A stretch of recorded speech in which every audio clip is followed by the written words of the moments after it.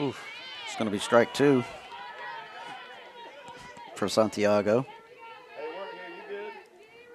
2 balls, 2 strikes, 2 outs. We're all tied up 1-1 at bottom of the first. She's been trying to get them to bite on that drop ball the whole time. That was the first time one of them did.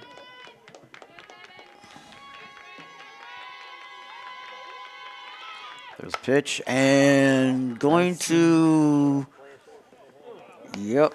We're just going to land foul. Land foul there on the right. So Santiago still with a chance.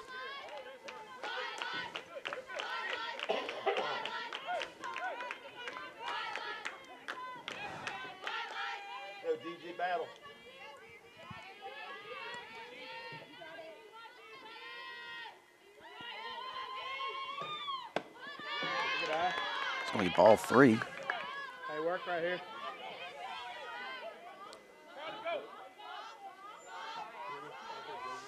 let's go. On the release, let's go.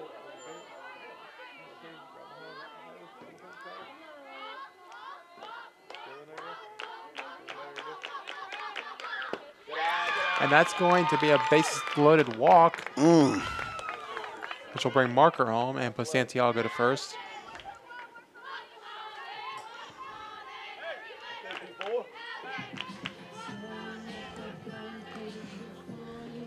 And up now we have number 23, Kenzie Bardroff, also a pitcher.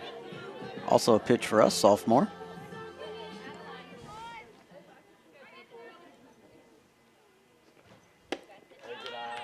Wolves have now taken the lead 2-1 here in bottom of the first. Bases are still loaded.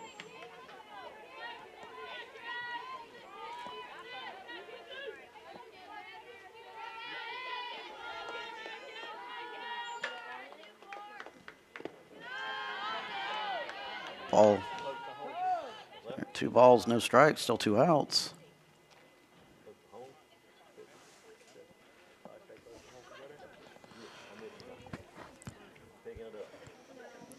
We talk about versatility. Bardroff is one of many pitchers on this roster.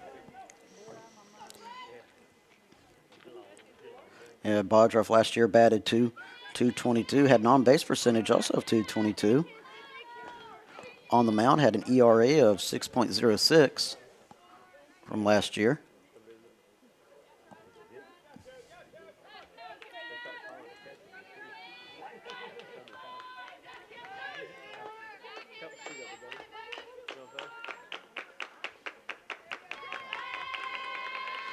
Pitch again, and yeah, that's going to be ball 3.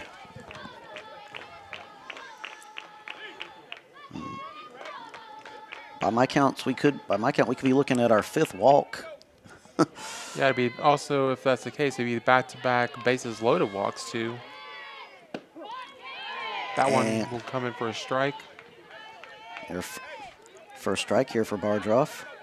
Said 3 balls, 1 strike, 2 outs.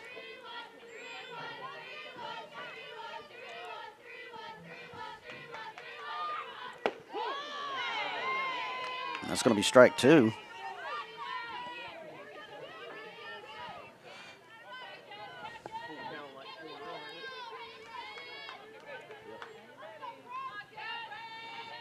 Baker trying to come up with a strategy, a plan here to try to minimize the damage that could be done.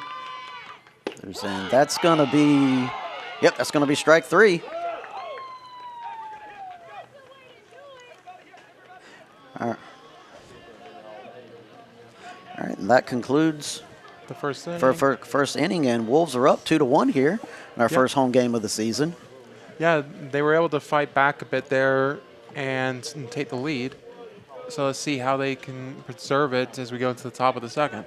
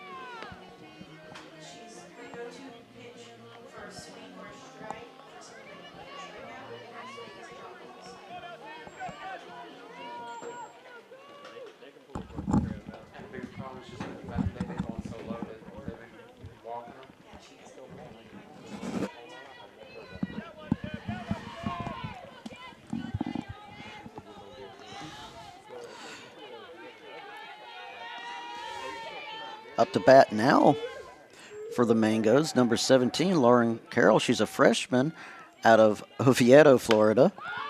Played High fly at ball Verde there High to School and second base, and that's going to be a quick out right there.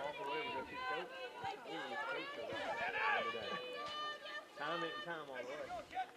She takes time and the girl still calls third base. I'll be off. Yep. Never heard that before. Yeah. You can't go lead a bag. up now, number 7, Danica Jones, sophomore from Leesburg, Florida. Charlie with the pitch.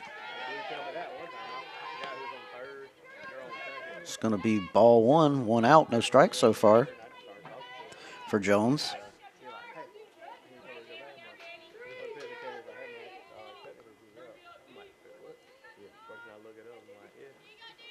Oh.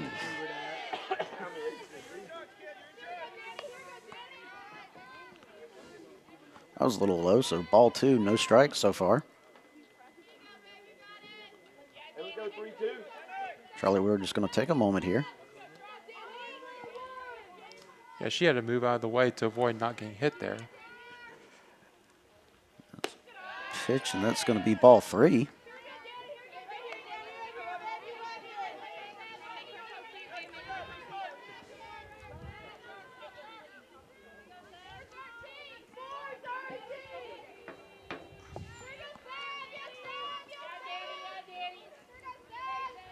It's a pitch and strike 1. Charlie only given 2 walks in the first inning. It's going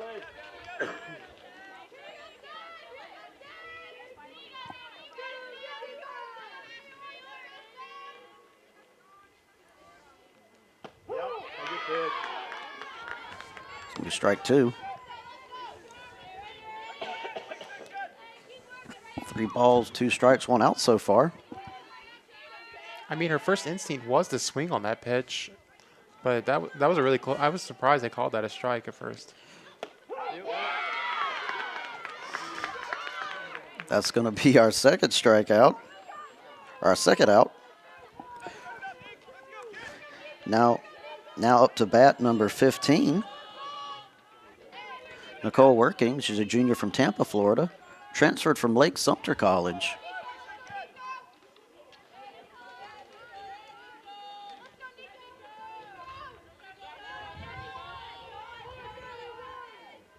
Like Sumter, that's as in the one in our conference. The one and the same. A foul ball there to the left.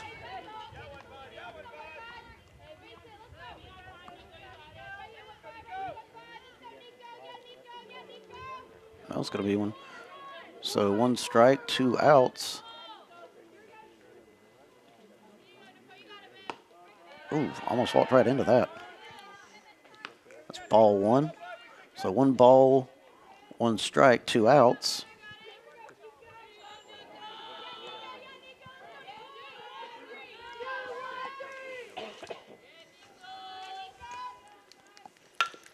There's a ground ball there. And that's going to do it.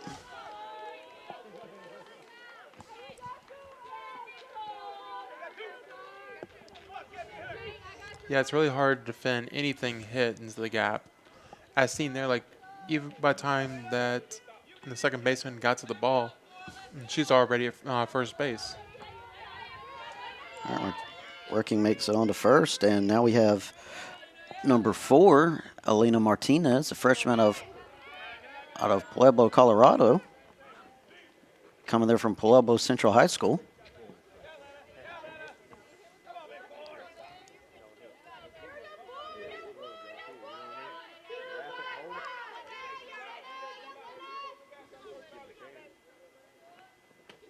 Oof. It's going to be ball 2.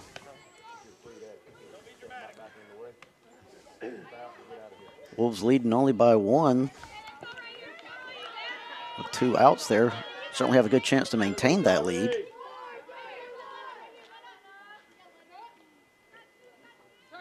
Charlie with the pitch there, and caught by right the shortstop. Right to the shortstop.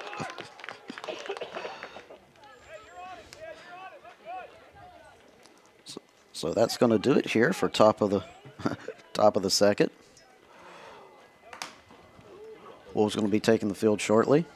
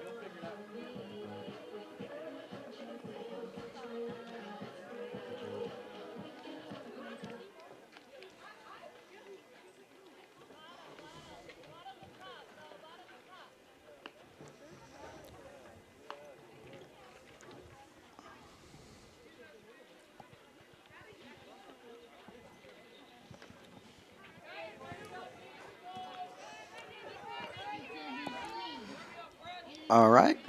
And now up to bat, we have number 2, Rachel Smith, sophomore out of Live Oak, Florida.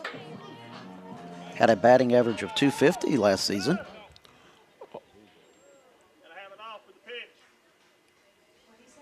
I think he said to cut the music off.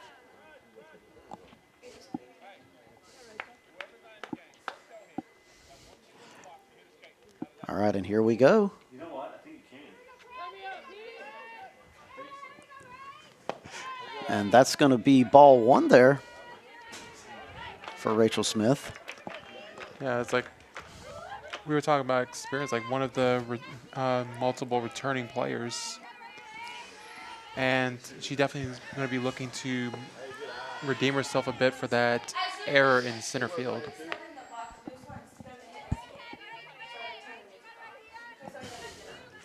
All right, so we have 2 balls. 2 balls, no strikes so far here. And do you think the pressure? And you think the pressure is really on Because I mean, several times here, at bottom of the first, had bases loaded, could really spell a disaster for the Mangoes. Oh yeah, like it was 1 out when the bases were loaded. That could have easily had spiraled very quickly for them.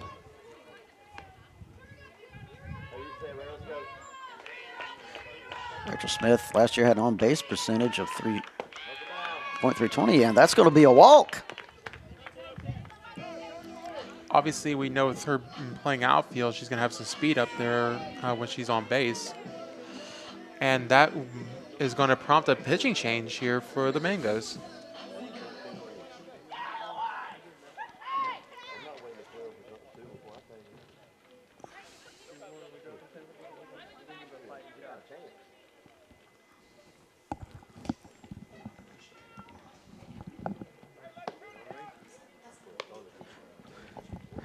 All right, yeah, the Mangoes are switching up the pitchers. That's number 8, Emily Boylan. She's a sophomore from Oldsmar, Florida.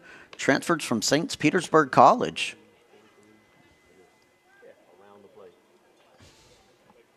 And we're back at the top of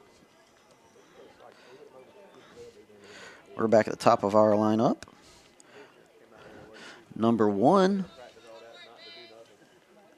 Milana Kennard. Got on base with a walk, stole second, and scored us a run last inning.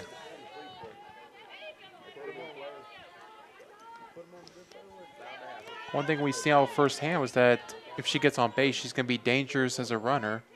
Definitely something to keep an eye on if she finds a way to get on base.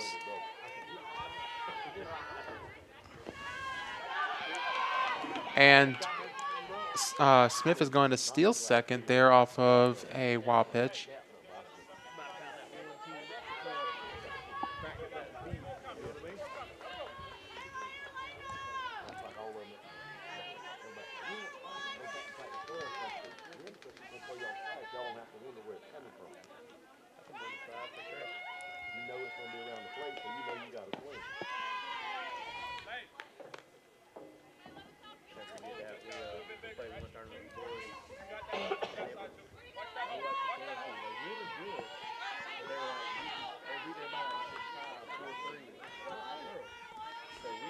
All right, let's see what Boylan can do. There's the pitch, and it's going to be strike one there.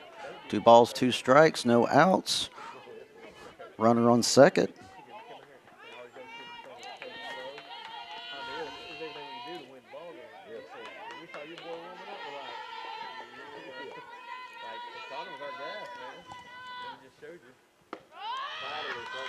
It's going to be ball 3.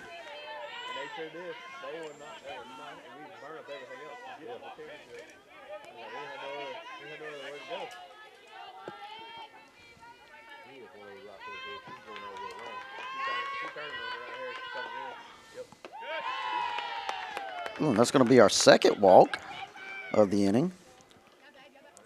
So Kennard has seen 2 different pitchers today, and both ended with the same result, a walk to first base. Up to bat now for a second time, number 19, Haley Law. See what Boylan can do with Haley. There's a pitch, and it's going to be ball 1. Runners on first, runners on second.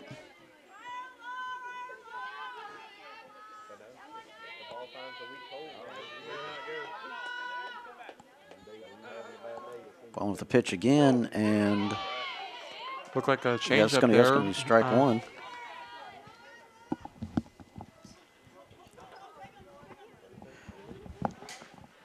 And a quick discussion there with the catcher. That's number 77, Morgan Davis, a junior from DeLand, Florida.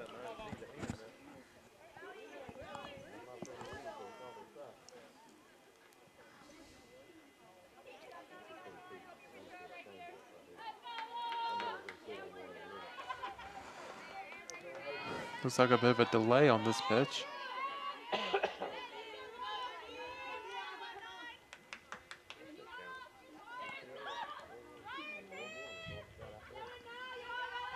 There's a pitch, and almost looked like Law was going to bunt there.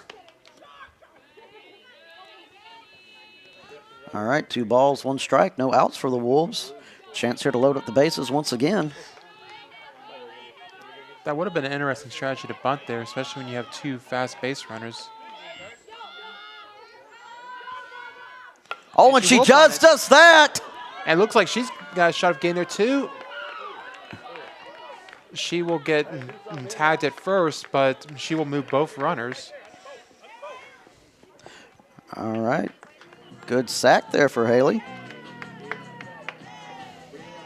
Gets our runners on second and third.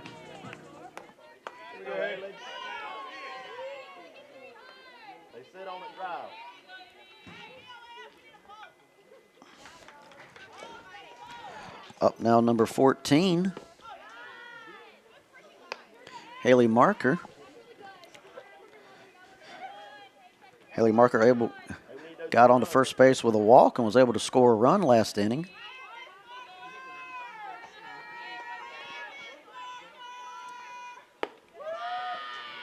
Ball 2 there. Wolves here with a very good chance to extend their lead. Right now, currently only leading 2-1 here in bottom of the second. Yeah, Marker's seen 2 outside pitches there, and both of them were way outside the zone. That one seems to have been a little bit more inside, and that would be a called strike. All right, so 2 balls, 1 strike, 1 out. We got Kennard on second and Smith on third. There's a pitch from Boylan, and up high to center field. And Caught, but no. yeah, it's going to be a sac fly, but it's going to bring Smith home. All right. Smith scoring the run.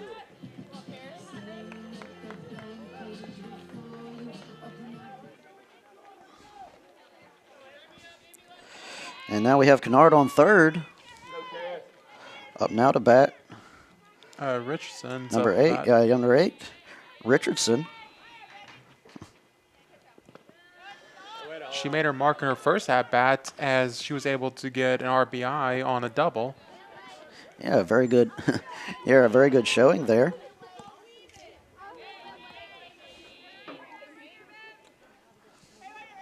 All right, 2 out. 2 outs, up 3-1 here. 1 ball, no strikes so far for Richardson. Oh, and yes, no, yes. And she steals home, and that's ball. Kennard stealing home.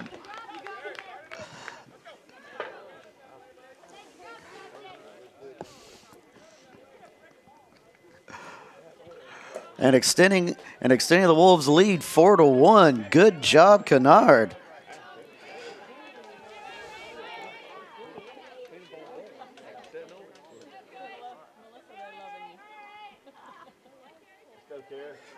One with the throw, and it's a little low here, so that's going to be ball 3.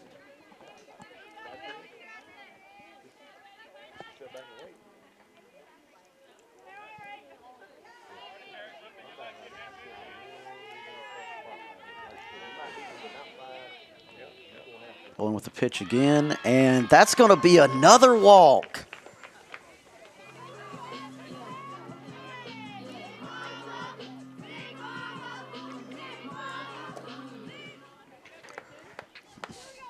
Charlie Willard now back up to bat. Got a walk in the first inning.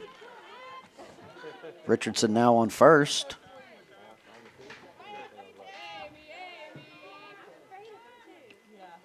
There's a pitch, and Richardson there thinking about stealing second. That's strike 1 for Charlie Willard.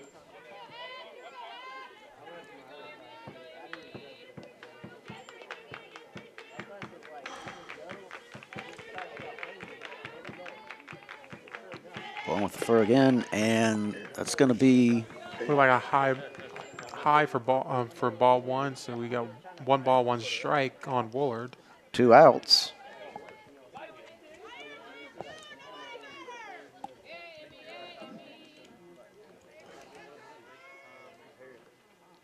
Oh, swing and a miss. It's going to be strike 2. Richardson still on first. Looking for an attempt to perhaps try to steal second.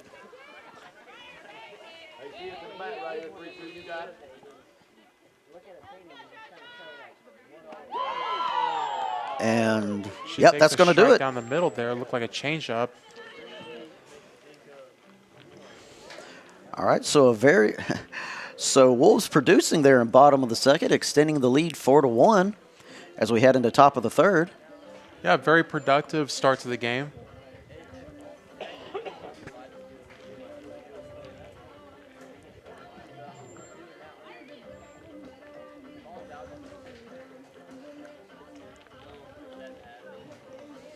I know we commented a bit on the fresh faces on the roster, but also fresh faces the coaching staff too. Yes, of course, as assistant coach, we have Kara Smith, a former player. Yeah, she was a starting pitcher for year 1 of FGC softball revival, and 2 years later, she's a coach out here. We also have Jose Rivera, brother to Coach Zeus Rivera, coming into the coaching staff as well. And so far, the Wolves doing very well here in their first home game of the season. Yeah, it looked like a pretty good way to start the season here at home. You were telling me before that we got this game, mangoes have been around for 5,000 years. Yes, did a little bit of deep dive in research. Been around for 5,000 years. Mangoes, the fruit, have their history in the Himalayas. It's a very popular fruit here in the state of Florida. Very healthy for you. Yeah, and 5,000 years after the invention of mangoes, they now have a team named after them. First cultivated in India over 5,000 years ago. So, yes, very rich history with the mangoes. Of course, now speaking of history, up to bat now, we have number 5, Rainwater. Or, excuse me, no, Burling. Number 3. Charlie with the pitch. Looks like the pitch went low there for ball 1. Now, Burling had a very good first outing. Got on first base with a walk in the first inning. Was able to score the run. So far, the only run that the Mangoes have scored. Rainwater is on deck. That's going to be ball 1, strike 1.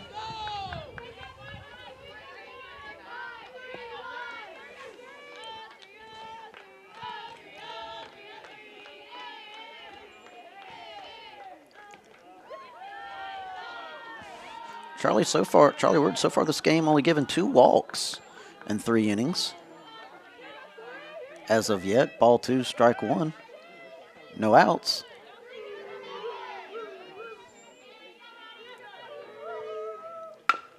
Oh, and she's going to steal second. Perhaps go to third. No.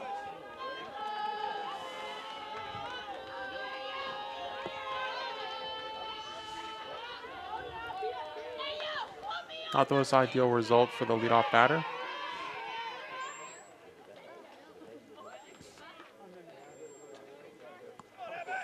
All right, so very impressive there by Burling, making it all the way to second. Up to bat now we have number 5, Abby Rainwater.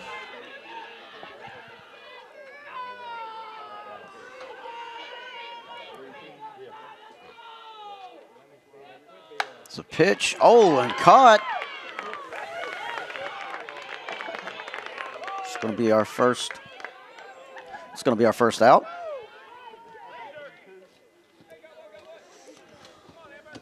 Yeah, good catch on the run by Santiago there at second.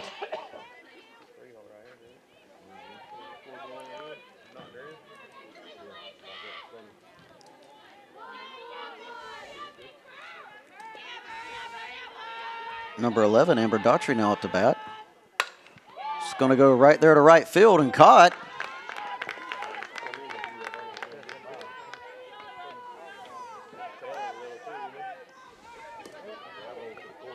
Two outs in the row. Up now, number 77, Morgan Davis. Morgan Davis was able to get on base with a walk in the first inning.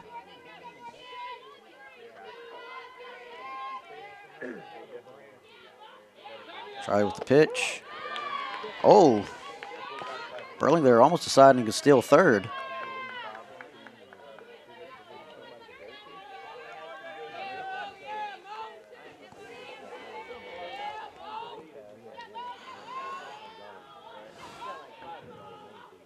Pitch, caught by the shortstop, but that's going to do it.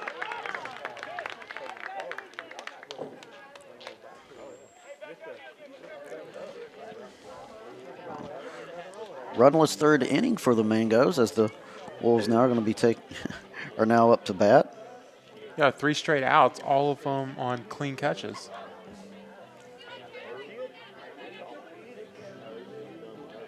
Wolves currently leading 4-1 here in bottom of the third.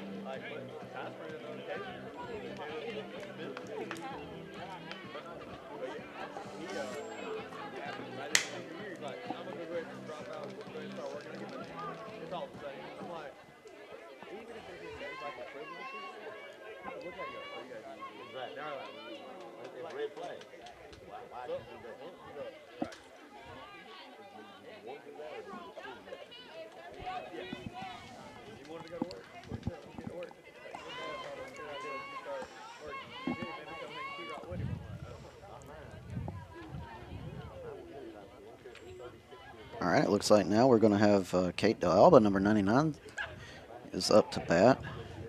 Kate D'Alba was our second out in the first inning. Let's see what she can do here in the third. Boylan still on the mound for the Mangoes. You know, Hunter, we've witnessed firsthand the power that D'Alba has. I mean, scored that home run in the final home game last year. It's a little low. It's going to be strike one, though. Yeah, that actually made her that hit simplified our choice for her as player of the game for that game against South Florida State. Very good performance in that game. Bowling with the pitch again. Now swing and a miss. It's going to be strike two.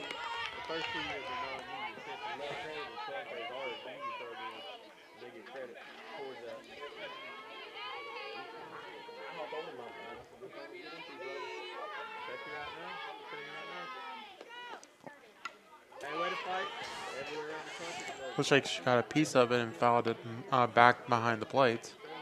Yeah, lucky there for D'Alba. As we said, 2 strikes. No outs as of yet for the Timberwolves. Leading 4-1 here in bottom of the third. Boylan taking a moment. Make a decision. There's a pitch, and yeah, it's going to be ball 1 for D'Alba. 1 ball, 2 strikes, no outs. Yeah, the Mangoes pitcher doesn't seem to rush the pitch, so to speak. Like, she's willing to take the time before throwing. It's going to be ball. That one rolled into the dirt before it even got to plate. So 2 balls, 2 strikes, no outs for D'Alba.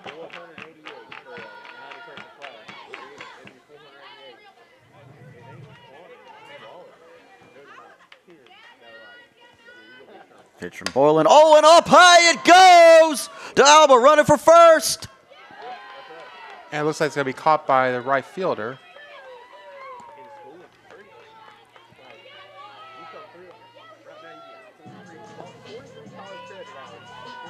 All right, so that's going to be the Timberwolves' first out here at bottom of the third.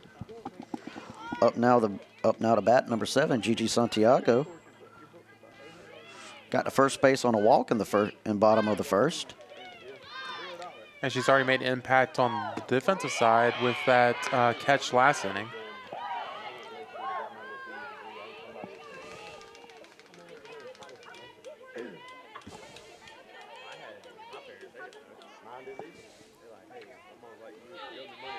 So 1 strike, 1 out. It's going to be ball 1 there for Santiago.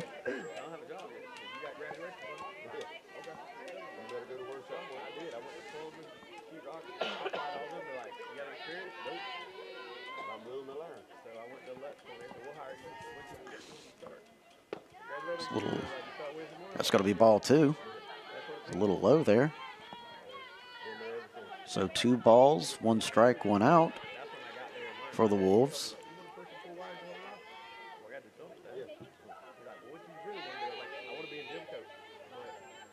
Boylan will throw again, and that's going to be strike 2.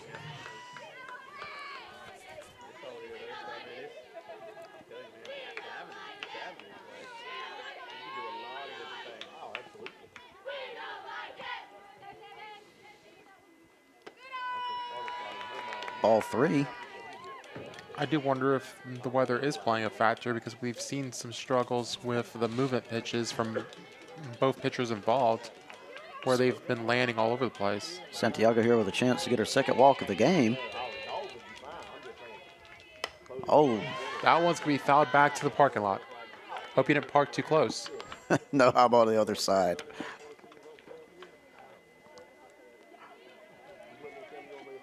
So looks like a full count here. 3 balls, 1 strike, 1 out.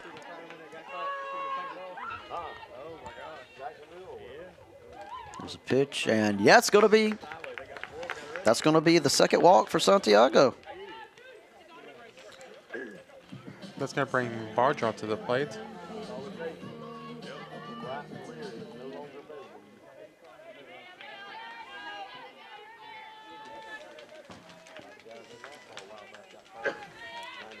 See what Bardroff can do here.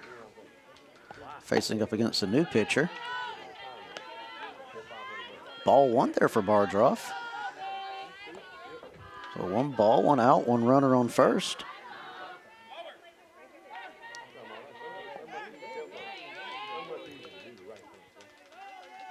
Bowling with the pitch, and Swing and a miss there. it's going to be strike 1 for Bardroff. On deck, we have number 2, Rachel Smith. Up high it goes. Caught.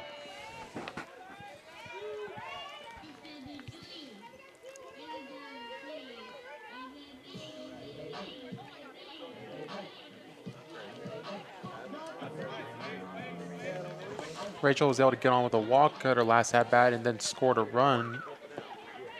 Yeah. Even managed to steal second.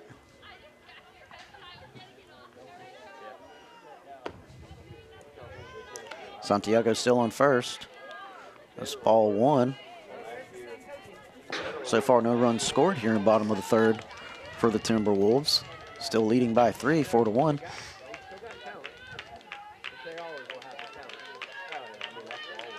Bowling with the pitch, and oh, it's going to be a foul ball there to left side.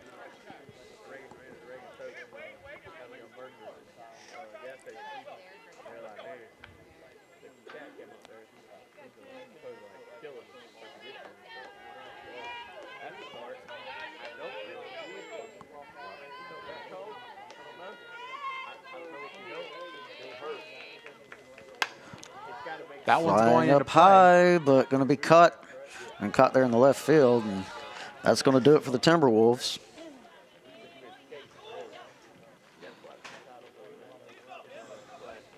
That was the first inning so far that they have not been able to add any runs to the board, but they'll still take a 4-1 lead into the top of the fourth.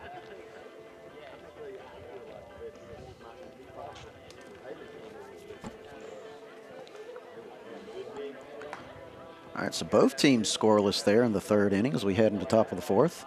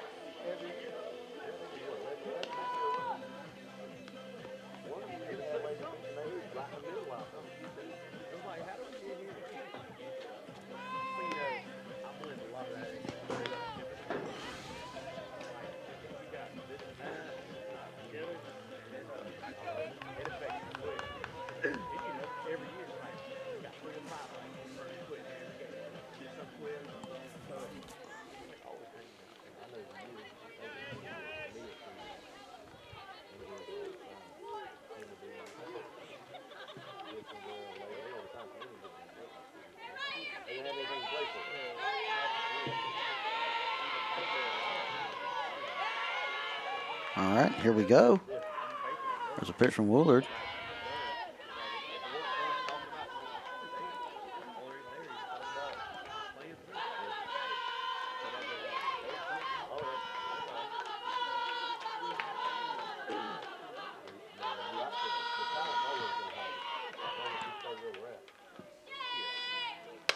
Oh, and up high, that's going to be a foul ball there. Yeah, it's going to land beside the visiting dugout. We should mention now batting for the Mangoes is number 8, Emily Bolin. Bolin there, who was just on the mound a few moments ago.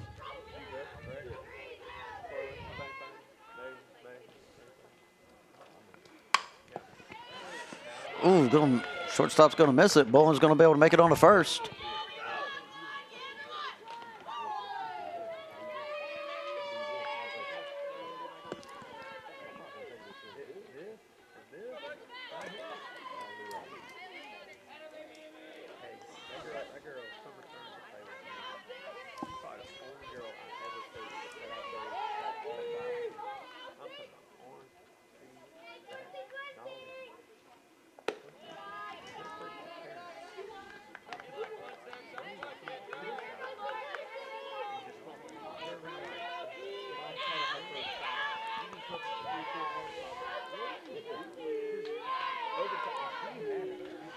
Now batting number 17, Lauren Carroll.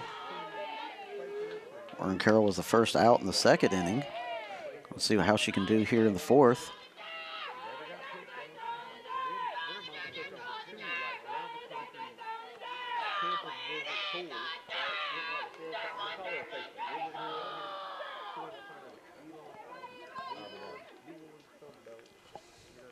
Charlie Ward with the pitch, and Called strike there. all right, 2 balls, 2 strikes, no outs. Number 8, Boylan on first.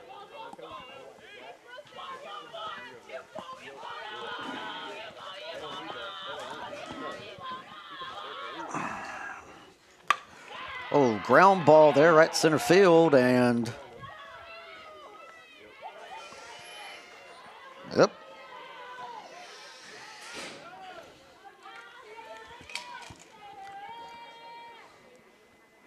All right, so runners on first and second for the Mangoes. Carroll there able to make it on first, and now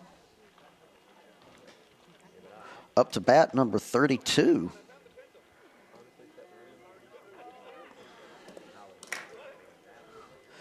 That's Nyazia Williams, a junior from Lake Butler, Florida. This is her first plate appearance. This will be her first plate appearance, subbing in for number 7, Danica Jones.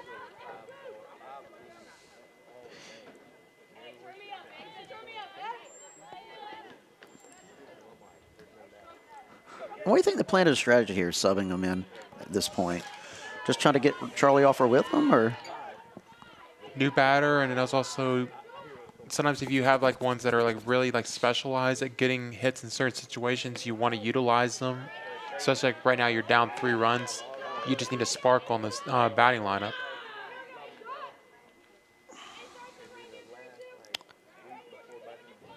All right. So 2 runners on here for the Mangoes. Charlie with the pitch, and that's going to be ball 2.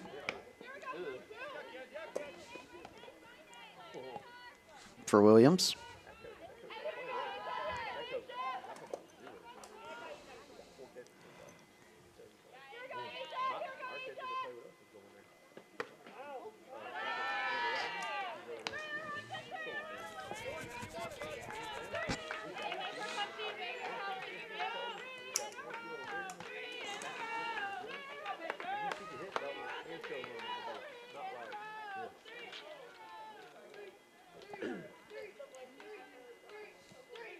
Charlie there with the pitch and swing and a miss there. That's going to be strike 1.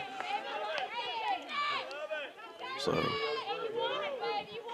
3 balls, 1 strike, no outs here for the Mangoes here in top of the 4th.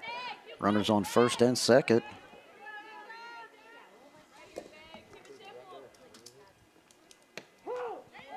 Strike 2 there. Right here, Charlotte.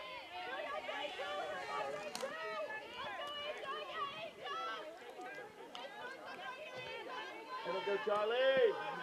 All right.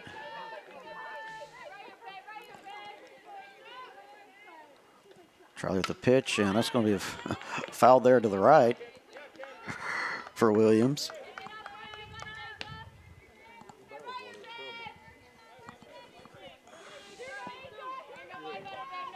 Looks like the Mangoes have number 15 in the on-deck circle. And number 13, Nicole Working.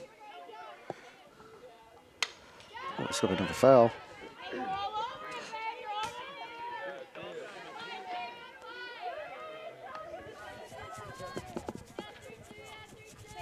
Go, Charlie.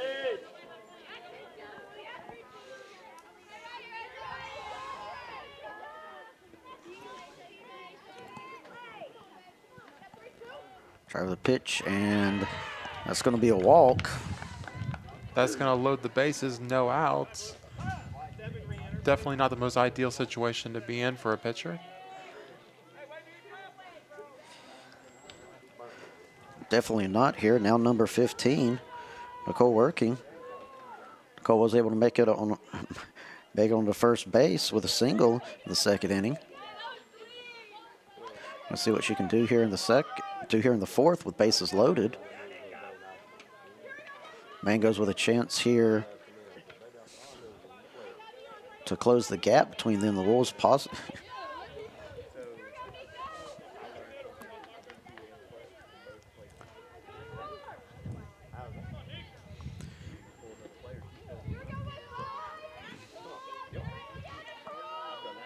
Try with the pitch, and that's a little low. That's going to be, now it's going to be strike one. She was able to find the zone there.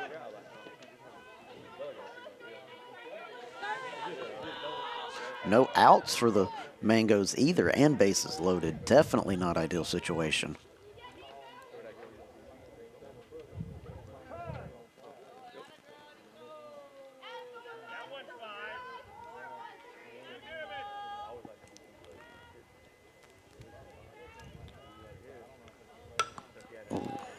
Fouled to the left there. It's going to be strike. No, it's going to be strike two. Yeah, that one hit the netting just above the home side dugout.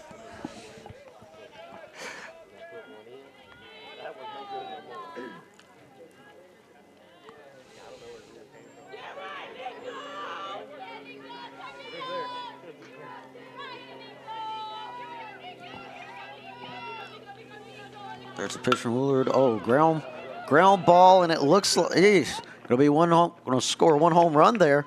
So score one run there for the Mangoes. It looks like Kennard was able to tag second to get it out at least, but that's still going to leave runners on the corners here.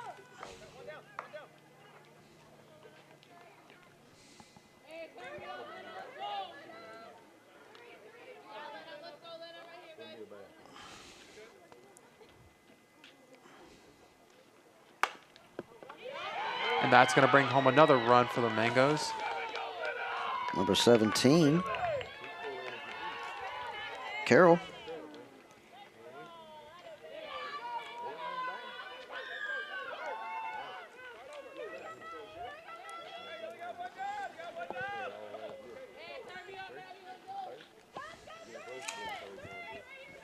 Back at the top of the lineup.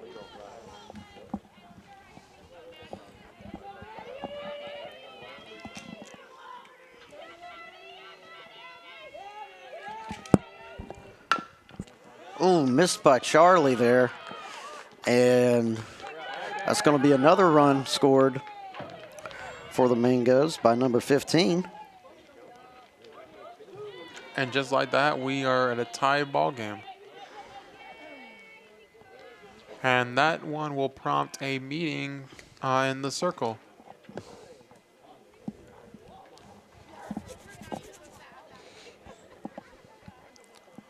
And yeah, looks like they're making a pitching change out there. We are all tied up. One. Number 18. So pitching now, we have number 18, Riley Walker, freshman out of Glen State, Mary, Florida. See what she can do on the mound here for the Wolves as we are all tied up here at top of the fourth.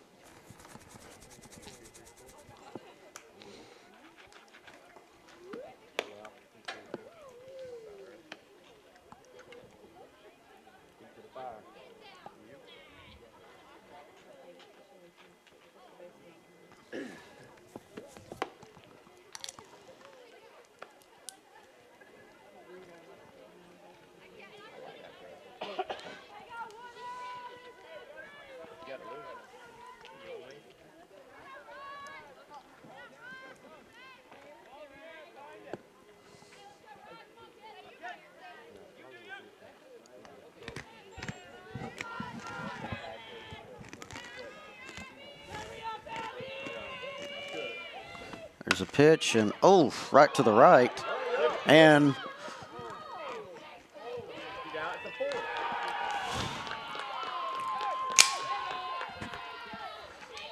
so it looks like our bases are going to be loaded again. Hey, you got to help a little here. Let's go. Rainwater making it on to first.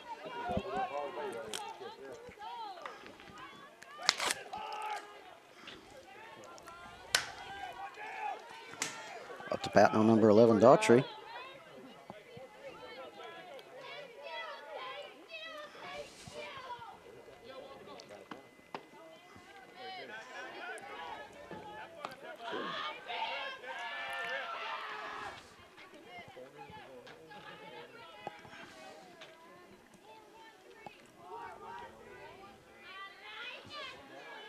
Pitch from Charlie. Oh, That line one, high to the left, caught by the shortstop.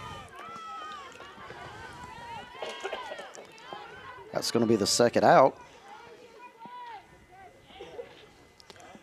bases loaded, but that will leave a force on every base for this at bat. Up to bat now, number 77, Davis. As I said, bases are loaded. And it starts with a foul ball behind us.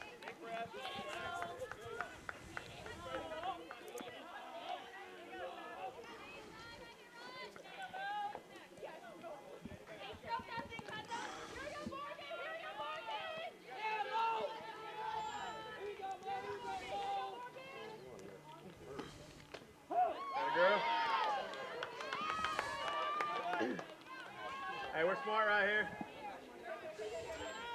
Let's see what Riley Walker can do here. Hey, Pink. 2 strikes, 2 outs.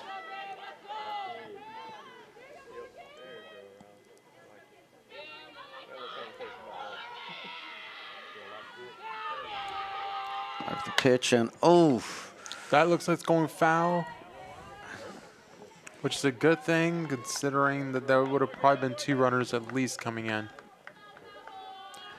all right, still at 2 strikes, 2 outs.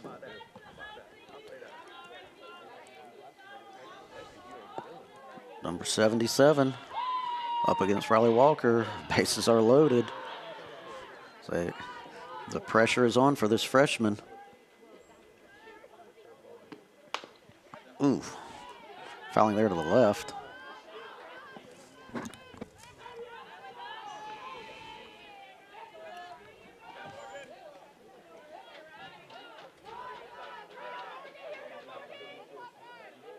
Yeah, she's protecting the plate, not wanting to waste the bases loaded opportunity.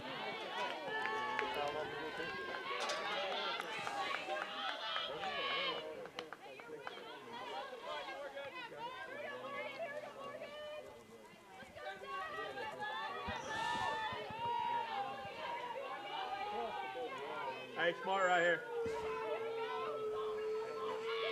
Pitch again. Oh, right there to left field. And that's right break the field. tie. And now that's Brings 2 runs in. 2 runs.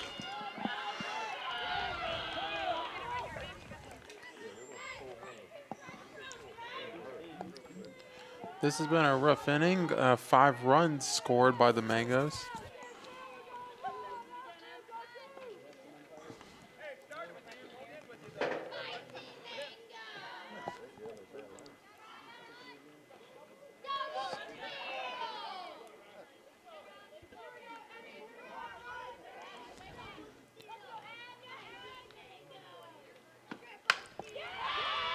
There to left field and caught. That'll finally end in the top of the 4th. Now it's time to see if the Timberwolves can respond as we head to the bottom of the 4th inning.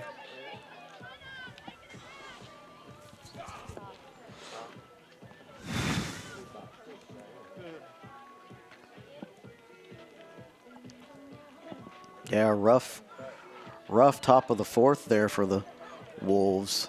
Mango's taking the lead by 2.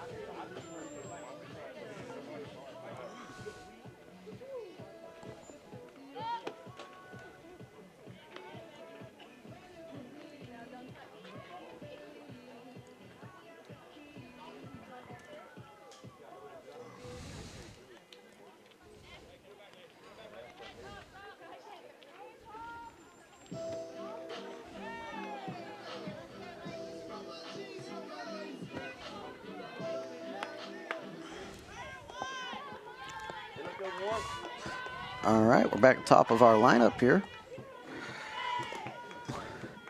with number 1, Milana Kennard. Milana Kennard scoring 2 runs for us so far this game. Yeah, she was able to reach on walks in her previous 2 at-bats.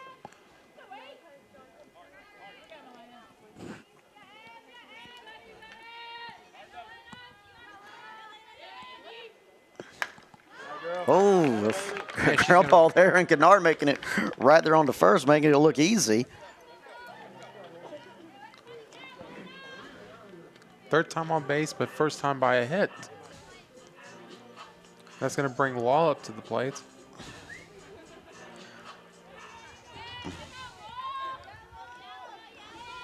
Haley Law, third time at bat, so far hasn't got on base yet this game. Struck out in the first and did a sac bunt in the second. And she's going to start behind the count 0-1. Mango's leading 4-6 here in bottom of the 4th. That's what Bullard can do. And Kennard there almost deciding to steal second. She stole second in the first inning, stole home in the second inning. Yeah, that definitely brought some excitement out here to the field.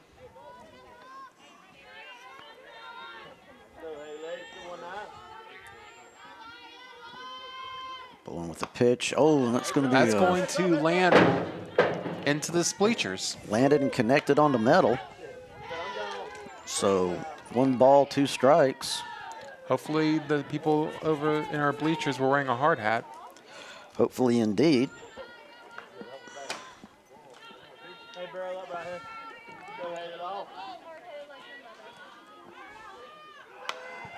And it's coming right back behind us again. It's going to be another foul ball there. Foul ball should be 1-2 on the count.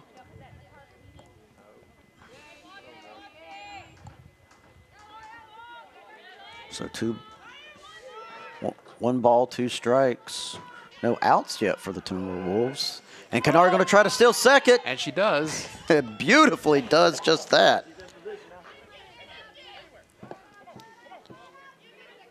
Catcher might want to pick up the pace. She was ready to steal third. Good steal there for Kennard. Law now looking down Boylan. As we said, 2 balls, 2 strikes, no outs yet. Ooh. That will be a strikeout. That's going to be a strikeout there for Law. First out of the inning here, bottom of the 4th. Up now, number 14, Haley Marker, our first baseman. Hey, let's go. Hit some hard. So it was our second out in the second inning, but in the first inning, got on to first with a walk and was able to score us a run.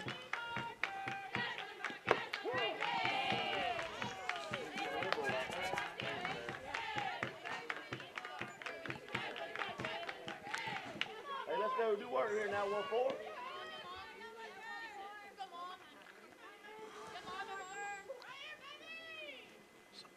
Pitch, that was a little. All right, so 1 ball, 1 strike, 1 out.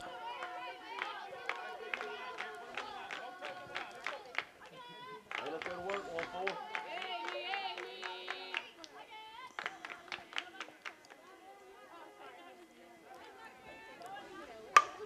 And that's a It's clean going hit to be deep. all the way up.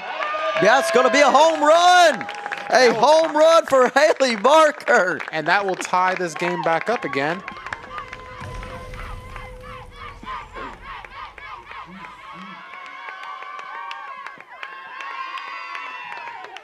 Had a job, 1-4.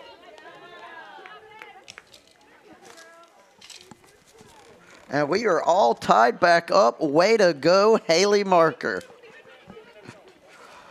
Home run, an RBI of 2. I'd say that's a great day up at bat. Now we have Richardson.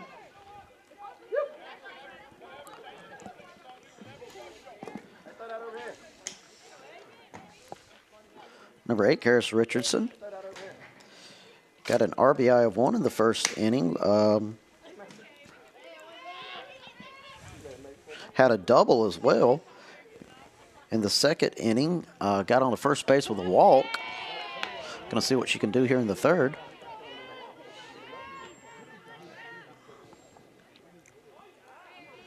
Also brought the first run of the game in as an RBI.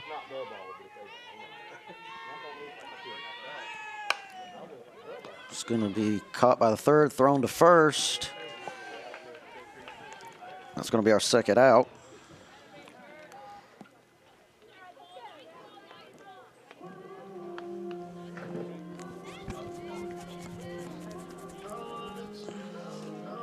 Charlie Willard now up to bat. Substitute. Oh, no, excuse me, substitute. 18. Number 18. Which I believe is the pitcher, Riley Walker. That's number 18, Riley Walker, subbing for Charlie.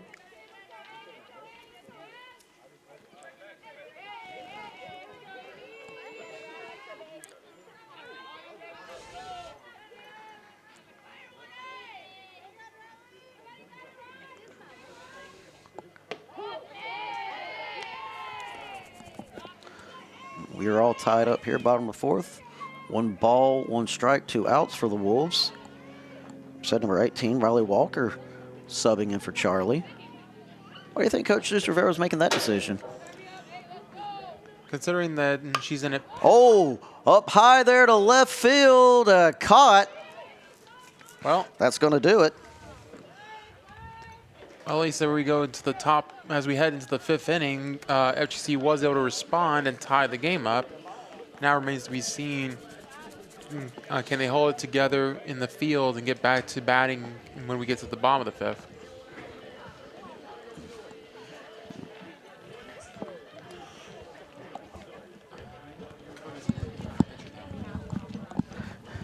We've switched up catchers here.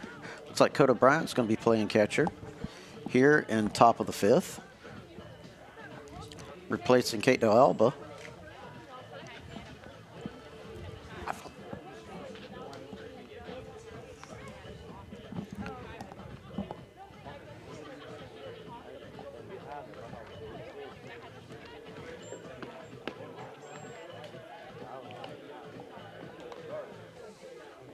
Riley Walker still on the mound for us. See what the team of Riley Walker and Coda Bryant can do here.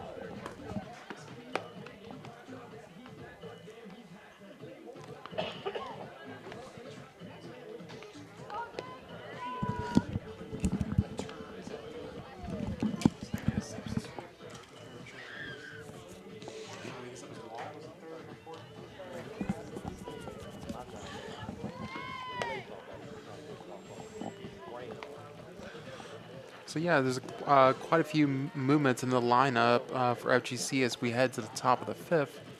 We'll see if that makes a difference here. Yeah, Coach Rivera switching it up a little bit.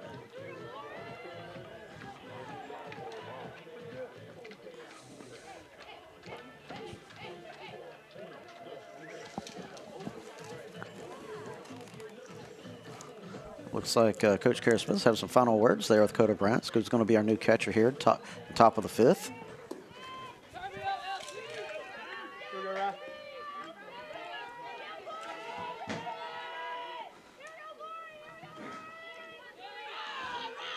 Back up to bat now for the Mangoes, number 17, Lauren Carroll. Looks like it's going to be a low inside and pitch called for a ball. Yeah, she was the first out in the second inning, but scored a run in the third, or excuse me, scored a run in the 4th. There's a pitch. We strike 1, ball 1, strike 1.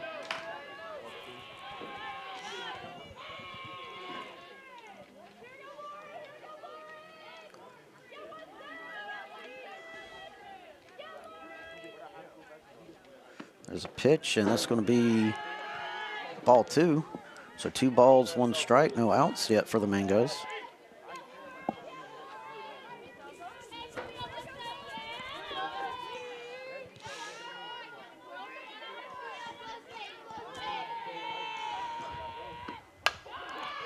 Right there to center field and caught.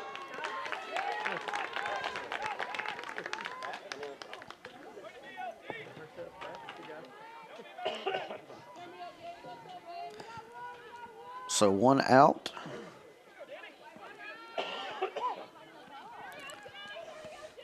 Now up to bat, number 7, Danica Jones.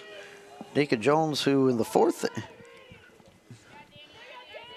inning was subbed in by number 32 Williams. That's a pop-up foul ball. And one of the Mangoes fans almost caught it. Could have almost been a nice little souvenir.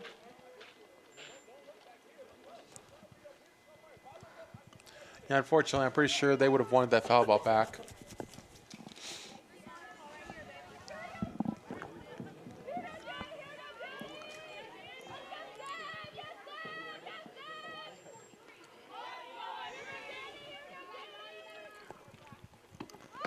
Oh, looks like Jones was going for the bunt there. Went for the bunt, almost got hit with a softball in the leg. So 1 ball, 1 strike, 1 out. We're all tied up at 6-6 here at top of the 5th.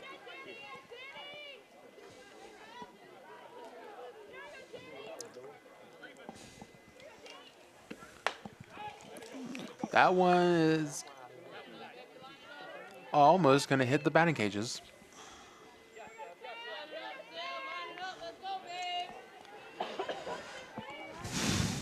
Hey, work right here, 1. Go 1-8. Hey, work right here. There's a pitch from Walker, and And that was a strikeout. a strikeout for Walker.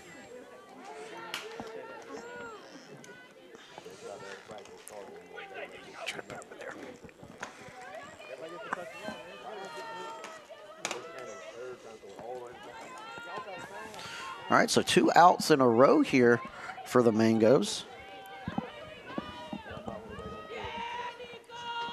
Up to bat now, number 15. Nicole Working. Nicole Working was able to get on base in the second inning with a single, scored a run in the 4th. Pitch, and fumbled there, and Working going to make it on to first.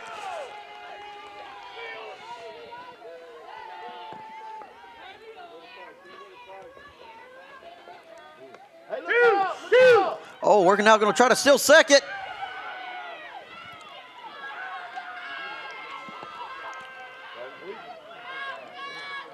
Base runner caught them napping a bit. They missed the fact that the ball was still alive and paid for it.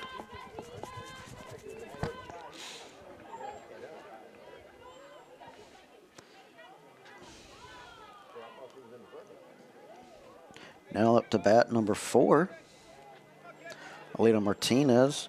Martinez able to score a run Hey, got 2. Let's go. Get 1 more. in the 4th inning. We'll see what she can do here.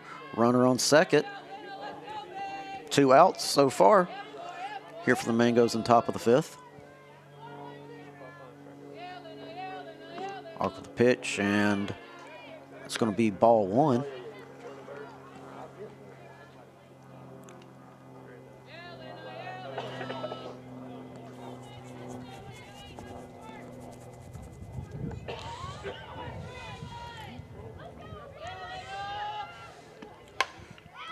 Up high and caught, and that's going to do it.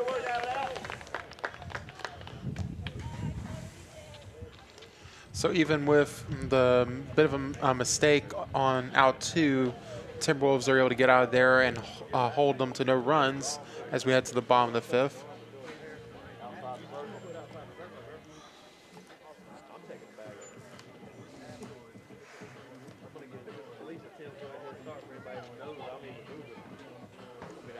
Emily Bowen still going to be on the mound for the Mangoes.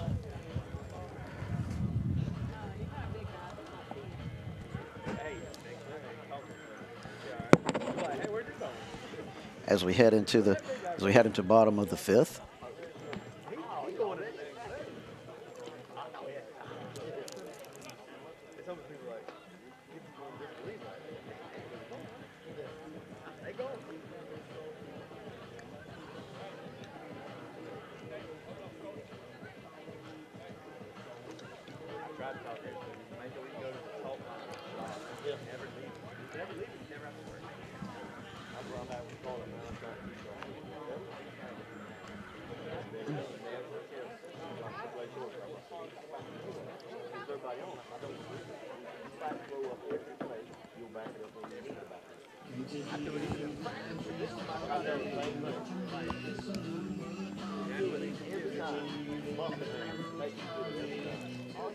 Here you go, Coda.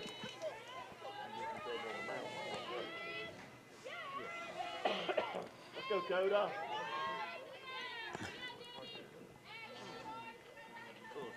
It's a pitch, and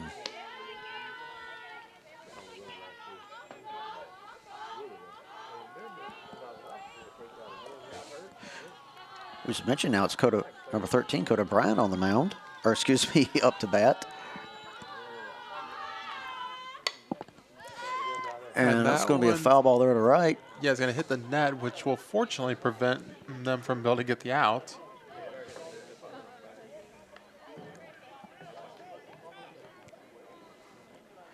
Hey, let's go. Be smooth right here, 1-3. Smooth. Barrel to the ball drive.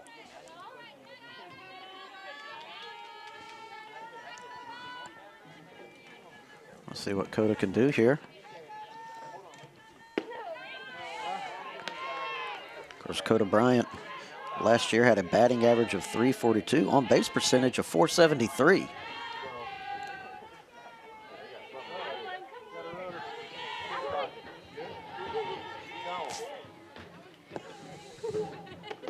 Oh, almost got hit by that pitch. Quite a few home runs in those at-bats last year as well.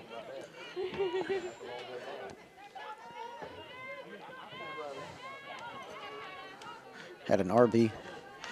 Yeah, of course, Coda had an RBI of 33 last year. Very accomplished at bat. And see here, ball 3 and 2 strikes. 3 balls, 2 strikes, no outs here in bottom of the 5th as we're all tied up, 6-6.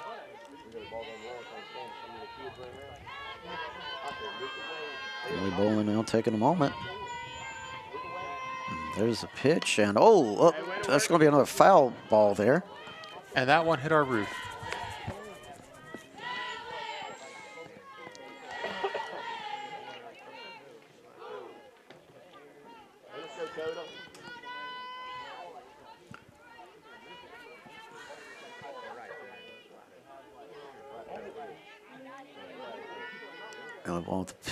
Oh, it's going to be a strikeout there for Coda Bryant. Up now, Gigi Santiago. Gigi Santiago able to get on first base in the first and third innings off a walk in both cases.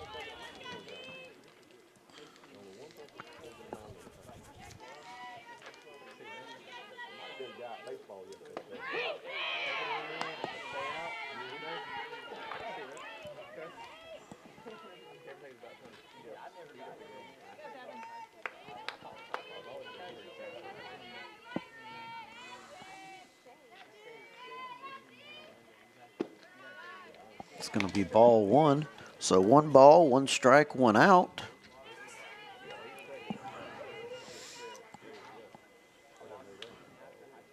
So far.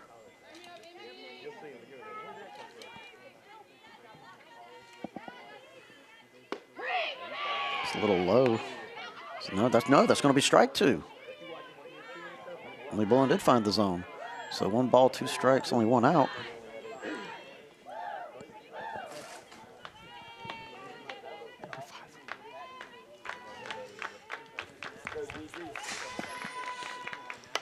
That one's going to be a pop-up. Popped up, caught by center field, though.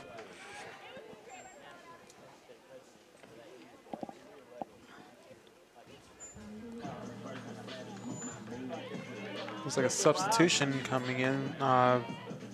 Looks like Roberts, number 5. Let's say that's number 5, Felicity Roberts, freshman out of Ocala, Florida. Subbing in for Bardroff.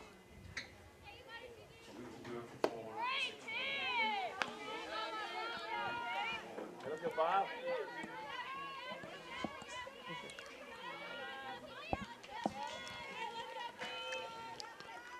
I believe this will be our first at bat for the game. Yeah, we'll see what she can do here.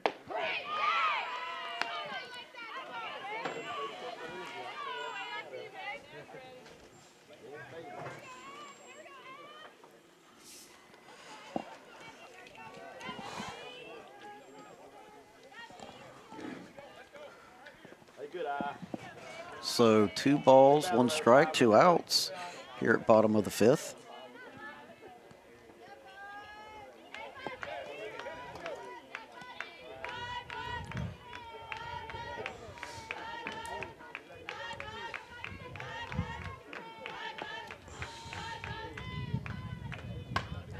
Hey, good idea.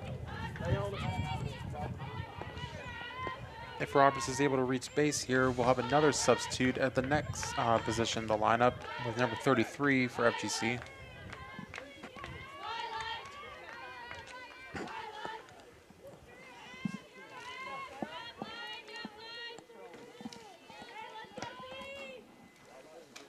good eye. It's going to be ball 3. Full count here. 3 balls, 2 strikes, 2 outs. No runs scored yet by the Timberwolves here, bottom of the 6th.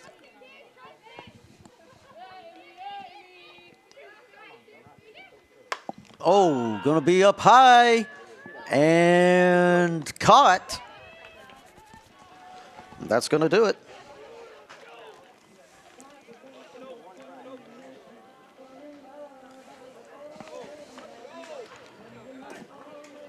So here we go. The top of the 6 will be still tied in 6-all.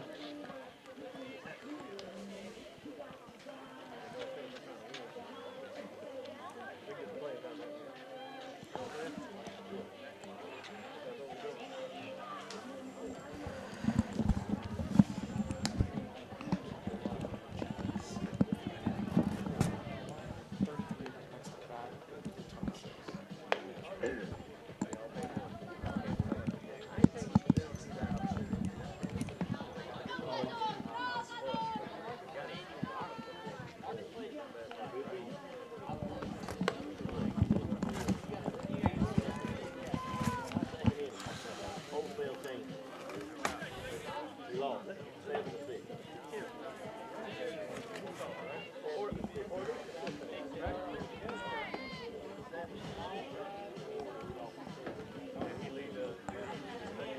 They'd already got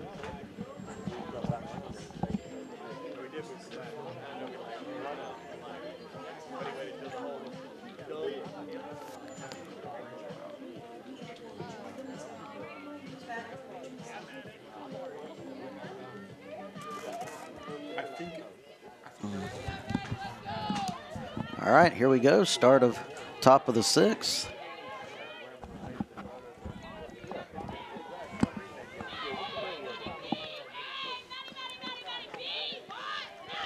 At bat now, top of the lineup, and Madeline Burling. Madeline Burling had a pretty good, being able to produce so far this game. Scored a run in the 1st, scored a run in the 4th. In the 3rd, got a double.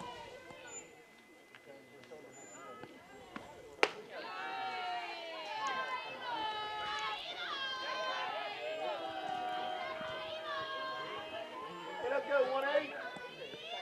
Let's say Ray Rowley. Pitch from Walker. that'll be called strike there, and that'll make it a 2-1 count. Now 2 balls, 1 strike. No out, still tied up here, 6-6. Riley Walker with the pitch, and that's going to be a ground ball caught by the shortstop, thrown to first, and That's going to be out. They went up and down there,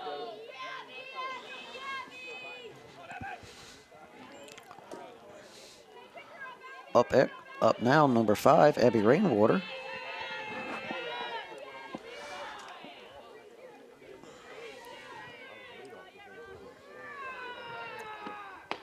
I see you cutting. Rainwater able to get on base in the fourth. The first two struck out in the first inning and was the first casualty in the third. Up high it goes and not caught by center field. Yeah, it looked like the wind caught it a bit there and actually drifted it to the left. Abby able to make it on first there. Now up to bat number 11, Amber Daughtry. Daughtry so far hasn't been able to get on base yet in this game.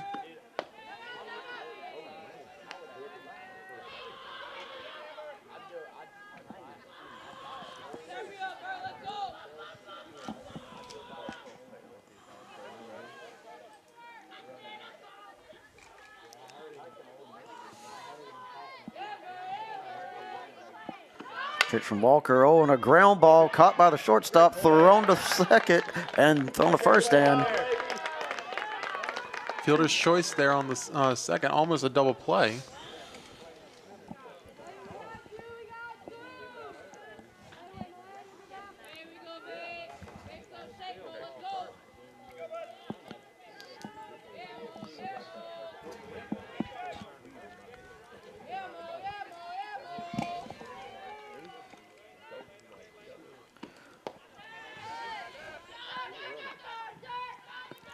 now up to bat, Morgan Davis, number 77. Was able to get on base in the first inning off a walk. Was a third casualty in the third inning, but left caught by, that's going to do it. Caught by the shortstop there.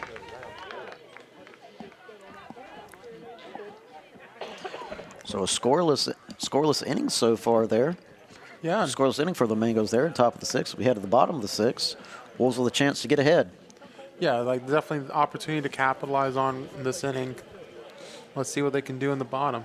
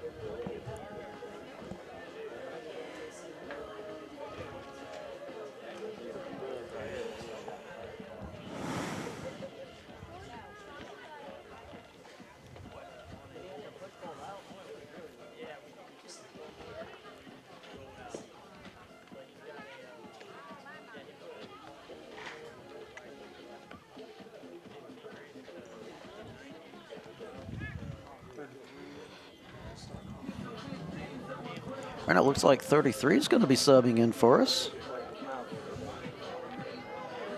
Number 33, that's Reagan Delarue, a freshman out of Sarasota, Florida.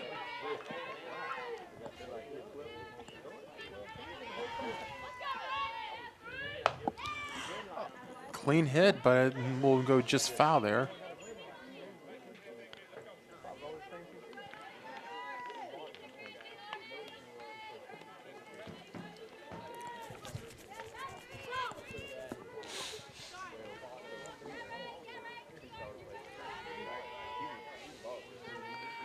See what Delarue can do here. There's, oh, that almost hit by the pitch there, I'd say. It looked like it made contact. I'm a little surprised there. They're not going to call it that. So 1 ball, 1 strike so far for Delarue.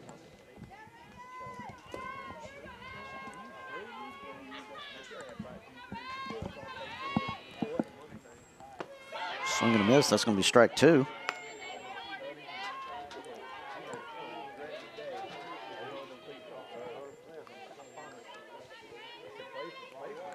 She's facing a 1-2 count here.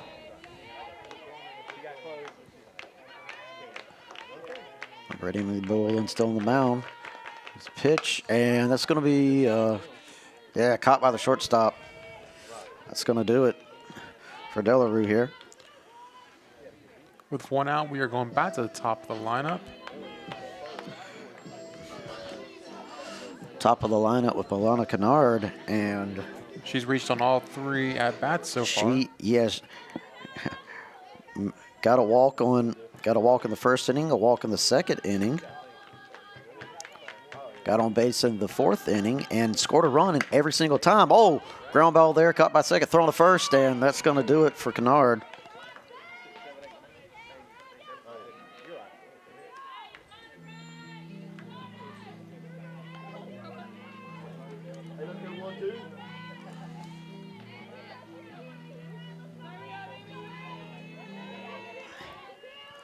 Up now, number 19, Haley Law.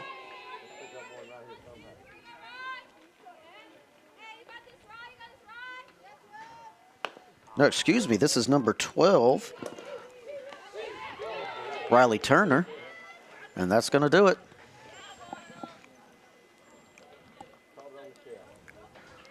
That's going to leave us with still a tied-up ball game headed into the top of the 7th. Been pretty much neck and neck here for the Mangos and the Timberwolves.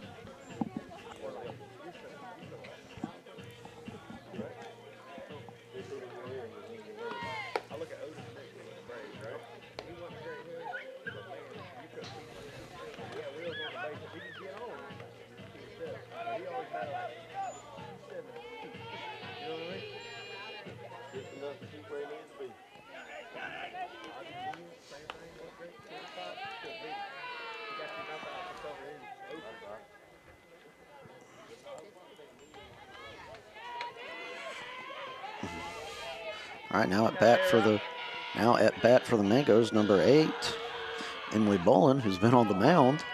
Good part of the game here.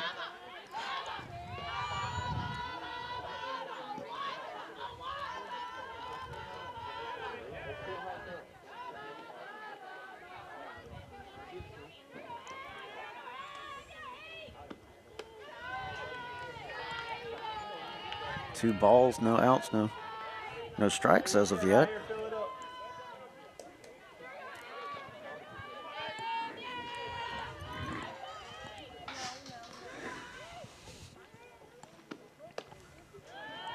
It's gonna be ball 3. Deep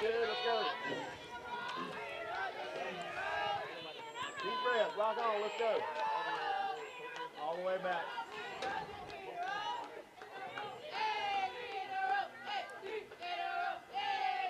I walk with it, and now it's gonna be strike 1.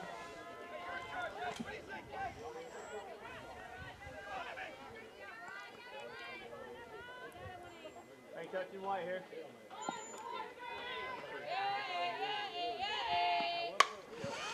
Up high in the air. Caught in center field. Everybody come back. That's going to be our first out here in top of the 7th. Hey, way to work right there, 1-8.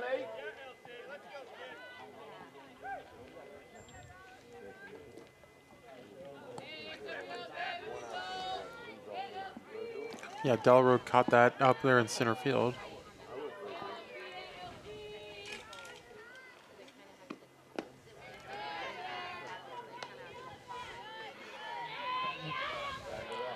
Batting now, number 17, Lauren Carroll. Lauren Carroll able to score a run in the fourth. It's the first casualty in the fifth.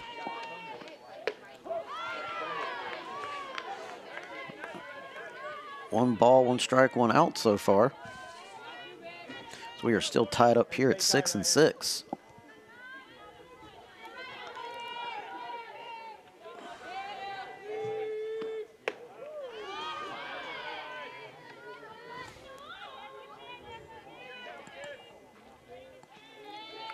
Yeah, you have a tie game like this late in the game, and you're just waiting to see who's going to be the one that gets the final blow. Pitch there from Riley Walker. Ball three. 3 balls, 1 strike, 1 out.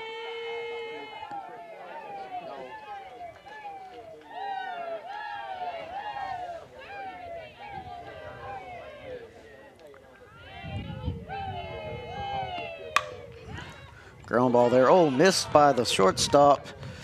And Carroll's going to be able to make it to first. Yeah, that thing took a real bounce there.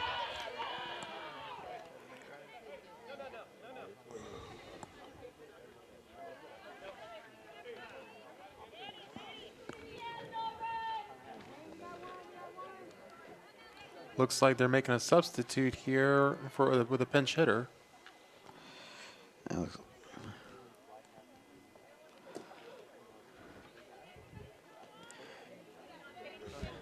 of course, that's number 7, Danica Jones. Now back up to bat. Carroll on first. She looks like she's ready to steal. Oh.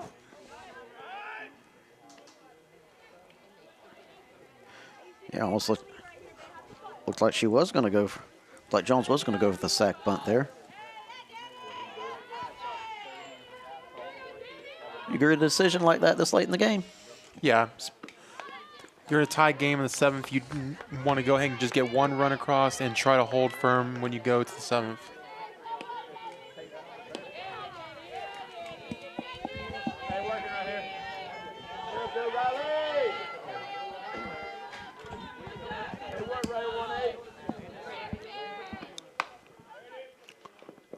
Oh, that one goes foul. Almost caught there by Marker.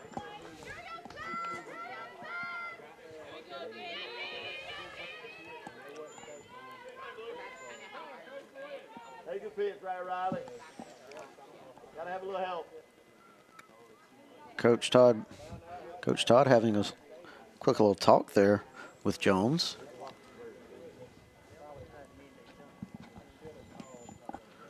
Coach Todd Buckingham, his first season here with the Mangoes. It says their inaugural season.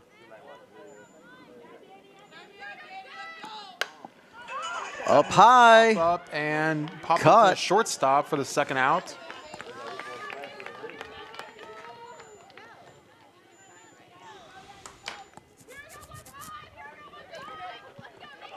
So 2 outs, so far scoreless here for the Mangoes in top of the 7th, but they do still have a runner on first. And Lauren Carroll.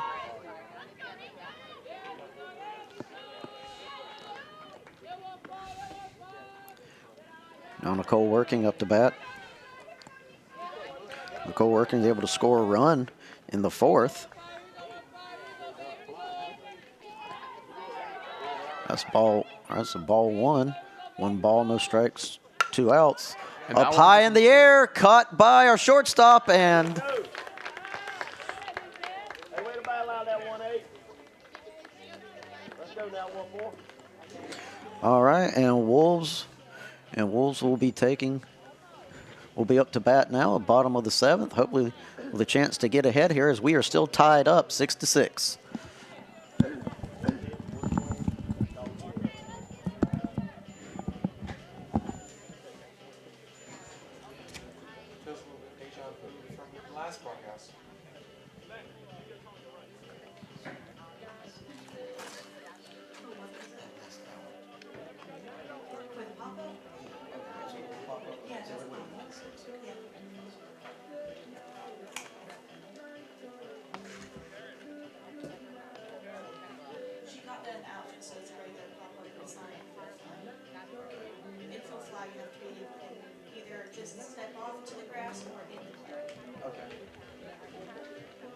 Sometimes it's kind of iffy if it's an infield fly because the blue really depends on what they call it, but he didn't call it that. It was definitely Outside, right there, that thing.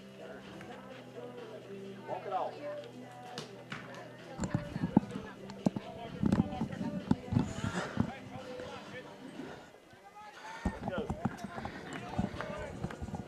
All right, and here we go. Bottom of the 7th, all tied up 6-6. Up to bat now. Number 14, Haley Marker. It's going to be out there driving over the other field.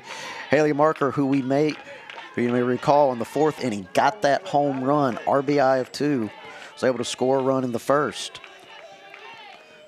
Yeah, So certainly been producing for the Wolves here this game. and right now, when you're in a situation like this, you just need one run to cross to win the game. So it's as simple as like you get the runners on and can get them home. Hey, make the mistake, you pay for pay.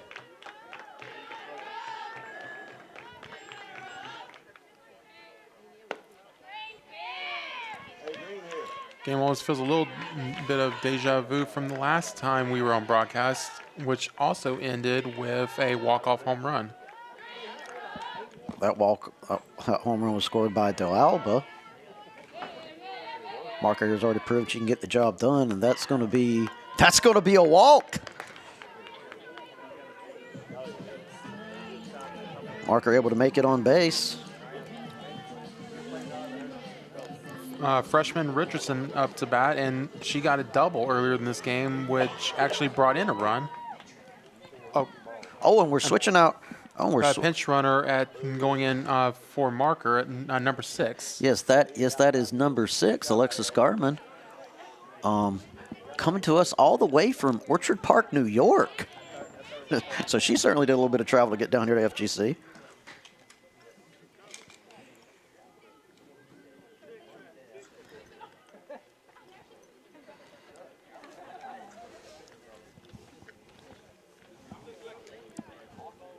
Did you say Orchard Park? Yes, Orchard Park, New York. Yeah, that's the home of the Buffalo Bills. Richardson now up to bat. Garman on first.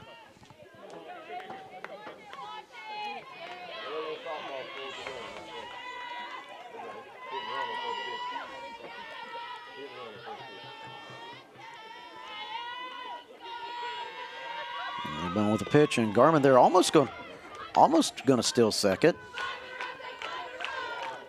And she still might at this at-bat. So I'm wondering if that's what may be prompting this coaching visit. Yeah, Coach Todd Buckingham heading to the mound and have a talk there with Emily Bolin.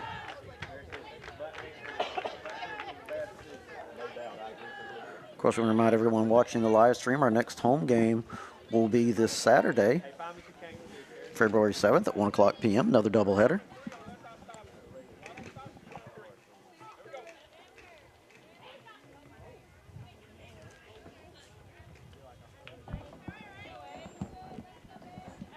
Let's go, 8. Hey, walk it off.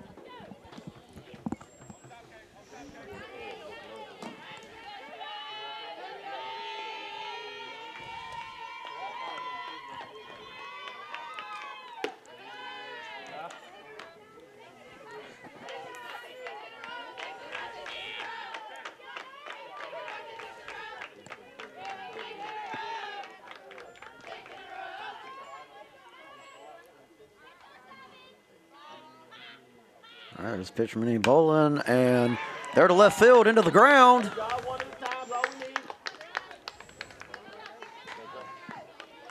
That'll be her second hit of the day.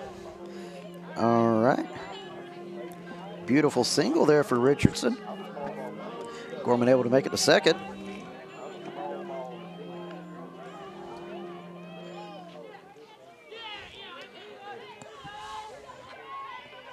Up to bat now, number 18, Riley Walker.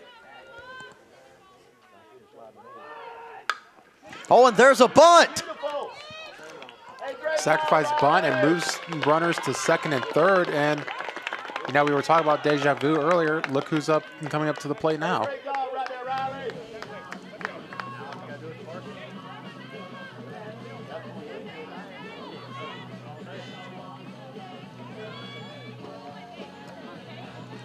Number 99, Kato Alba. Alba with home run hitting power. Leeborn better be very careful here. Oh, and there, right into the ground. And it doesn't matter because there is 1 run scored by Gorman. And that is going to do it for the Timberwolves. The Timberwolves finishing at 7-6 and getting their first win of the season and their first win here at home. Yeah, for a win of a first of a doubleheader here. They'll be ready to play against the Mangoes again in our next game. That next game coming up here shortly, right here on the live stream, so folks don't go anywhere. And we'll be back just a little bit in our second game of this doubleheader as the FGC Timberwolves take on the John Melvin Christian College Mangoes.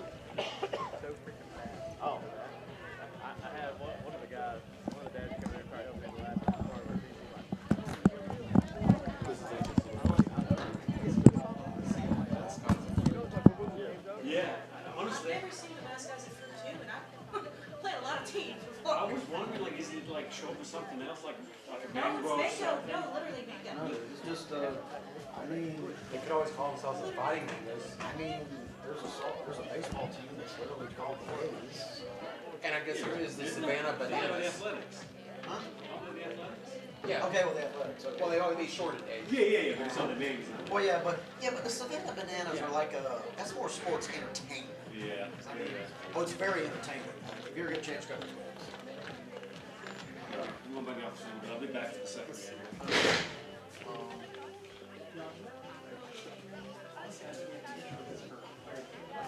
Hold on one second. I gotta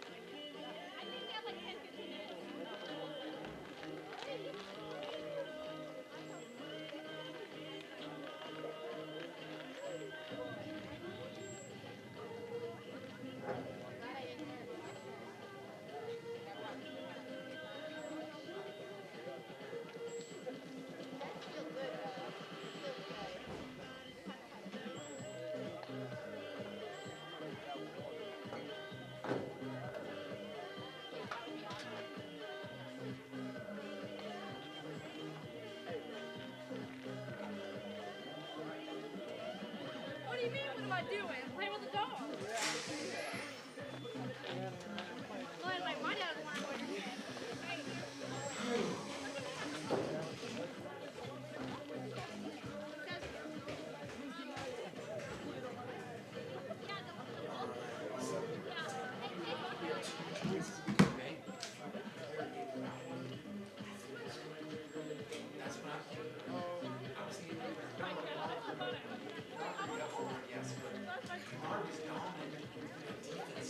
So yeah, I'd say player of the game.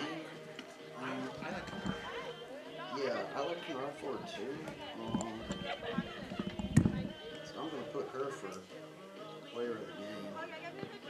you want to check with Reese as well, but I think we're both pretty confident in one.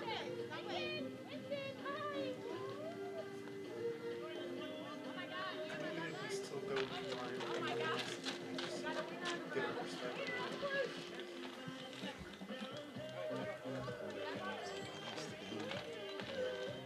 Because they started getting substitutes.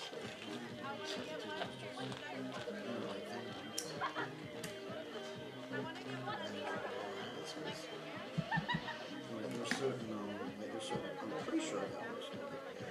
There's just certain plays I'm not sure on. Call it.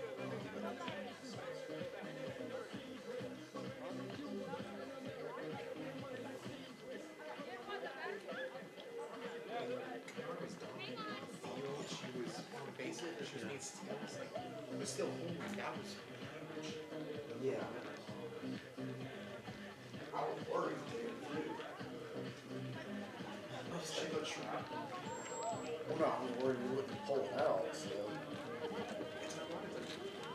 I think it's the second game on the podcast. I literally called the ending.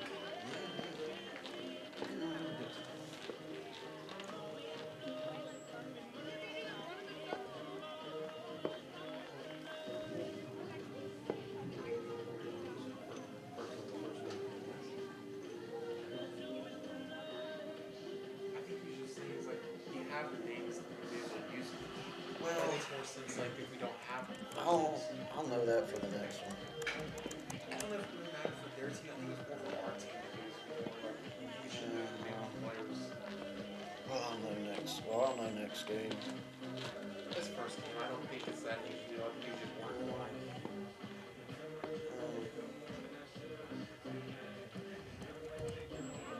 Okay.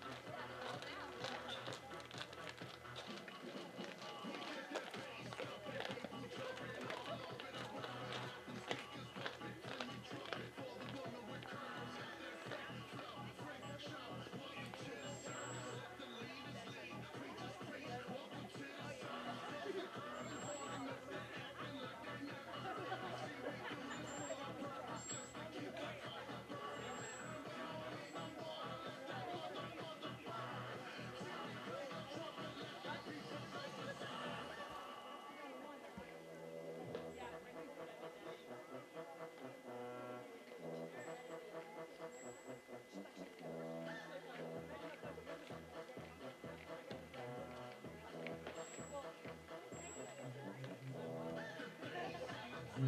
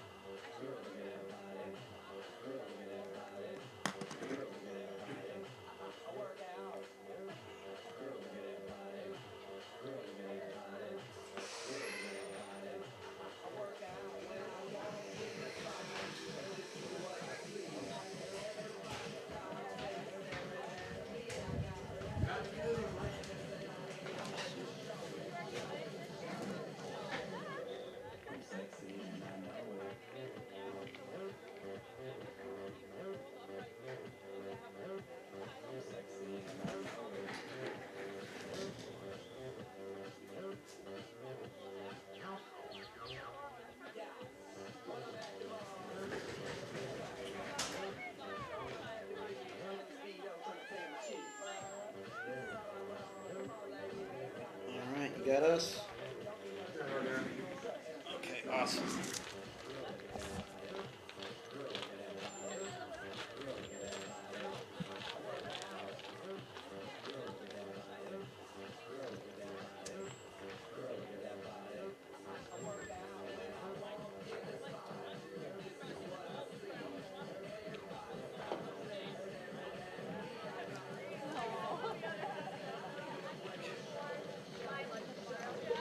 I was thinking about that too. I was like, should I change my name now?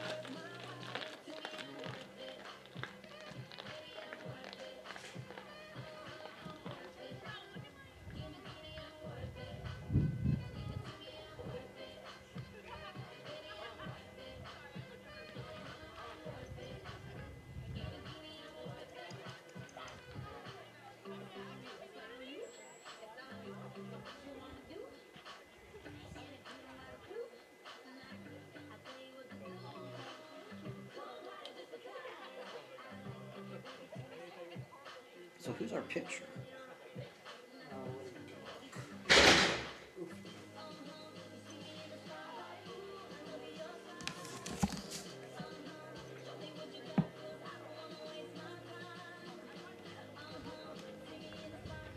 Looks like Arnold.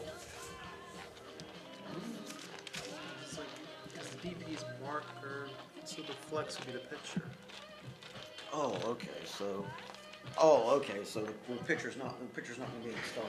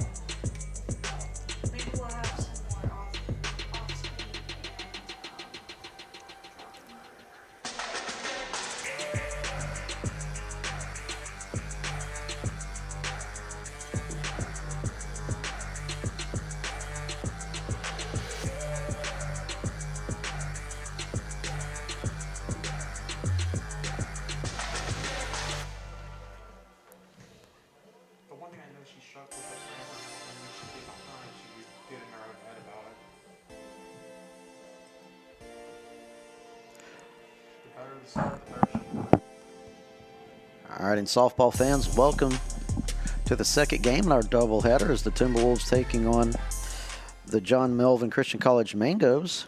On the mound for us now is freshman pitcher Layla Arnold. Staring down number 3, Madeline Burling. Yeah, she was a star pitcher at Brantford for the past 5 seasons. So we'll get a chance to see what she does at the college level. Madeline Burling scoring 2 runs in the first game. See how she can do here in the second. Arnold with the pitch, and that's going to be a ground ball caught by the shortstop, thrown to first, and it's going to be an out. 6-3 ground out to start the first inning.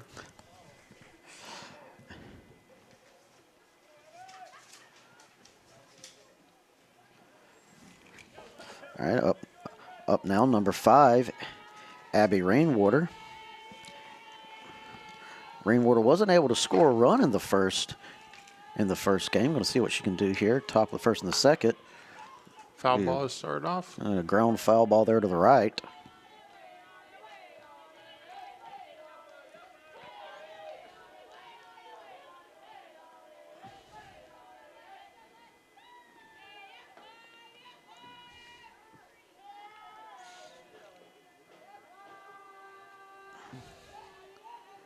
Pitch from Arnold and up high into left field and caught.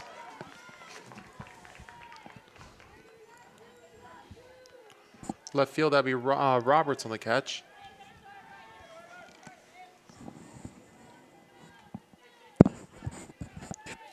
Good start there with a ground out and a fly out. All right, Timberwolves just chugging along here in top of the first. 2 outs already. Up now, number 11, Amber Daughtry. Arnold there with the pitch. Number 11, Amber Daughtry wasn't able to score a run in the first game. Only got on base once.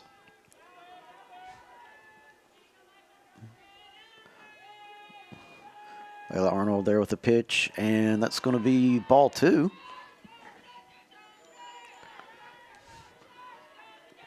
Layla Arnold coming to us from Brantford, Florida. So not too far of a drive. Layla on the pitch again, and up there to center right field on the ground. And number 11 takes first, going to run to second. That'd be a standing double. Amber Daughtry there with a nice double.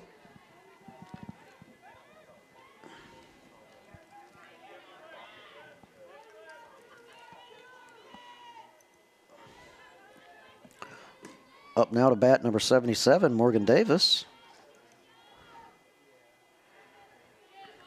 First inning of the first game, Davis was able to make it onto first with a walk.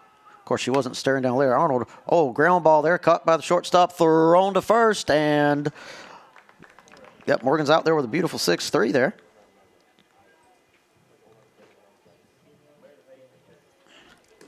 So pretty quick first inning there. Yeah, it really was. Like, obviously, you had the one double to center field, but other than that, it was a pretty clean inning for FGC. And now they get up to the bat now.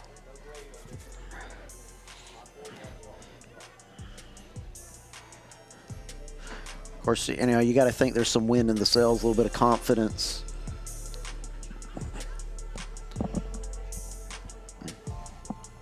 Oh, and it looks like they're changing pitchers here. It's gonna be the same pitcher that started the game 1.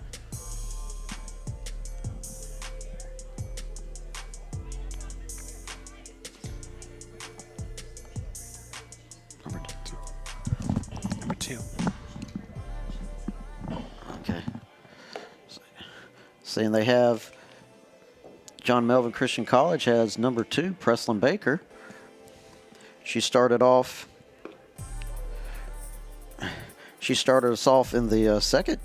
She was a start-off pitcher in the first game until she was relieved. She can bring up her pitches here in this game.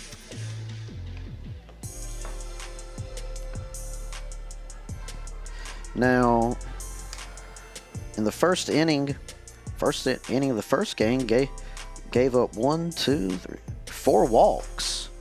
So definitely hoping for a better performance here in the first inning of the second game. Yeah, a couple of those were on drop balls that ended up landing in the dirt. She's going to have to get the drop ball a little bit higher to get them to either swing at it or at least hover at the bottom of the strike zone.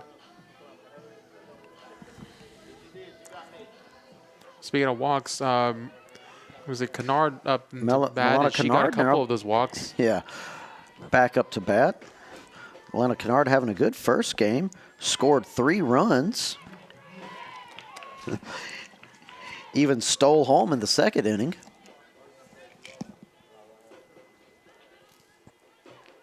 See what she can do here with Preslin Baker.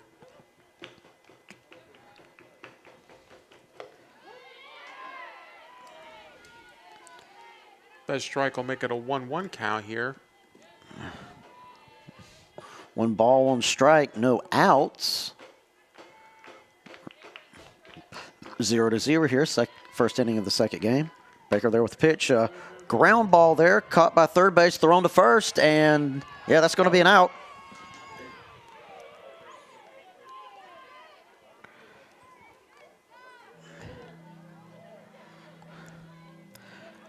Up to bat now, number 12, Riley Turner.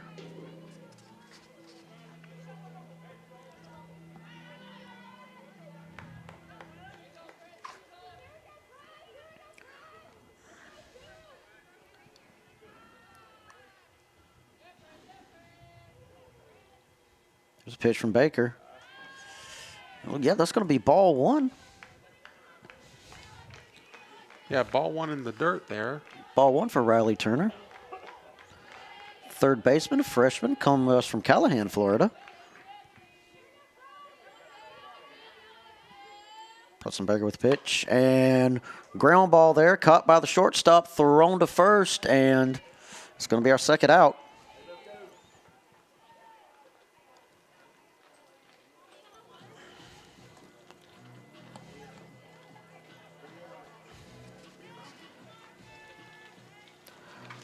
Up now, Haley Marker. Haley Marker got a walk in the first inning of the first game, was able to make a run out of it. Got a home run in the fourth inning and an RBI of 2. And that's going to be ball 1. Yeah, we saw last year that she was capable of being a power hitter, and she showed it again in game 1. Yeah, let's see here.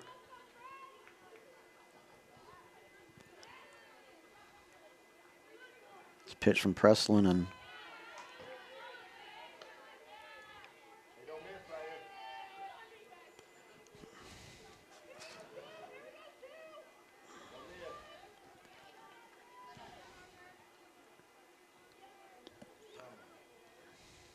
oh, ground ball and missed by the shortstop, and Marker going to make it safely onto first.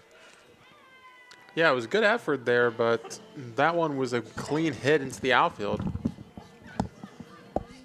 That would not be an error. That's just a hit. Yeah, line drive to left field. All right, so we Marker on first.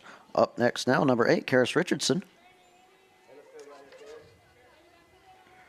Richardson was able to get the first run on board on game 1. Yeah, got an RBI of 1 in the first inning.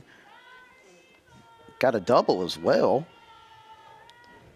Was able to make it on base 3 out of 4 times in the last game.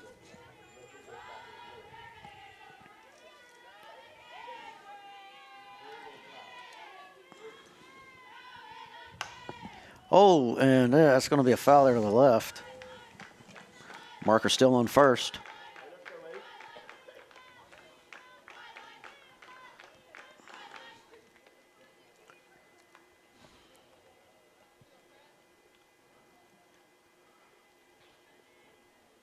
All right. Pitch there from Baker, and another foul there to the left there by Richardson.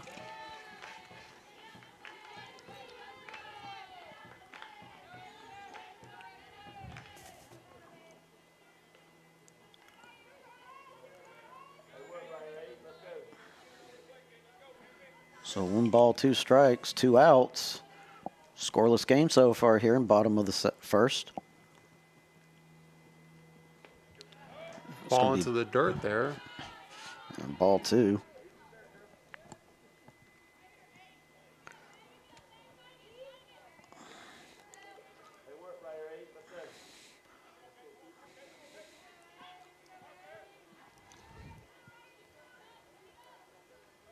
There's ball 3. Why is it going to be called foul? No. Foul ball, excuse me. So, tale of twos, 2 balls, 2 strikes, 2 outs. Only 1 runner on first, that runner being number 14, Haley Marker. Richardson's going to try to get something going here. Preslin Baker with the pitch, and that's going to do it. That's going to send us to the scoreless to the top of the second.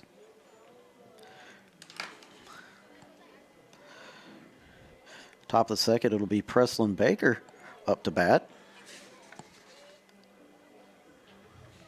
Pitcher versus pitcher. Now, Preslin Baker struck out in the first inning of the first game. 4th inning, Emily Bolin, the other pitcher here for the Mangoes, was subbed in for her. So we're going to see what Preslin can do here in top of the first.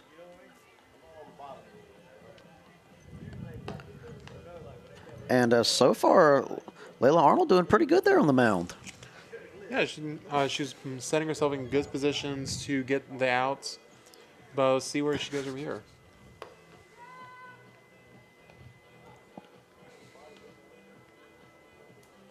Zero to 0 so far.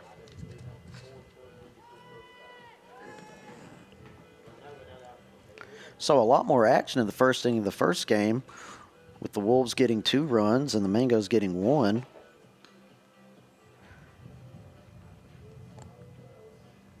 Yeah, and 13 total runs between the 2 teams at the end of that game. Yes. Of course, it was the... All right, here we go. Preslin Baker now up to bat.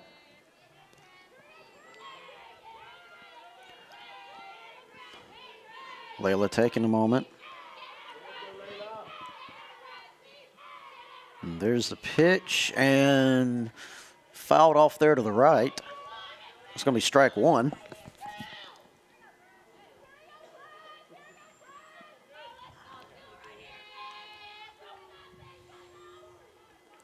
Well, I didn't hear any cracked windshields, so I think the cars are safe. Yeah, Layla Arnold with another pitch there, and that's going to be ball 1. 1-1 for Preslin Baker.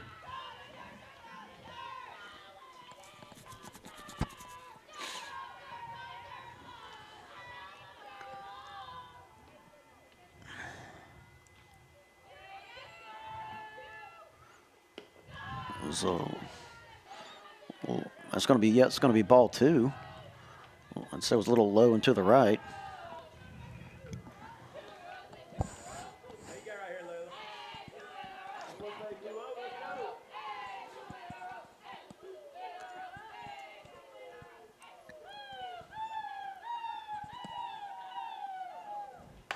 Oh, ground ball there, caught by, no, dropped. Thrown to first, and She recovered quickly to get that out. So it'll be a ground out from Santiago to Marker at first. Lauren Carroll now up to bat. Oh, sorry, Charlie. Charlie's at first. Lauren Carroll now at bat. Lauren Carroll able to score a run in the 4th. Was the first out of the 2nd inning in the first game.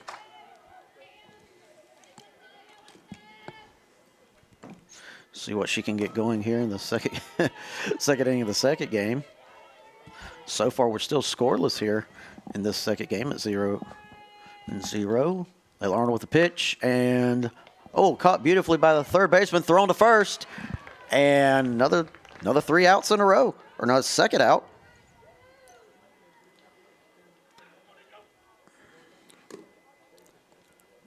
Yeah, it was a ground out from Turner to Woolard. All right, now we have number 15, Nicole Working.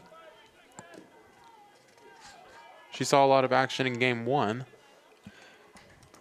Nicole Working back got on base 3 out of 4 times in the first game.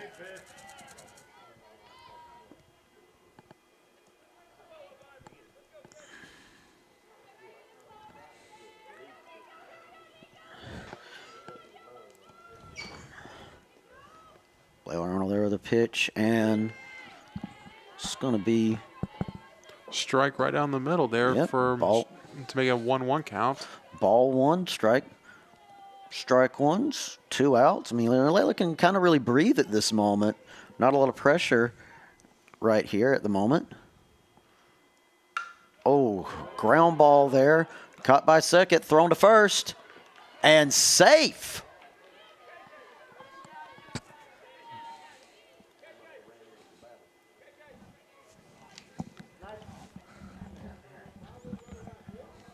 She took the ball, but she didn't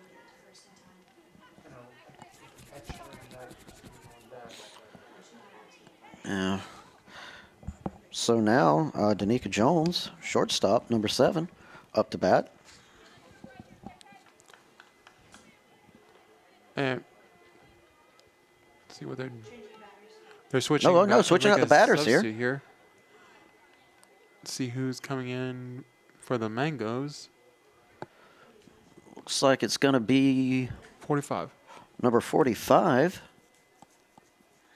Now this is interesting. A switch up right here in only the second inning, and Danica Jones hasn't even been up to bat yet. Once that's Kylie Pearson, freshman from Navarre, Florida.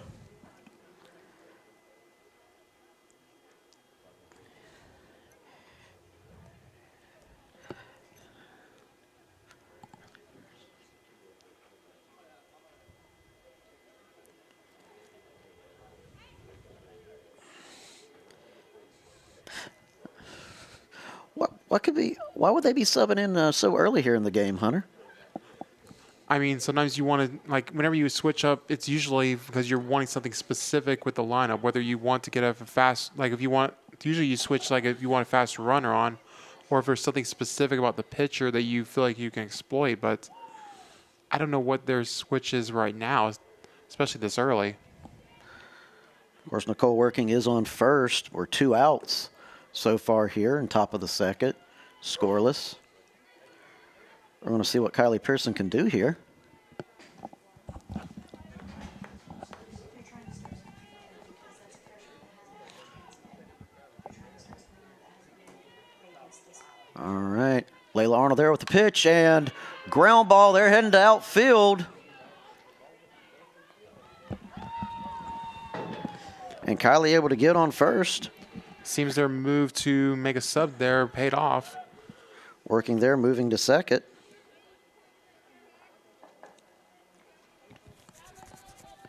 Now up to bat number 4, Lena Martinez.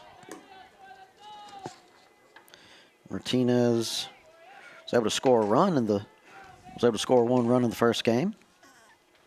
There's a pitch. Oh, and working there, perhaps almost deciding to steal third. Pearson on first.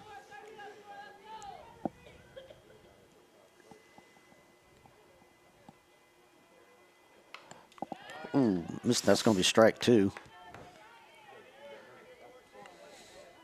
So a little bit of pressure now on Layla Arnold's shoulders. You got Working on second, Pearson on first, but no balls, 2 strikes, 2 outs.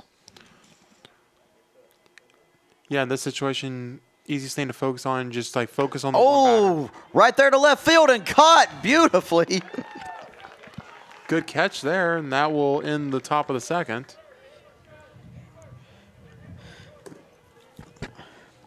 All right, another scoreless inning there for the Mangoes with 2 players left on base. So as we head to the bottom of the second here, chance for the Wolves to pull ahead.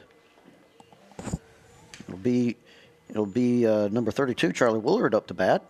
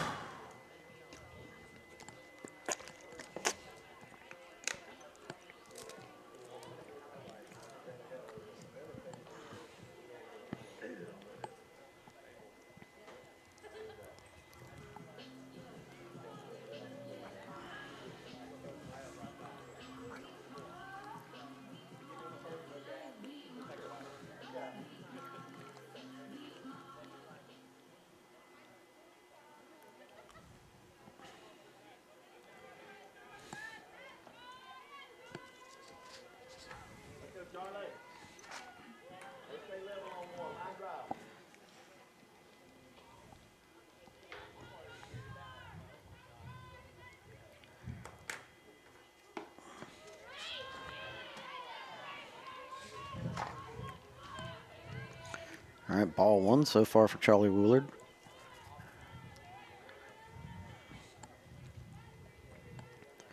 Bottom of the second, as we said, Hunter, still tied 0-0, and it's going to be. Looks like they're going to call ball 2 on that.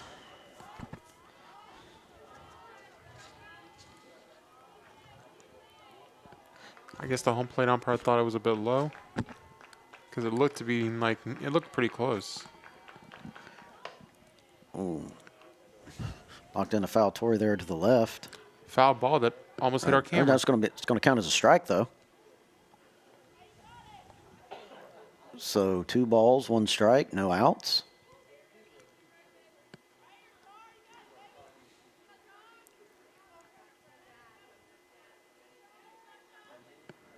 We're definitely protective of our cameras, especially with all that high-end tech that we have around here. I was talking with the cameraman earlier, and I think Lightning has struggled with our cameras during the off season, and not easy thing to replace. No, it ain't.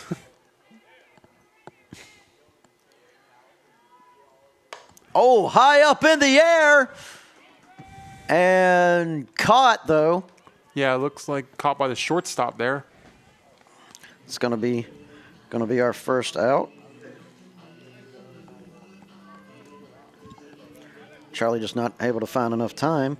Up now, Coda Bryant.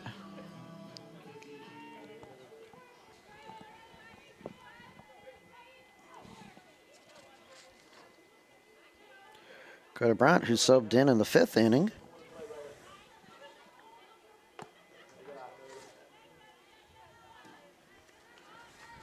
Got on base once last game.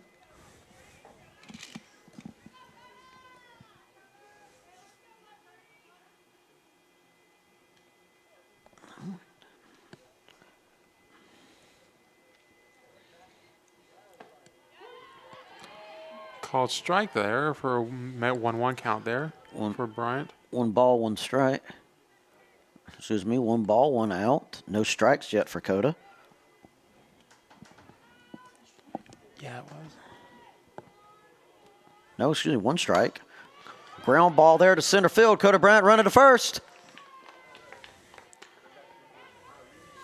Making it safe and sound. That location's almost basically impossible to defend.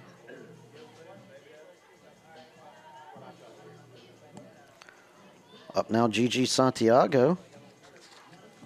Santiago got on base twice last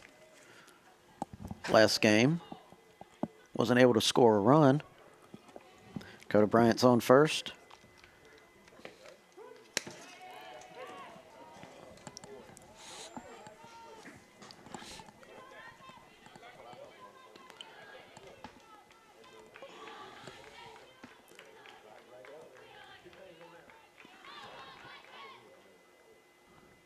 There's pitch there, and oh. Inside pitch, almost hit her.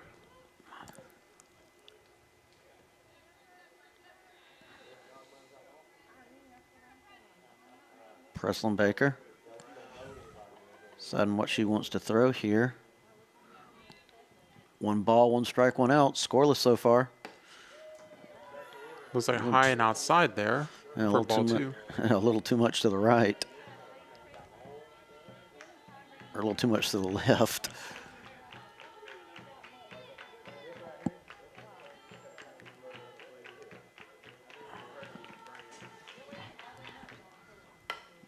Ooh, and foul ball down the right field line. Makes it 2-2 on the count. All right, 2 balls, 2 strikes. Only 1 out. Coda Bryant still on first. Neither team able to score yet here.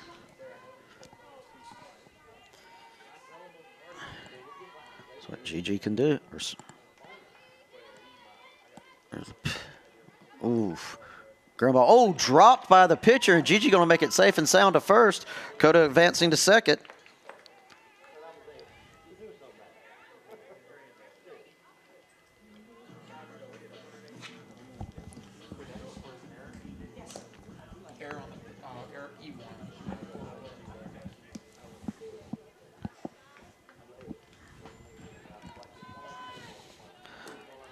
Up now to bat number 5, Felicity Roberts.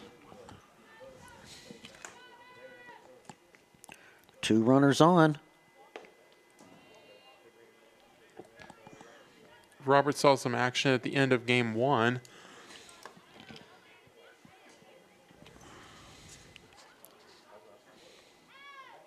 We brought in the 5th inning of the last game. Ooh, and there's going to be another foul ball there to the right. 1 ball, 1 strike, 1 out. Still have Brian on second. Still have Santiago on first.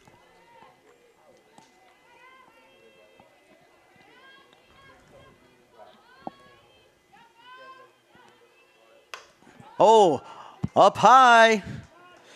And right to the second baseman.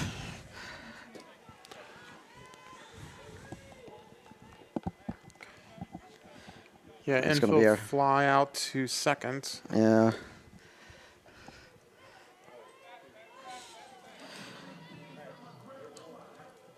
It's going to be our second out of the game. Or second out of the second inning here. Up to bat now, number 32, Reagan Delarue. Ooh. Dugout and on burst circle had to duck and cover there.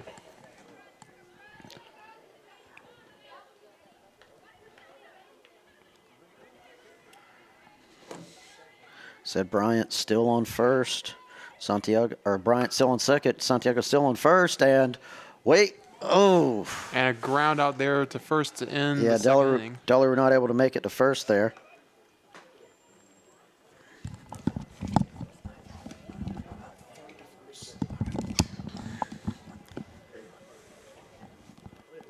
So as we head into the top of the third, still scoreless here so far between the Mangoes and the Timberwolves. Seeing a lot less scoring here in the second game than we are in the first. Just be a little bit of, just being a little bit of tired here for the players, or they're trying to be more cautious. Just a bit different of a game. The first game you had more of like you had more offensive production. This one's been more of a pitcher's duel.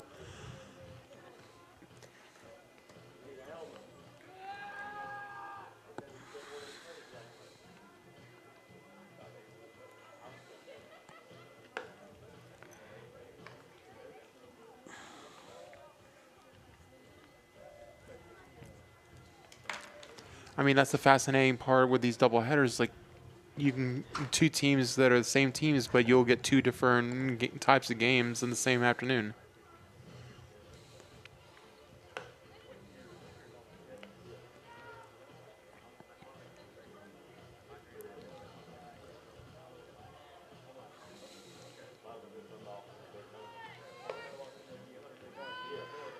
Lila Arnold so far doing pretty good though here in her first home, or pitching for in her first home game.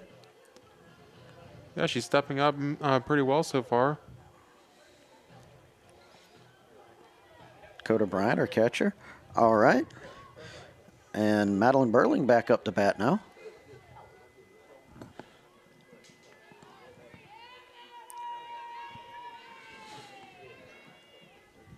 It's a pitch from Arnold, and it's going to be ball 1.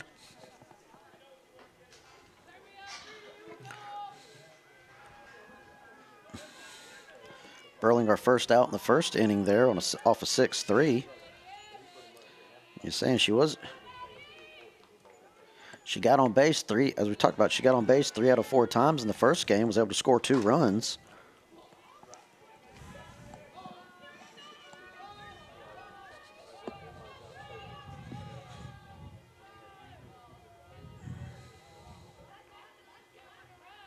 Arnold with the pitch, and that's going to be strike 1. So 2 balls, 1 strike, no outs here. Still scoreless, top of the third.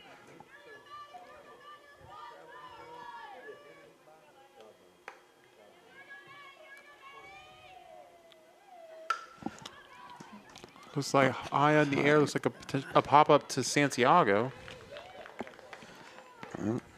First out.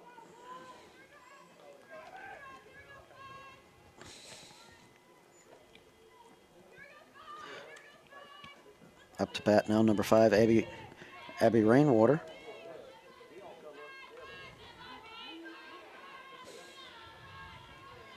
It was a second out in the first inning, and it's going to be ball one.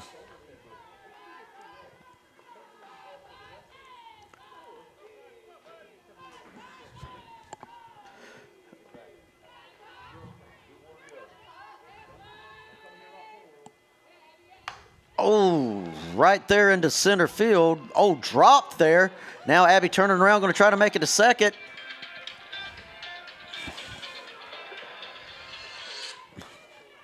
Good double there for Abby Rainwater.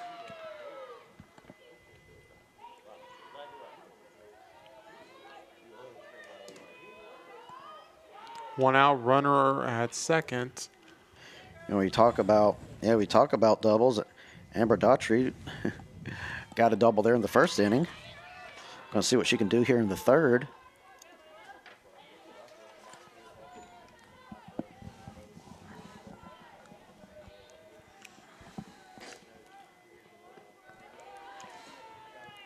One out so far here for the Mangoes here in top of the third. Have one runner on second.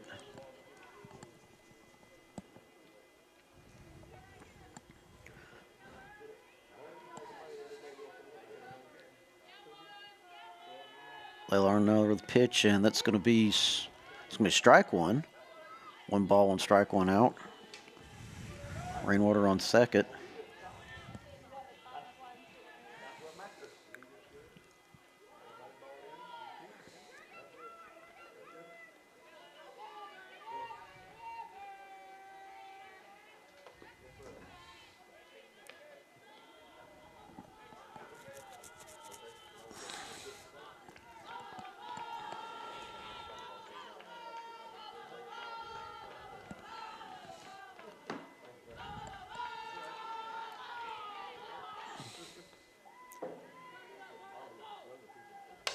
Oh, up high there to left field. Caught.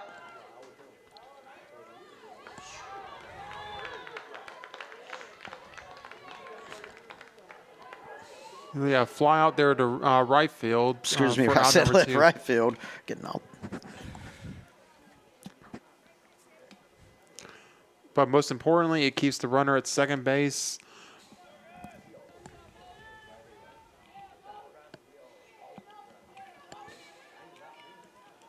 Up now, number 77, Morgan Davis. It's a third out in the first inning here in the game. Strike one. And Rainwater was thinking there about trying to steal second or steal third.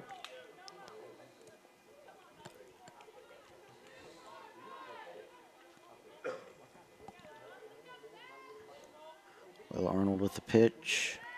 It's going to be ball one. So 1 ball, 1 strike, 2 outs.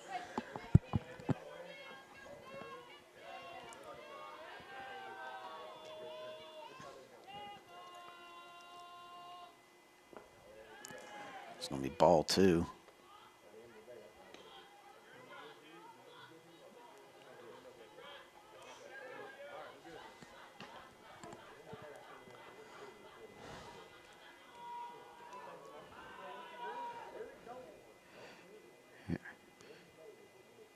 Here we go, Layla with the... Oh, and a ground ball caught by the shortstop, thrown to first, and... Let's see her. No, it's safe. We're going to go right to second.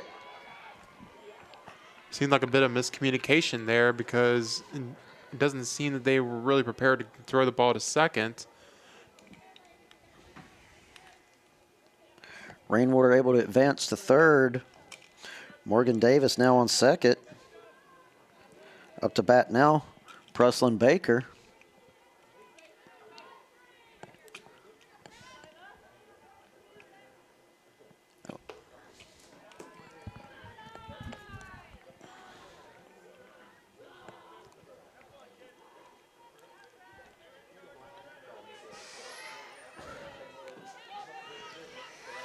Rainwater on third, Davis on second, Preslin Baker batting here.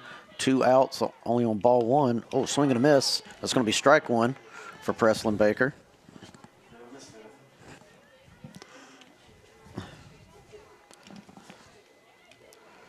Mango's here with a chance to score their first run of the game.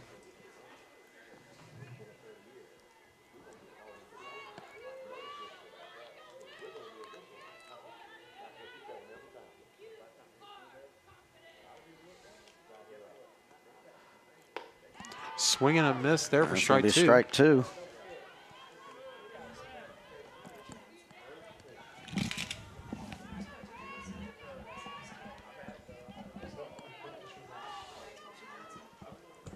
All right. 2 strikes, 2 out. It's only 1 ball. So what Layla can do here, and Looked like another rise ball there, and that one just landed a bit too high. it's going to be ball 2.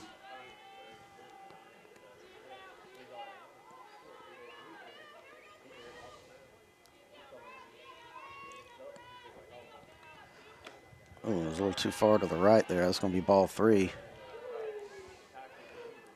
Lila here going to make her first, in danger of making her first walk this game.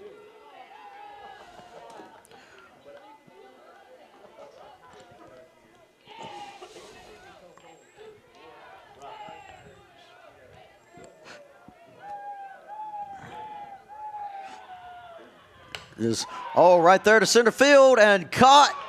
Yes, caught. Good catch there that will save at least 1 run, if not more, on that. Could have gotten very messy there for the Timberwolves. With that catch at center field, closed it out here for top of the 3rd. Wolves up to bat next as we head into the bottom.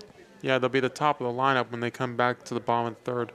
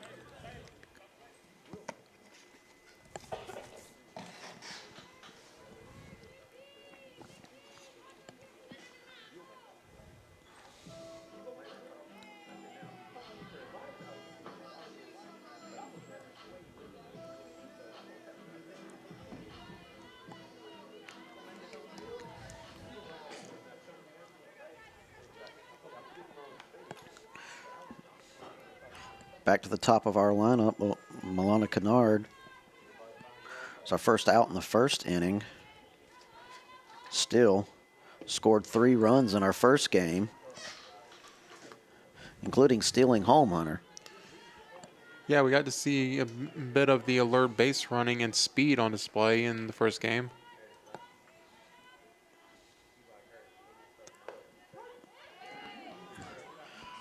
One ball, 1 strike so far. Here at bottom of 3rd, we're still pretty much scoreless.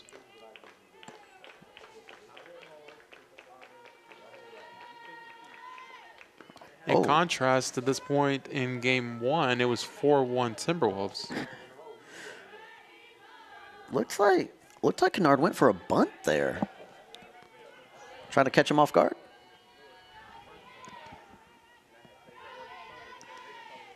I mean, if they weren't playing up, it wouldn't be a bad strategy. It's going to be 2 balls, 1 strike. A 3 3 balls, 1 strike. She might be looking for yet another walk today. Pretty sure she had. I think it was she had. She had 2. She had 2 in the last game. And we've spoken into existence. That is walk number 3 of the afternoon.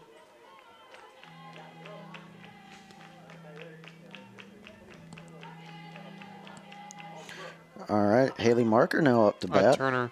Excuse me, Turner. Excuse me, Riley Turner up to bat.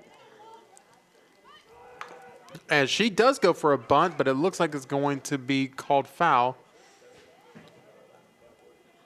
which is a lucky break for the Mangoes because Kennard was already rounding towards third base on the recovery.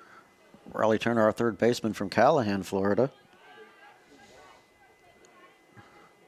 It's our second out in the first inning.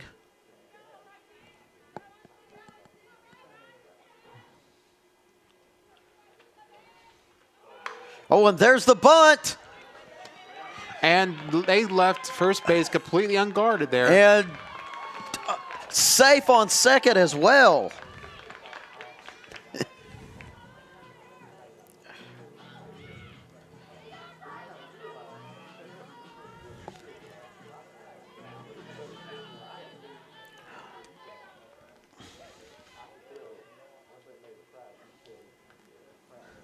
All right, Riley Turner on first.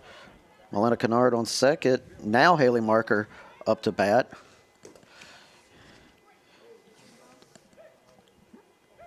And looks like they're going to have a meeting in the mound. Meeting on the mound. Question is, like, will they be keeping the pitcher out there? I mean, they're probably looking at what happened in the fourth inning of the last game when Haley Marker scored that home run.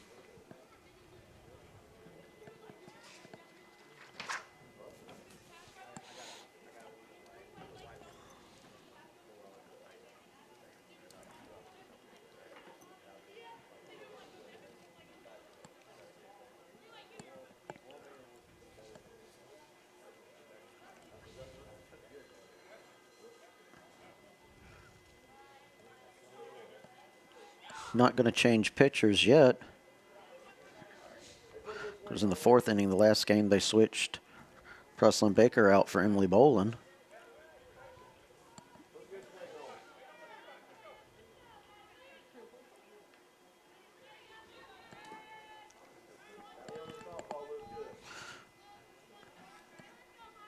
All right, and here we go. 2 runners on base. Haley Marker to bat. It's going to be ball 1. And Preslyn Baker, she definitely doesn't want to walk right now. Yeah, you definitely don't want to potentially put yourself in a no-out bases loaded situation, especially with a tie game. Of course, you're still tied up at 0-0. So it's going to be a ball 2.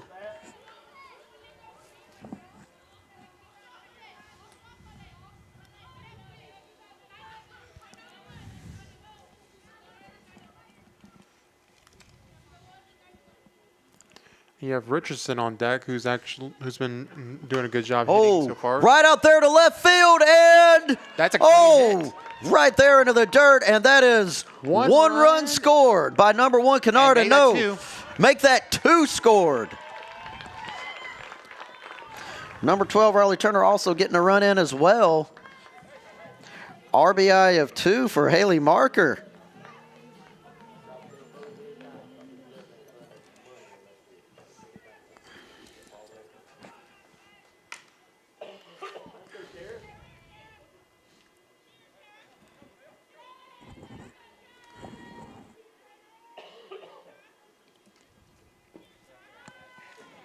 Karis Richardson now up to bat.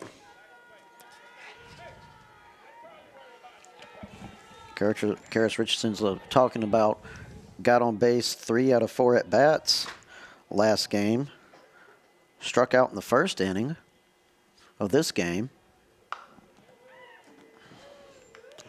And that time almost sent the ball creaming into the dugout.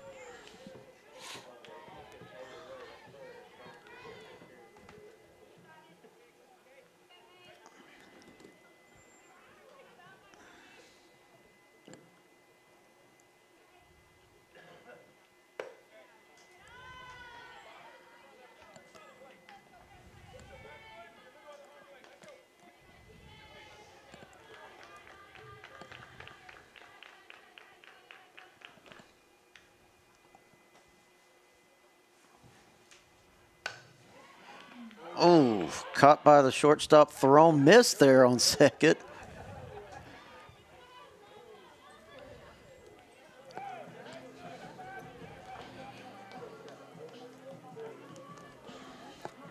Karis Richardson, our first out here, bottom of the third. Up to bat now, Charlie Woolard. Haley Marker still on second.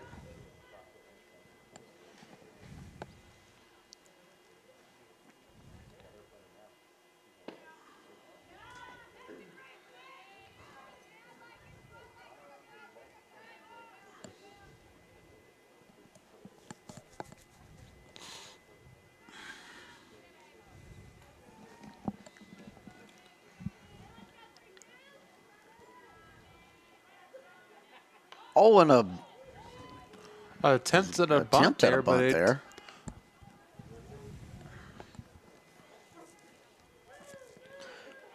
So 1 ball, 1 strike, 1 out. Wolves ahead 2-0.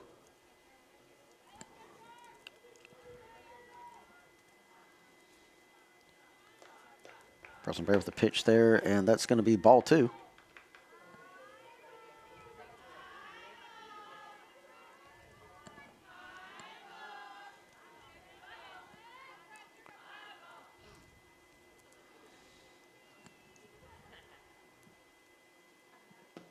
So a little low and to the right. It's just going to be ball 3. Willard with a chance to get a walk.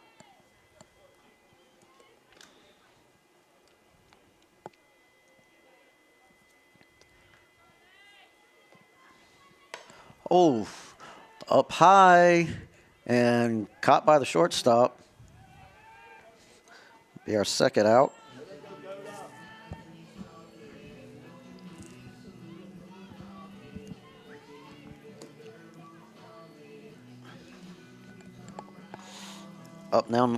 Up now, Coda Bryant.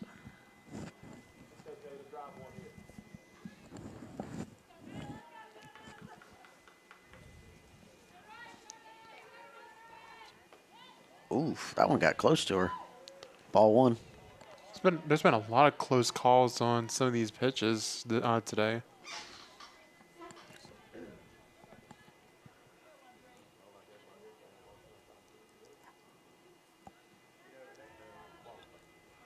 Preston Baker with the pitch again, and right up there into center field, caught, and that's going to do it. Second baseman moved over and caught that one. And that's going to be the end of the third inning, but that will put the Timberwolves up 2-0 over the Mangoes. Productive third inning for the Timberwolves.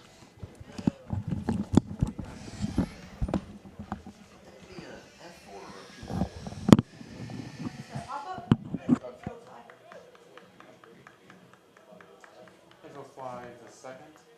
Yes. It was on second side of the movies, right? On second base. And second base, I caught it. On right side, yes. Well, I mean, even if it's hit and the second baseman catches it, it could be,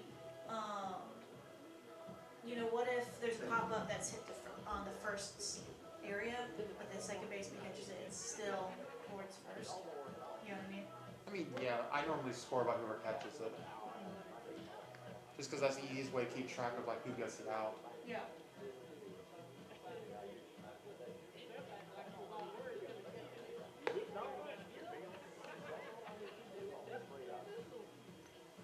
I don't know that he's going to be touring that much longer. You mean the Mangoes? Our pitcher. Or, I don't know that she's going to be left in for much longer. Is she struggling? Well, she started to a little bit last inning. But it's always good, not necessarily, unless she's shutting down everybody, not to keep one pitcher in the entire game. Yeah, it makes sense. It'll also tear up their mound if you keep them up that long. So I'm sure in the next inning or two. She battled injuries last year. She was great. Yeah, in the next inning or two, they're probably going to switch out the pitcher. Is there like kind of like You got your starting pitchers. A rough idea of like how long you want to leave them. You want to leave them in any game. It really depends on how they are, how they warmed up. It also depends Any like the injuries. coaches too. 'Cause, like certain coaches will push them in for longer than they need to. Others will pull them much earlier. Like Jimmy used to do, put them in for you.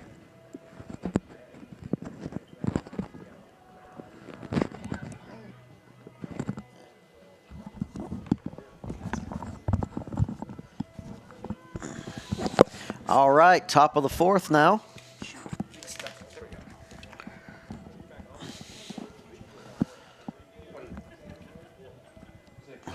Layla Arnold still on the mound for us.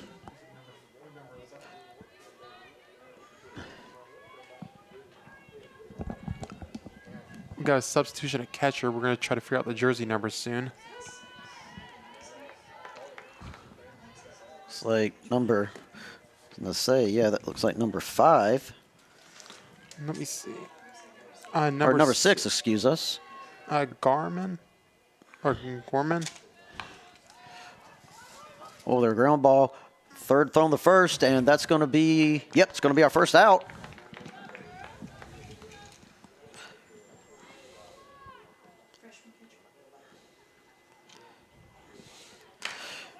And we were talking about a switch out there in our catchers.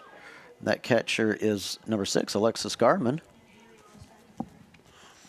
And Law is also in at third base.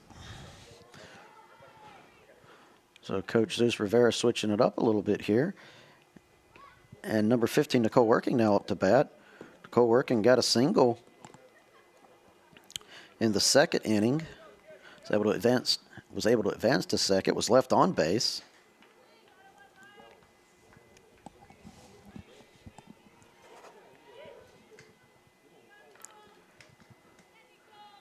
Pitch from Layla Arnold. Ball 2.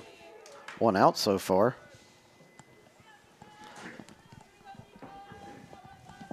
Wolves leading by 2.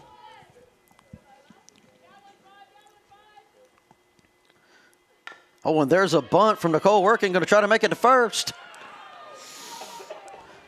And perfectly safe, able to do it. It kind of seemed like they were expecting the ball to roll foul and just waited for it. And by the time they went for it, she was already at first.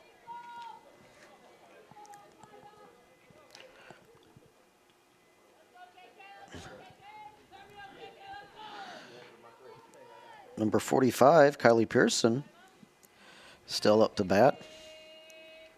She was subbed in the second inning, got a single.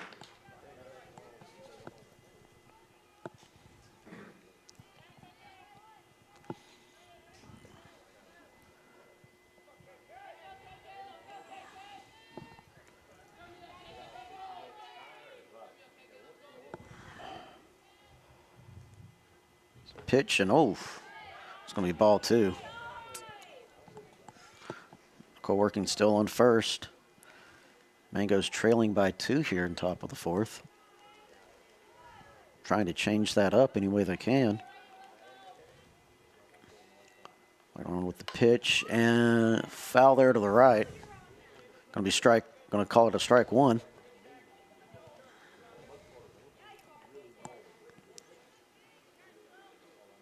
Just so everyone knows, we are not responsible for any cars that are hit.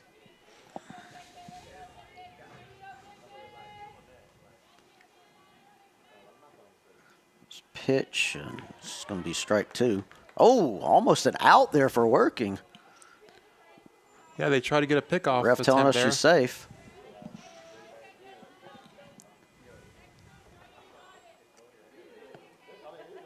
All right, so 2 balls, 2 strikes, 1 out.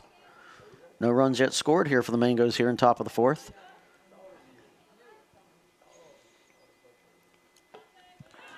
Oh, they're throwing it a little too far to the right, so that was ball 3. Brings it to a full count here with 1 out.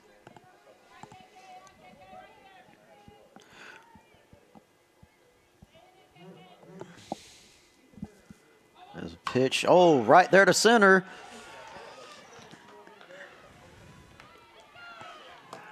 And Pearson going to make it to first. Working, advancing to second.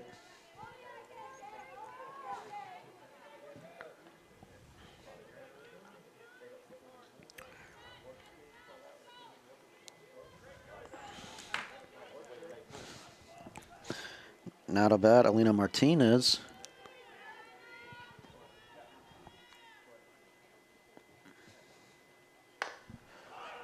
Oh, right there in the middle, and Working going to make it to third. Jones going to make it to second. Bases are now loaded. It also appears that FGC is warming up a pitcher in the bullpen now. Looks like Charlie Ward's going to come out and relieve Layla Arnold.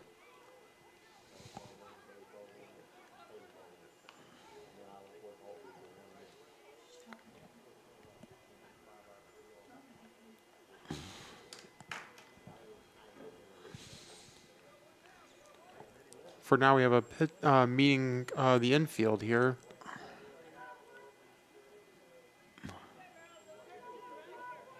All right, Arnold's going to stay in still. Charlie Ward going to stay on first.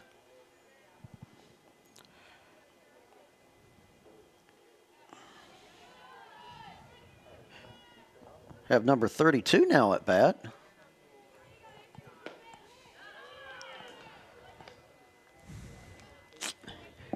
Now, Yacia Williams, you may remember she was brought into sub last game.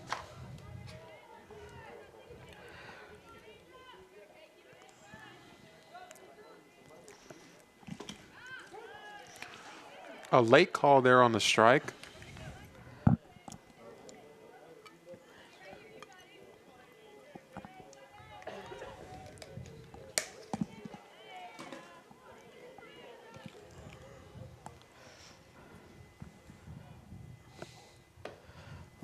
That's going to be ball 2. Arnold here, a lot of pressure now. Really the first time this game she's been in this situation with bases loaded. 2 balls, 1 strike, 1 out. He said bases are loaded. It's going to be strike 2.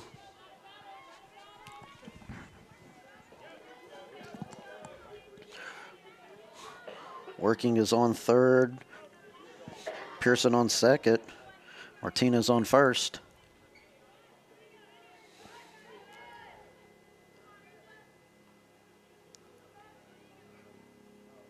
The pitch, oh, there to the right.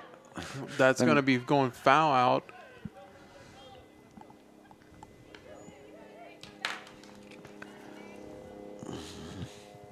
Mango's here with a chance to catch up.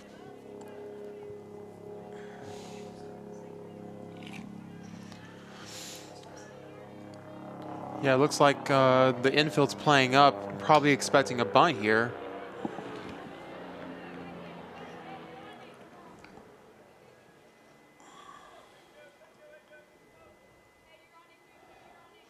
For those of you wondering, yes, that was probably a plane you heard. That's what happens when you have a school so close to an airport.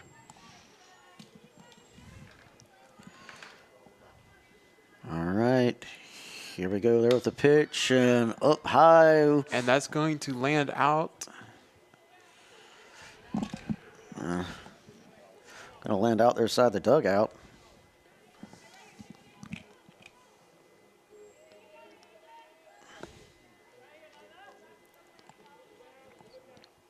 Two balls, 2 strikes, 1 out. Workins on third, Jones is on second, Martinez on first.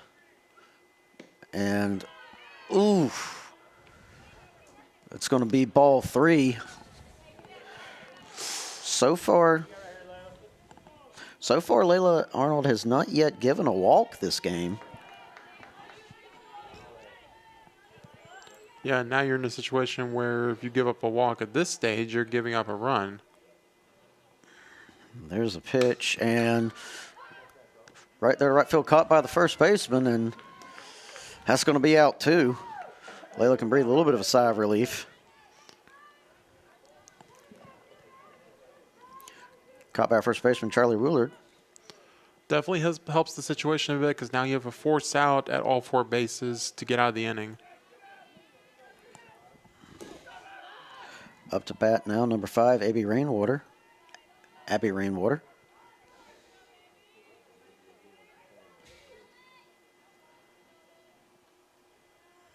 Pitch, and that's Strike one. They gave her the outside pitch called for a strike there.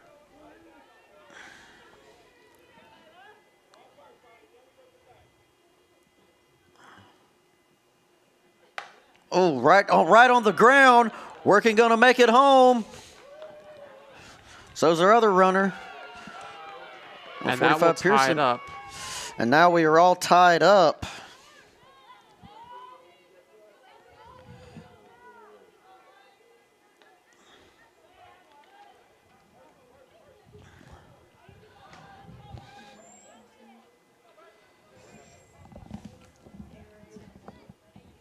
All right. For the second round? Up to bat now, number 11, Amber Daughtry.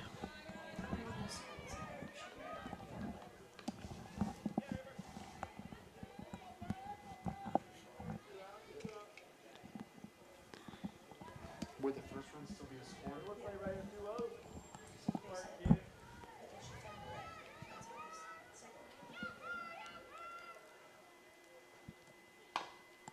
Oh, it's going to be. All right, so we've got ball one, strike one, 2 outs. Runners on second and first. Abby Rainwater on first, and Martinez on second.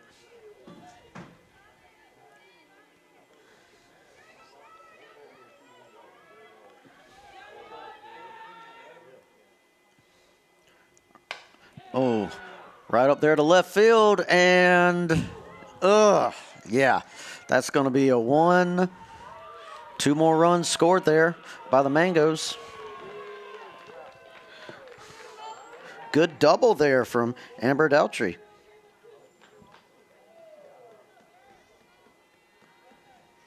This kind of feels like deja vu of game 1.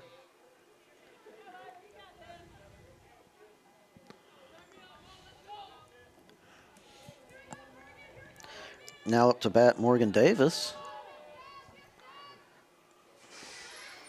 Morgan Davis, who we might add, got a double in the 3rd inning.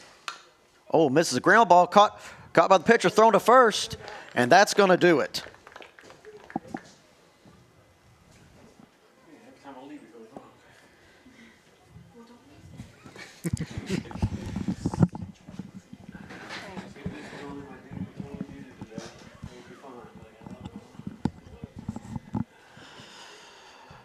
All right, so fruitful top of the 4th there for the Mangoes, getting ahead 4-2. It was the 4th inning of last game, too, that they scored 5.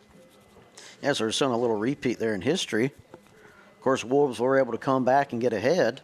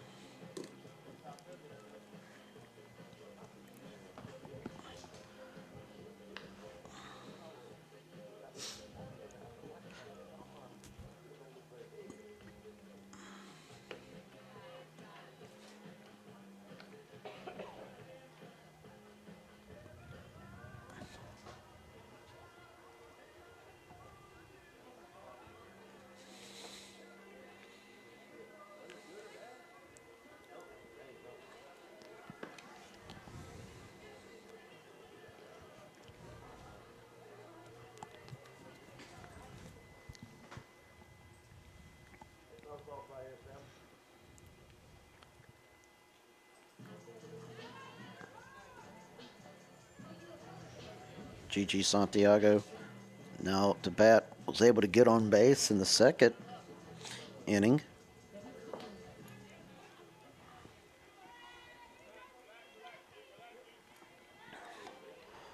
Wolves here only behind by 2, so still have time to get ahead. Yeah, they were able to come back from a 2-run deficit last time, in game 1. So we'll see if they can do it a second time.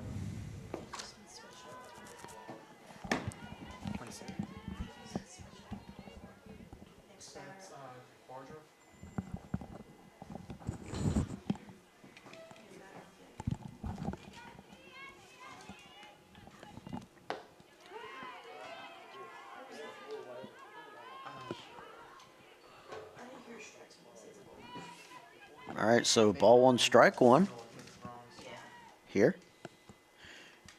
Looks like Kenzie Bardroff is on deck. Oh, ground ball there, caught by the pitcher, thrown to first.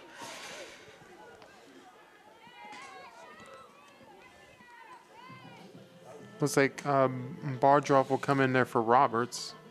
Yes, Robert. Kenzie Bardroff subbing in for number 5, Felicity Roberts.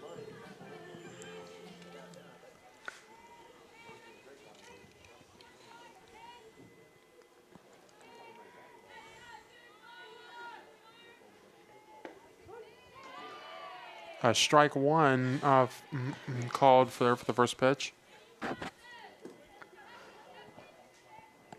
So 1 strike, 1 out. Wolves down by 2. This pitch from Preslin Baker and pull to the right. Yep, that's going to be ball 1.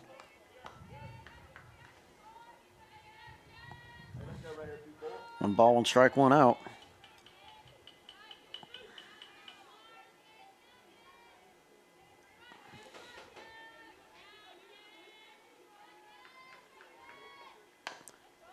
Oof.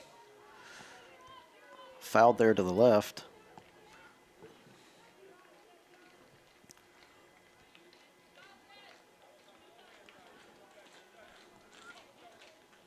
It's going to be ruled a strike. So ball 1, 2 strikes, 1 out.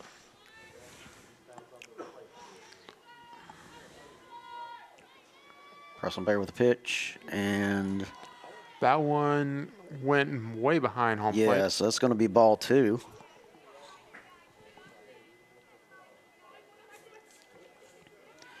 In this game, Preslin Baker hasn't given any walks so far.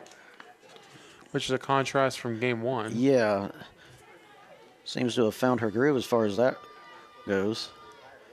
Pitch, and that's going to be ball 3. Might see that first walk here. Ball 3, 2 strikes, 1 out. Bardroff's trying to become the first Wolf to get on base here in bottom of the 4th.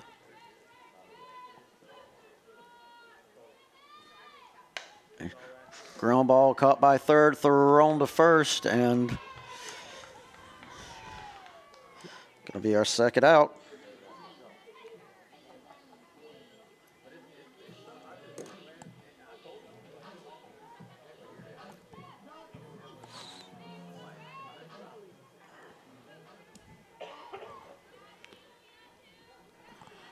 Rachel Smith in there.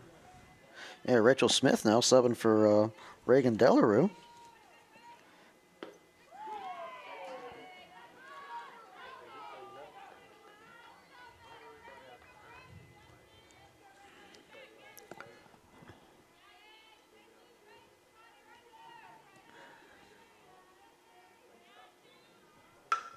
Oh, right, way over there into left field and not caught. Rachel Smith on first, running up to second. She's going for third. She's going for third, going to make it safe and sound. A beautiful triple from Rachel Smith.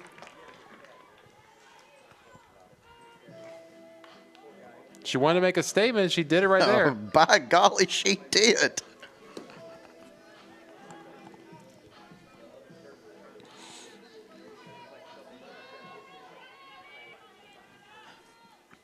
Back to the top of our lineup, Alana Kennard.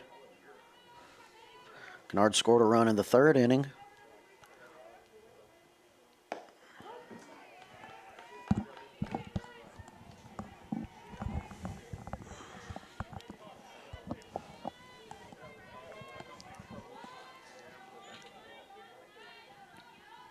You can feel a momentum shift here. It's ball 1, strike 1. Wolves here with a big chance to close this gap.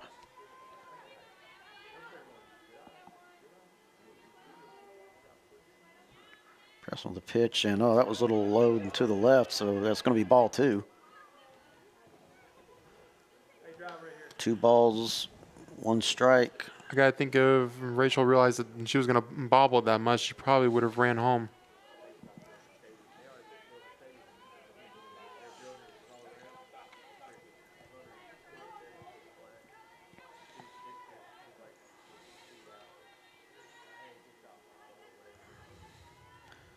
Pitch. Oh, way over to the left field and caught. Wow. Mm. That catch saved a run.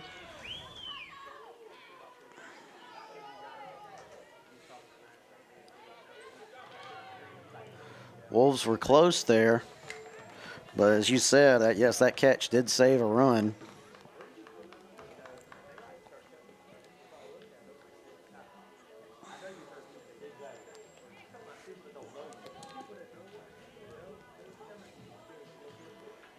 And it looks like we have a new pitcher in the circle as we head into the top of the 5th.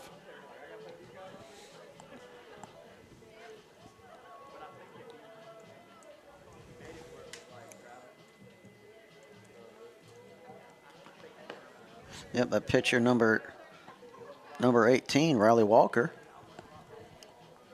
Pitcher for the first time here in the second game.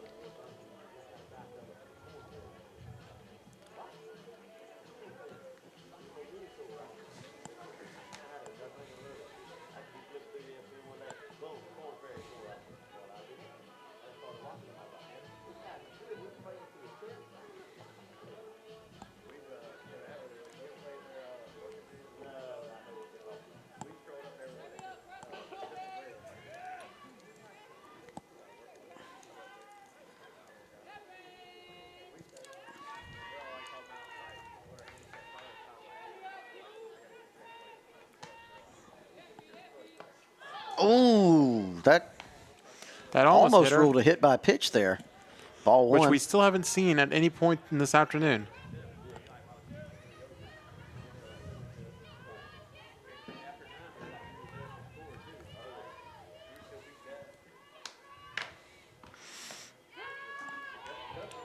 It's going to be strike one. Mango still ahead by 2 here in top of the 5th.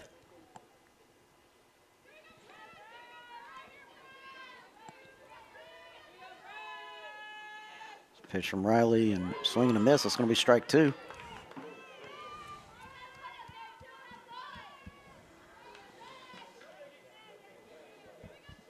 One ball, 2 strikes.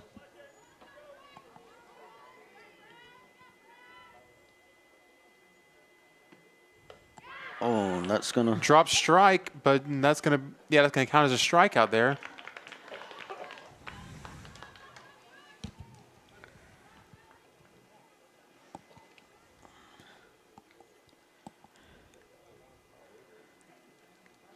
up next, number 17, Lauren Carroll.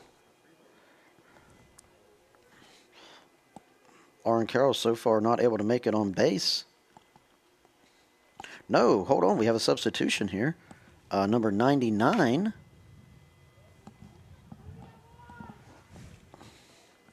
Number 9, Brooklyn McKay, freshman out of Ocala, Florida.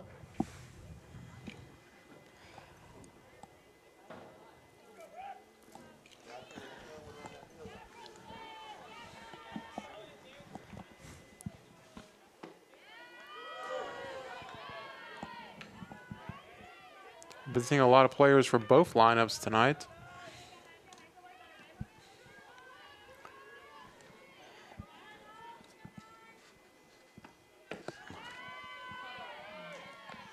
Brooklyn's first showing here in this game. 2 balls, no strikes as of yet.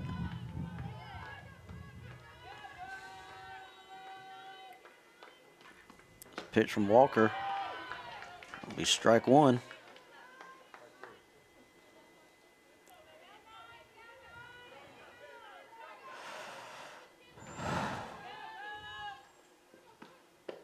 Strike 2.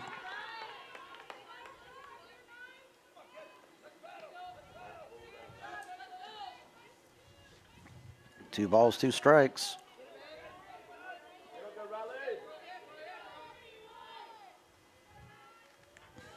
High with pitch and swing and a miss. That's going to be strike 3. Back-to-back strikeouts.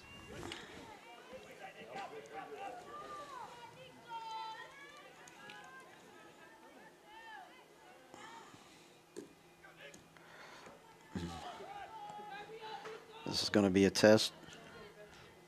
Going to be a test for Riley Walker now up against now Nicole Working. Working's gotten on base both the times she's made an appearance here at bat in this game. Scored a run in the 4th inning.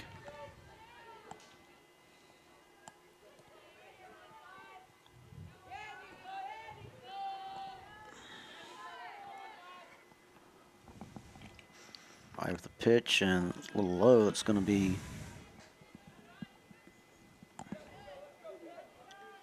so 1 ball, 1 strike. 2 outs, 2 strikeouts.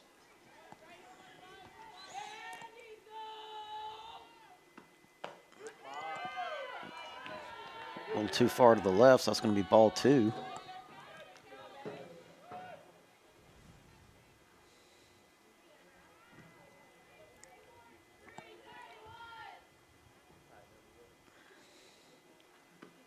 Oh, ground ball there, caught by second, thrown to first, and that's going to be an out. 3 up and 3 down there.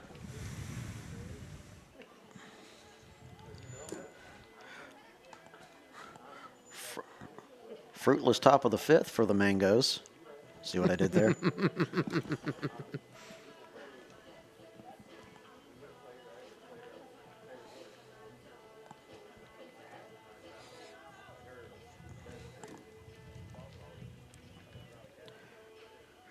All right, it's going to be Riley Turner up to bat now for us here at bottom of the 5th.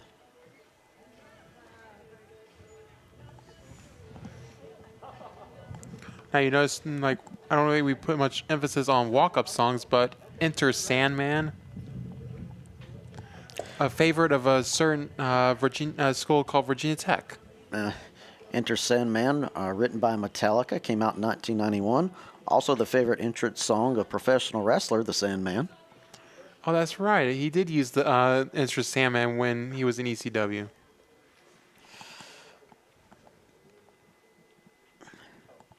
And looks like Haley Law is going to be subbed in for Riley.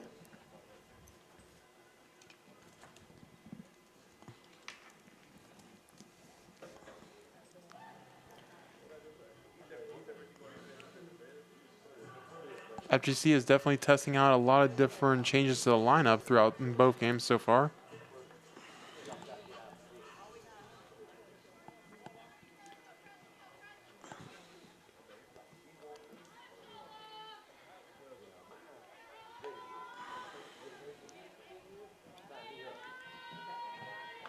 All right, let's see what Presley Bacon could do here up against Haley Law. It's right down the middle, but that's going to be ball 1. A little too low.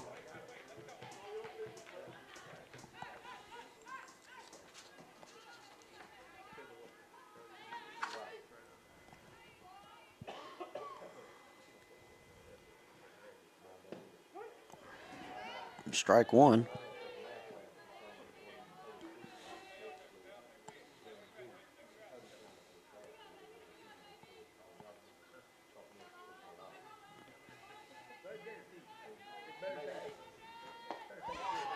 Going to be strike 2 there for Haley.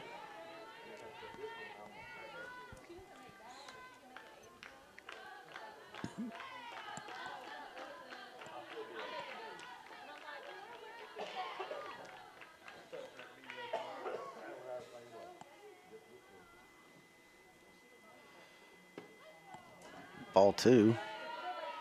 A little far too much to the right.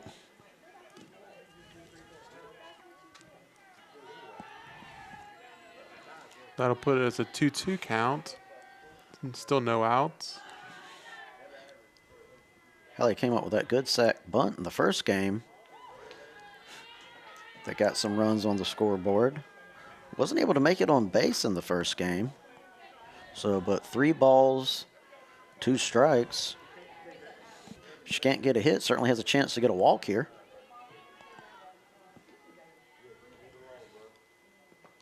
And she'll reach And base this time. Joe.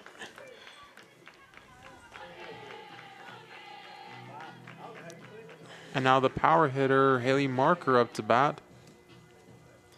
Haley Marker, last time she was at bat in the 3rd inning, not only got a double, but got an RBI of 2. Haley Marker, a power hitter, got that home run in the 4th inning of the first game. FGC is probably hoping for history to repeat itself right here.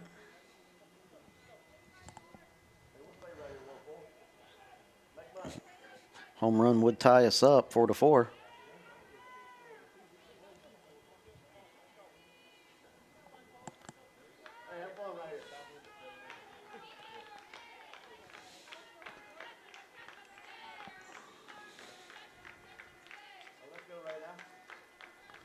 Anxious to see what it's going to be. Strike 1.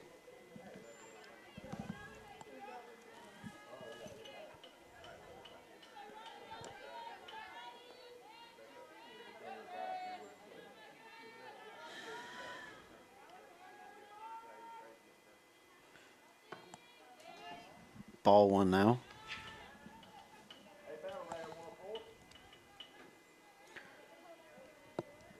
Haley Law still on first off that walk. Looking for a chance to try to advance to second. It's going to be ball 2.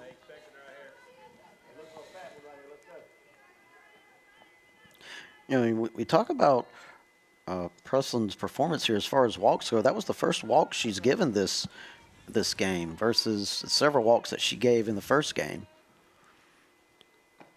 It's going to be ball 3. Could have 2 walks in a row right here, Hunter. Well, up until that point, she has had more control of her pitches in this game. But I don't. Maybe like the fact of playing so much in game 1 now, coming into game 2, maybe she's just tiring out a bit. Way over there into left field and not caught. Landing in foul Left field territory. was determined to try to catch it, but just out of reach. So still 3-2 here. 3 balls, 2 strikes, no outs. Law still on first. As you just saw there, Haley Marker knows how to knock them. And that'll be the 2nd straight walk. Number 8, Richardson, coming up to the plate. Karis Richardson hasn't been able to get on base yet this game. Struck out in the first inning and was the first out in the 3rd. And looks like we have a coaches meeting up there in the circle. And Coach Todd Buckingham might be considering switching him out at this point. It's always a possibility, but I would have thought if he was switching him, he probably would have done it by now.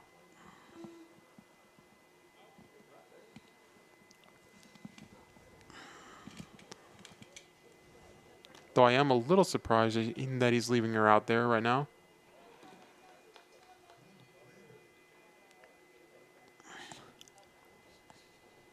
Well, the position for the Wolves it keeps getting better and better. You know, 2 walks. You've got Law on second. You've got Marker on first. No outs. Yeah, they're probably just 1 hit away from really turning the game around a bit. See what number 8, Karis Richardson, can do here. You said hasn't been able to get on base yet here in this game. That's going to be ball 1.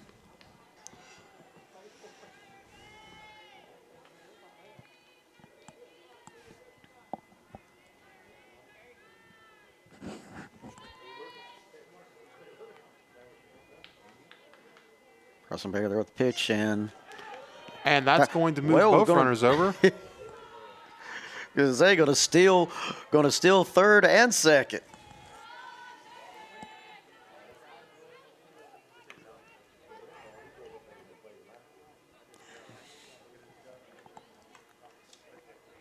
pressure is just kind of mounting here on Preslin Baker.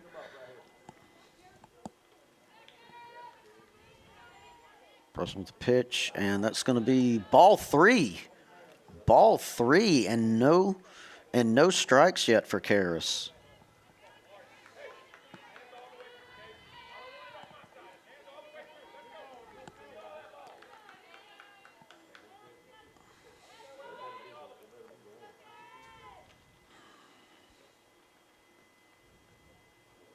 Pitch high up in the air. They're in left field and not caught. That's going to bring 2 in on a 2 RBI double. Fair to say, both Law and Marker making a run, and Karras Richardson making it to second.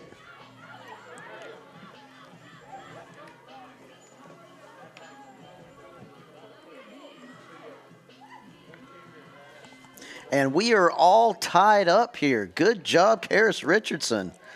Now up to bat number 32, Charlie Woolard.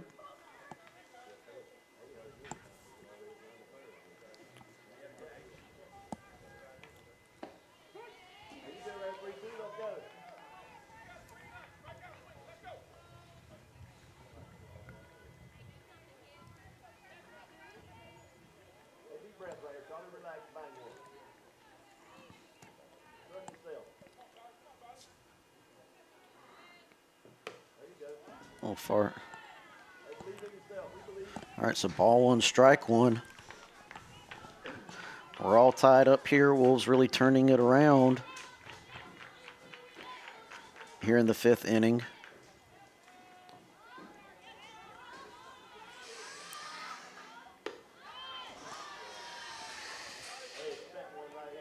Ball. 2 balls, 1 strike. Now, Charlie so far is yet to get on base this game, but as we just saw with Karras, that ain't nothing. Sometimes it only I takes was going one. to go for the bunt here.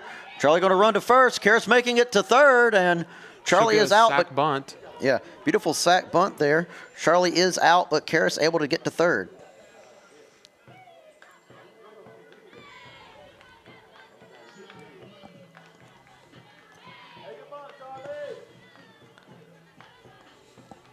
Now Coda Bryant up to bat.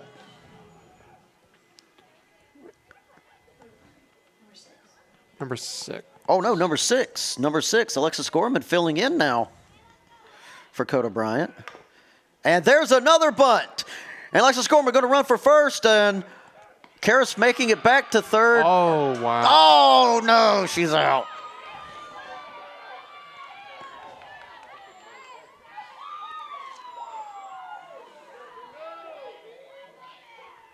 Wait.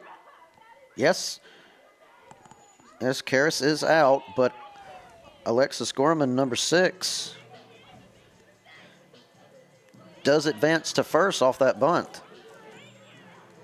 Yeah, she'll advance on a fielder's choice there.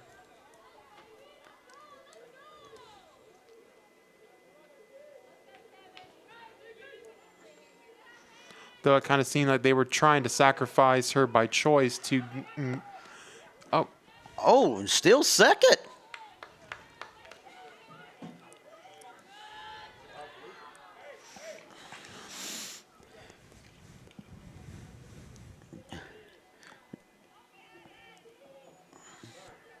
Gigi Santiago now up to bat. Got on base in the 2nd inning. Was the first out in the 4th.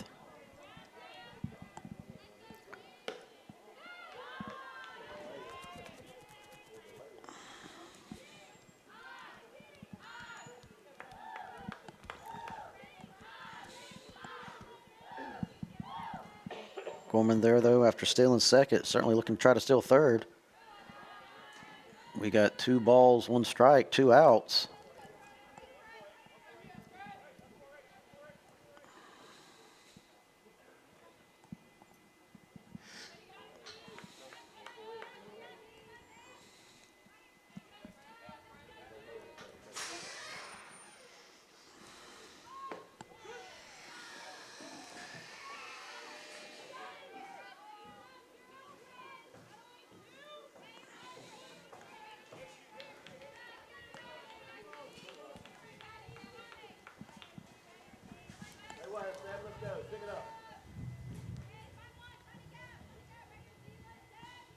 pitch from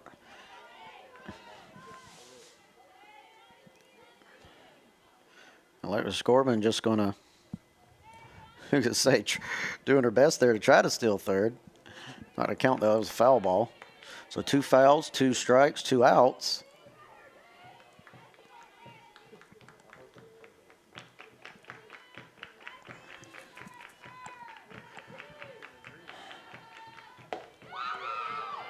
Oh. That's going to do it here for top of the 5th. Well, bottom of the 5th, but at least FGC was able to tie it up there in the 5th inning as we head into the top of the 6th, tied up 4-4.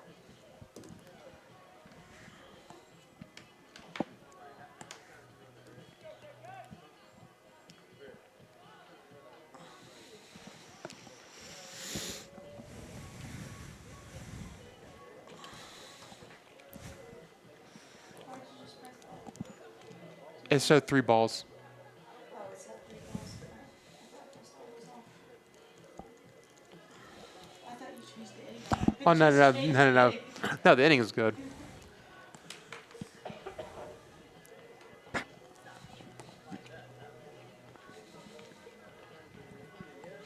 All right, top of the 6th here, as we said, all tied up.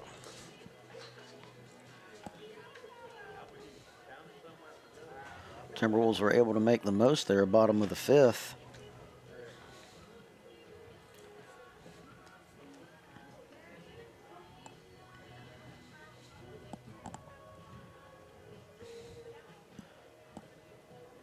Number 45, Kylie Pearson up to bat.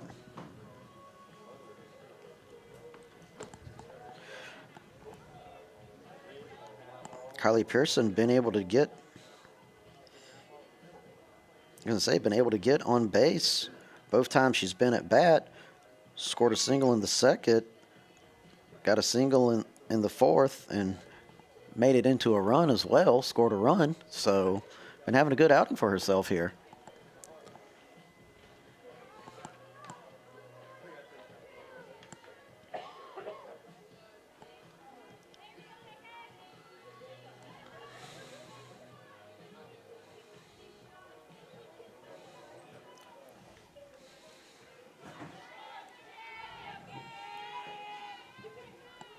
This will be the first time she's staring down Riley Walker.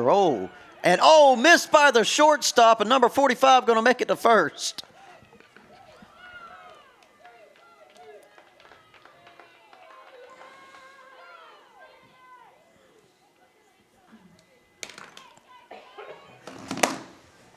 Now Alina Martinez up, Hunter. And, she was the 3rd out in the 2nd inning, but got a single in the 4th and also scored in a run.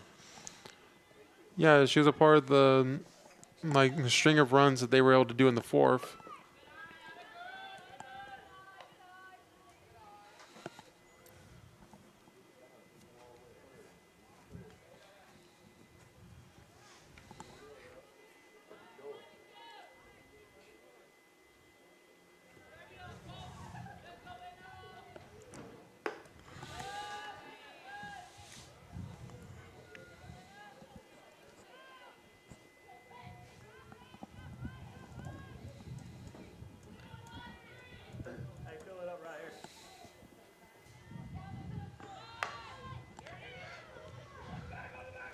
It's going to be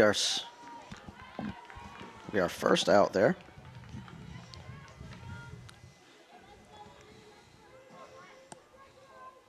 Yeah, they went with a sack bunt to move the runner to second.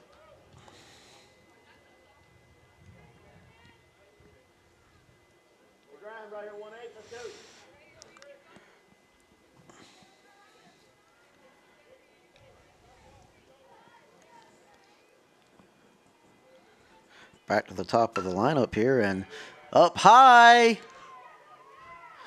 Caught there in left field, though.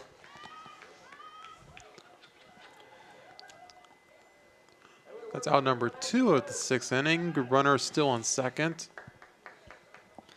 That runner, number 45, Kylie Pearson.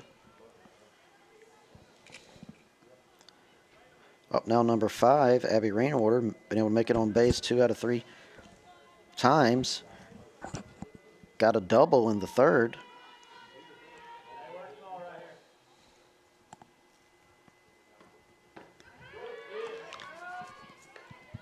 Looks like they're going to give her the outside strike.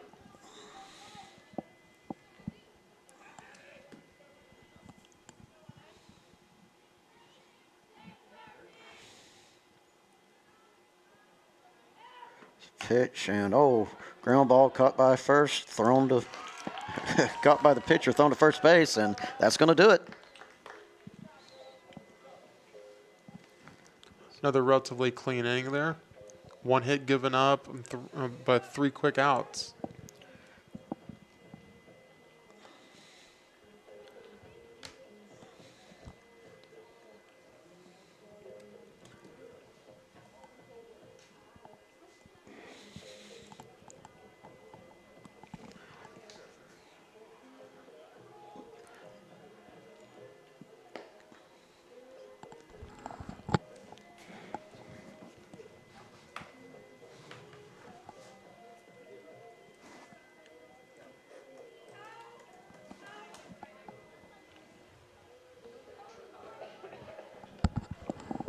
Of course, remind everybody watching our live stream, February 7th, right here at Gene Williams Field at 1 o'clock will be another doubleheader as the FGC Timberwolves take on South Georgia State College.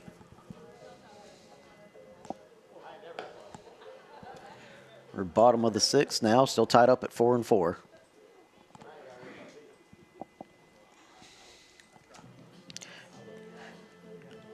Kenzie Bardruff now up to bat.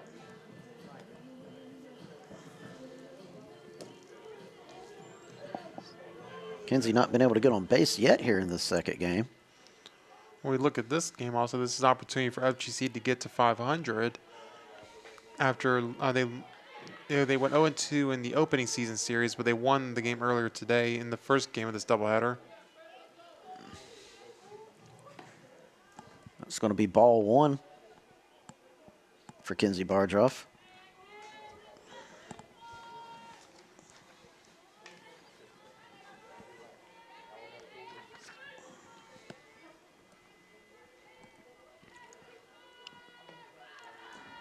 Ball 2, a little low.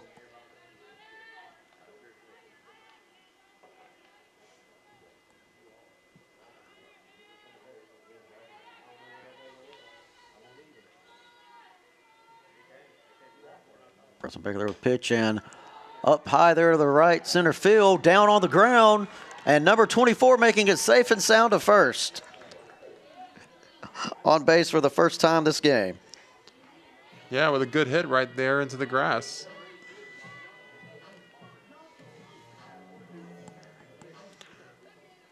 Rachel Smith up to bat, and her last at bat did a lot of damage with a standing triple.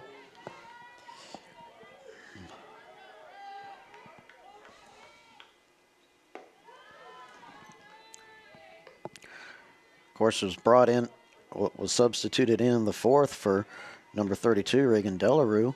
Yeah, we saw that beautiful triple that Rachel Smith gave. Ooh, it's going to be strike 1. We are so thankful for that net.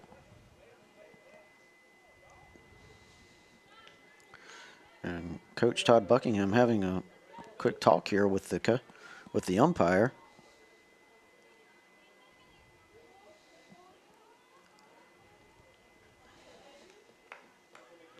What are they discussing? Not quite sure. Heading over the Timberwolves dugout there for a second. No. Of course, while we got this pause of the game, of course, as I said, we want to remind everyone, February 7th, right here at 1 o'clock, FGC Timberwolves take on South Georgia State College.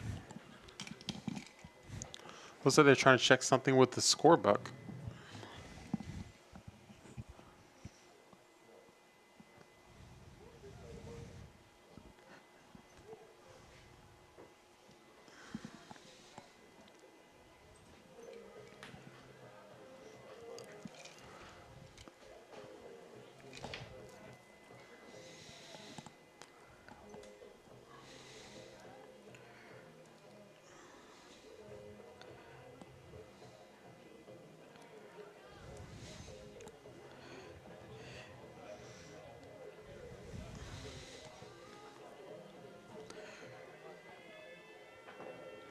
Yeah, while they get things settled, in Hunter. After February 7th, next home game will be Tuesday on the 10th when we take on Eastern Florida State College, who we lost to on the road. Fan day. Yes. Oh, and also the 10th will also be Fan Day for you FGC Timberwolves supporters. There's a pitch, and it's going to be free, say T-shirts and so Food. forth. Food. We're going to have it all, ladies and gentlemen. Hunter, I can't wait for that. Yeah, we won't even have to bring lunch. Oh, but Rachel Smith just brought it. Oh, right into right field there. I mean, good contact. It just happened to go right to the right fielder.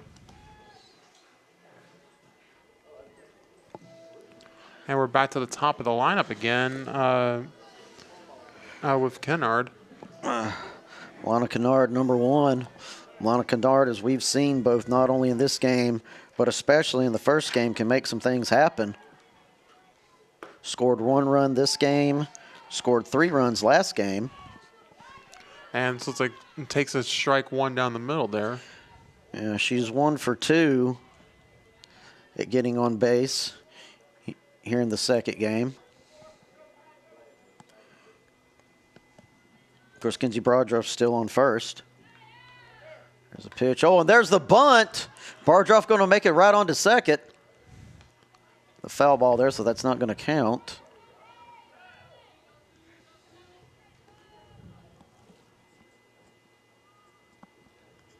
Umpire's going to have a meeting here and discuss things.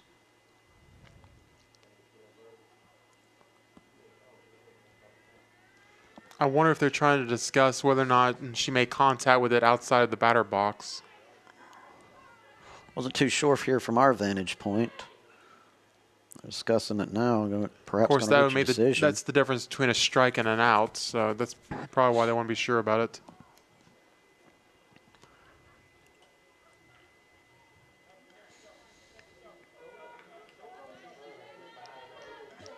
All right, so it looks like it's going to be 2 strikes, no balls, 1 out. Bardroff still on first.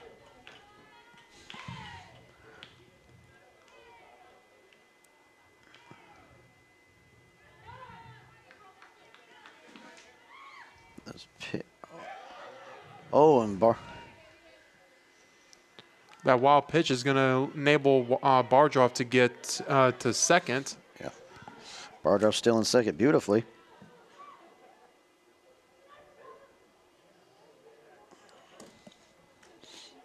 Even if she was about ready to walk right back to first base.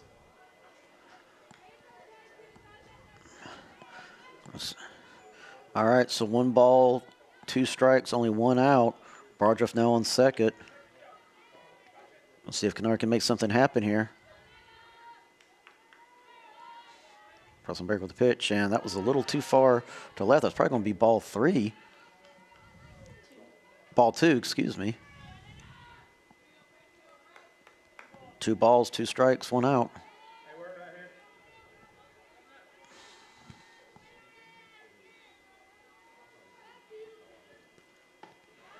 That's going to be ball 3.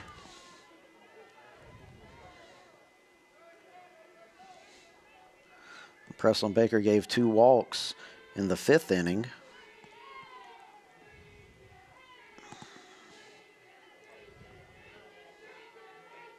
Both those walks resulted in a run. And that will be the 4th time that Baker has walked her this afternoon.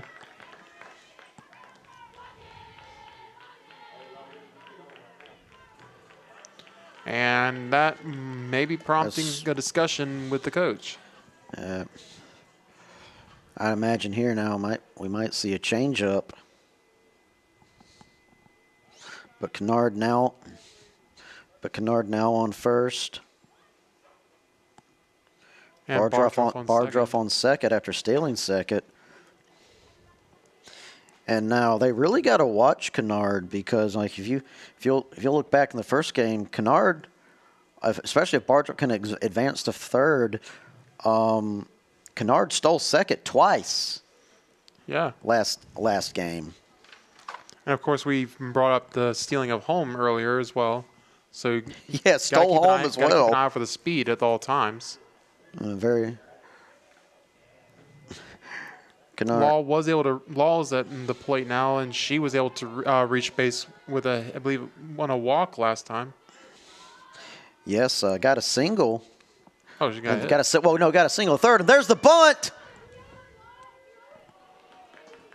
That's going to be the second out, but we have 2 runners advance. And that's the second sack bunt for Law tonight.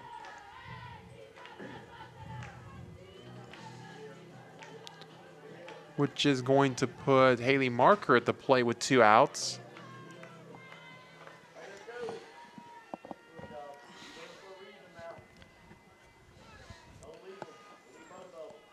Haley Marcus, we know, made that home run in the first game. Scored a run last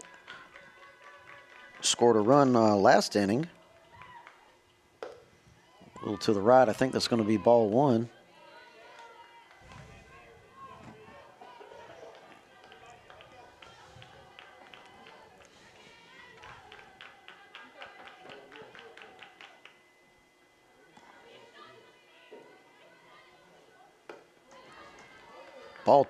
Ball two now.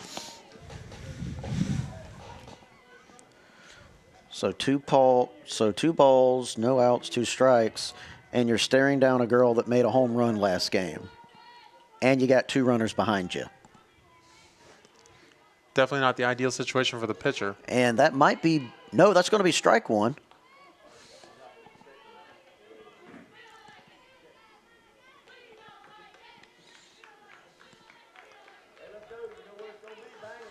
Well, yeah, because pretty much any clean hit out of the infield is going to score at least 1 run, if not 2.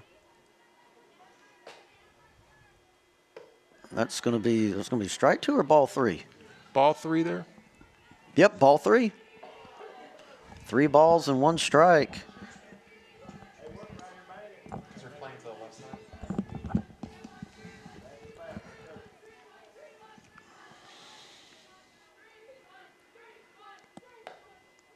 And that's going to be a walk. That's going to load the bases for Karis Richardson. And, they're about to make a pitching change now. Number 8, Emily Boylan coming back in. Yeah, we saw her as a relief pitcher in game 1 as well. I believe she was brought in the 4th inning, so being brought in a little bit later this time.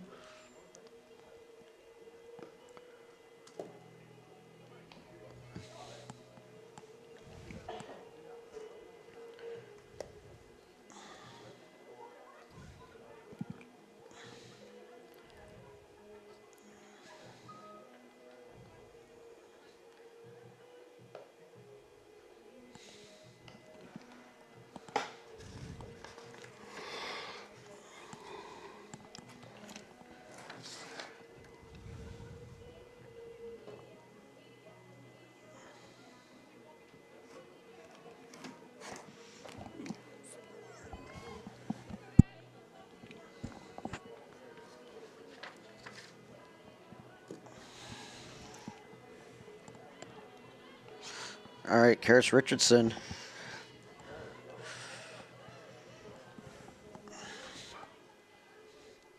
Now, last time she was at bat in the 5th, got a double and an RBI too. Now all she needs to get an RBI is a hit.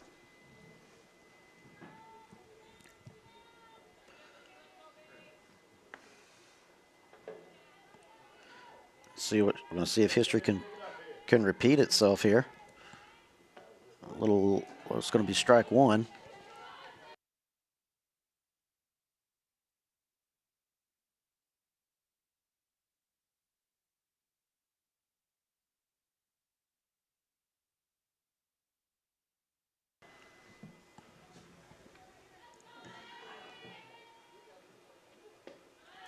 That's going to be, ball 1. So 1 ball, 1 strike, 2 outs. How did she do against this pitcher in game 1?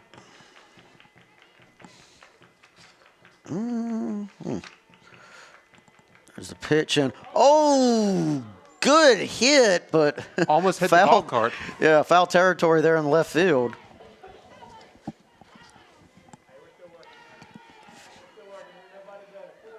So you asked me how she did. You know, Boylan was brought in to relieve in the 4th inning.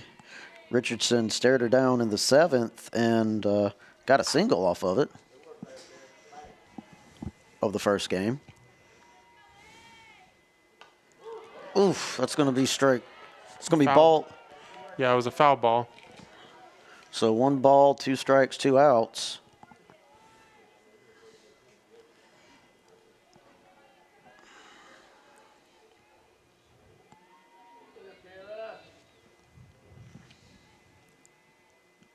Emily with the pitch, and oh, another foul.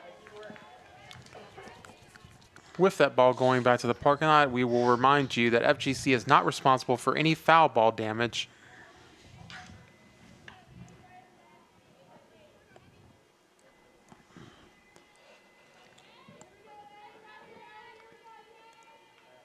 All right. And that's going to be, oh. Bardroff there almost wanted to run home. Yeah, Bardroff almost wanting to run home. Still home. We saw home get stole 1 time in the first game with Kennard. So 2 balls, 2 strikes, 2 outs. Bases loaded. Chance for the Timberwolves to get ahead. They won with the pitch. Oh, and up high! Bardroff making it home. And unfortunately, it will be caught by the left fielder, which will leave 3 runners stranded. Yeah, Bardroff not able to get home in time.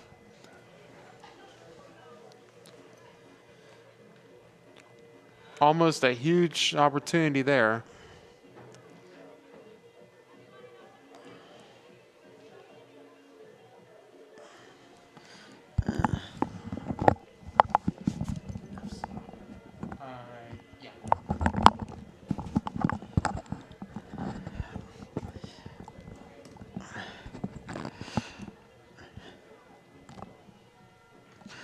All right, we head into the 7th inning. As you remember, last game we were all tied up heading to the 7th. Wolves were able to get ahead by 1 and close and finish it up. Yeah, they were able to win with a walk-off single by Del Alba.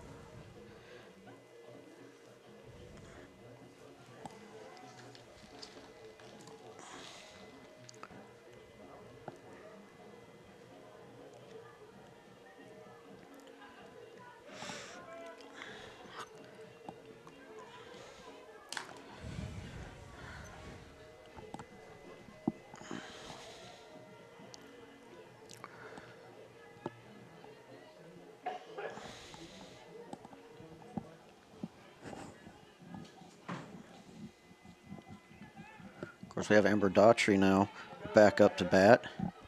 Got a double and an RBI of 2 at her last time at bat. Up high there to center field. Caught. So that'll neutralize the threat of Amber Daughtry.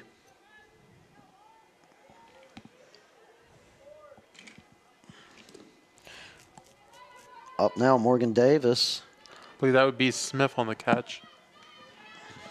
Yeah, good job there by Rachel Smith. That was Morgan Davis up to bat. Number 77 has only been able to get on base once. Up high in the air. Caught by second.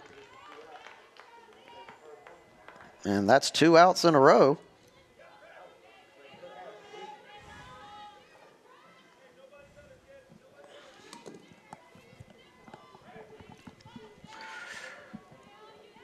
Preslin Baker now back up to bat. Preslin Baker so far not been able to get on base this game. And 2 outs in quick succession. It's going to be strike 1.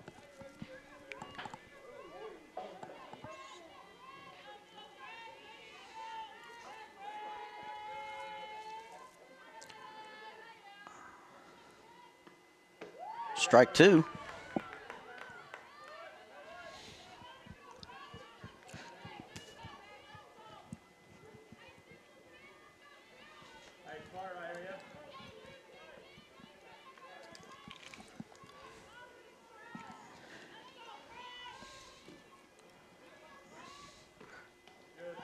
Riley Walker giving the ball there. I mean, 2 strikes, 2 outs, nobody on base.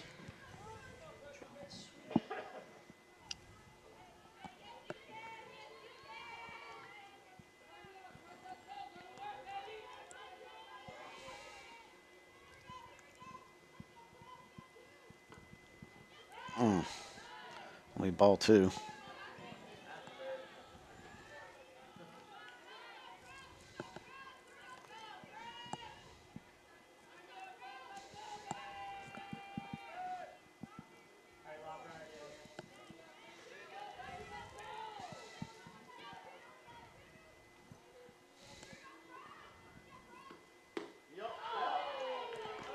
It's going to be ball 3.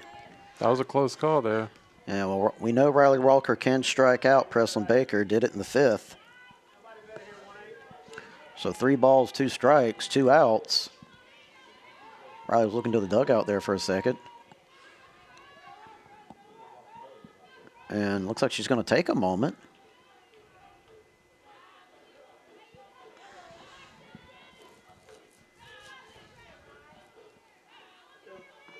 There's a pitch. Oh, and it's going to be a foul ball there.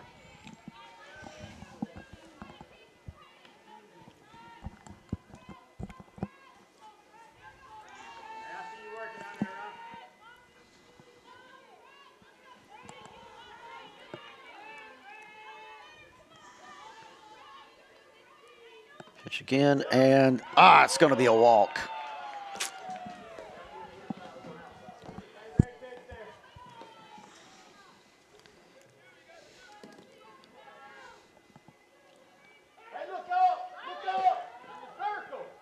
Oh, and Presley Baker going to make it to second, going to make it to third.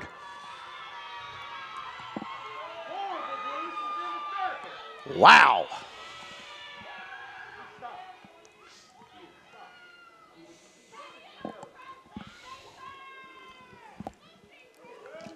I believe that's the 3rd time this game that's happened. It's because when she hits first, you have to touch it twice if you go past first. If you turn out that way, the ball is still in play. If you turn the other way, then touch again. That's why you always make sure that they touch twice. And they haven't touched twice at all. Every single time. Is that something that we can throw? Could that be an out then? Is that what they're discussing? Oh, looks like we have a discussion here with the umpires. Yeah, if she did touch twice and then she went. Oh, no! Preslin Baker is out. Apparently, it seems like whenever, like when she did was on the base running, she's supposed to tag first plate twice. She skipped that and went on to second. So when she touched second, she would have been. Well, I forgot exactly how it's worded, but basically, she was out as soon as she hit second base. Unfortunately, I am not a rules expert, so I cannot explain it. Well, it even seems like Coach Todd's even having it explained to him by our umpire.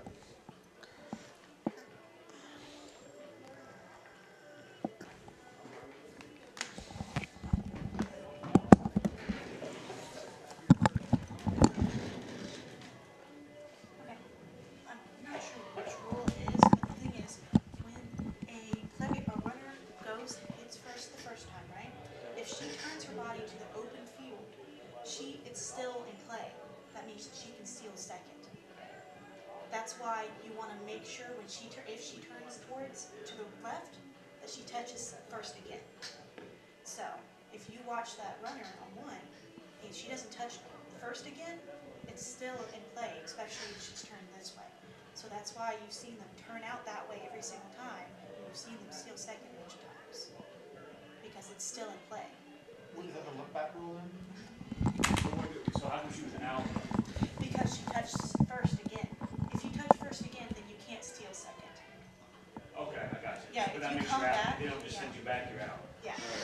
Because So- you've already touched the next base. So you touch first, you're still in play, but if you touch first the second time, you gotta stay there. Yeah.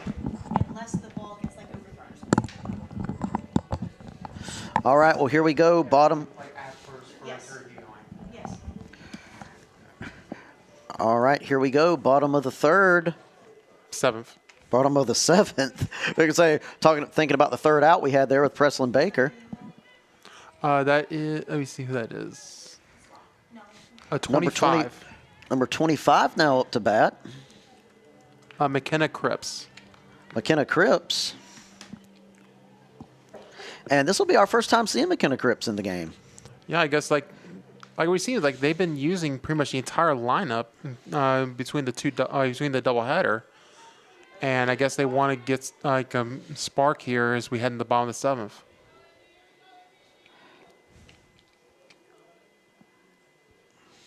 We're going to see what McKenna Cripps can do here at bat. Staring down Emily Boylan on the mound.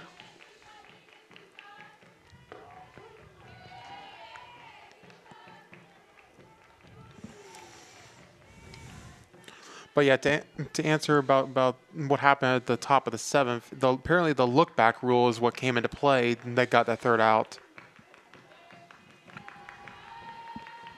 This pitch, almost hitting Cripps there. So 1 ball, 1 strike, no out. Tied 4-4.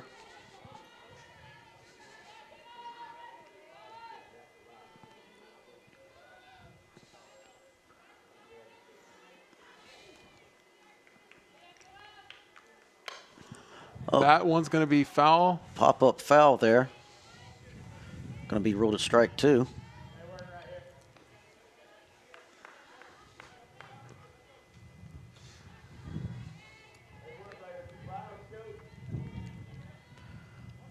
So 1 ball, 2 strikes.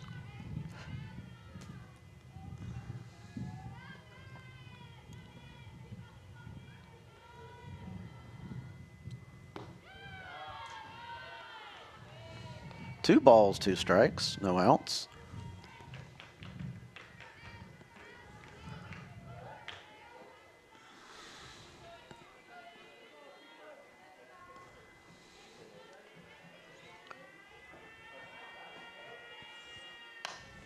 Oh, ground ball there, caught by third, thrown to first, and that's going to be our first out.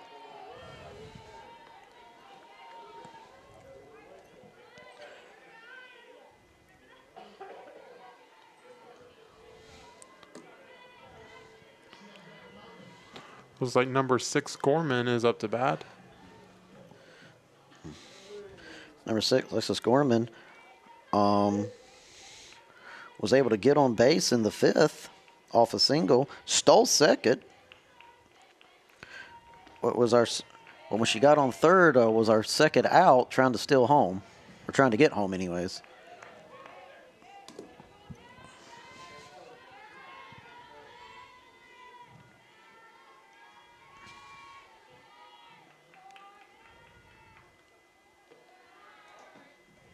So 1 ball, 1 strike, 1 out.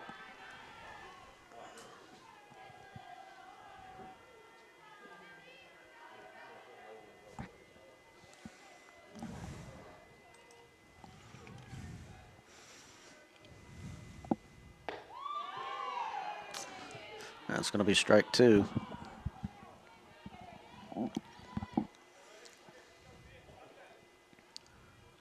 So 1 ball, 2 strikes, 1 out.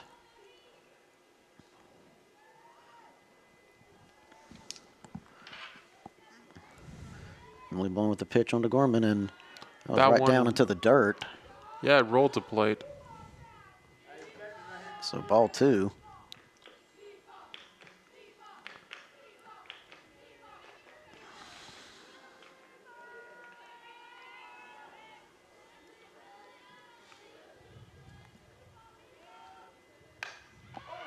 Ooh, Line drive to the third right base. into third.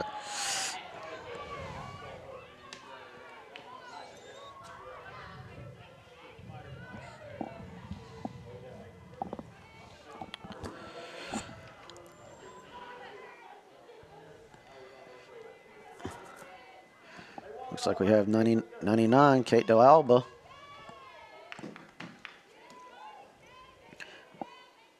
Filling in. I know, we alluded to last season, we have seen Del Alba knock them right out of the park. I mean, her doing that right now within this doubleheader. There's a pitch, and it's going to be ball 2.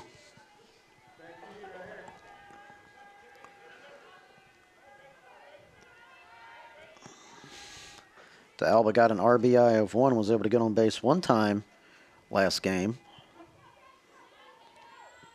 Including the walk-off single. Oh, ground ball right there to Alba. Going to make it safe and sound to first. And it looks like Bardroff up next, unless they make any kind of substitution here, which doesn't look like they're going to.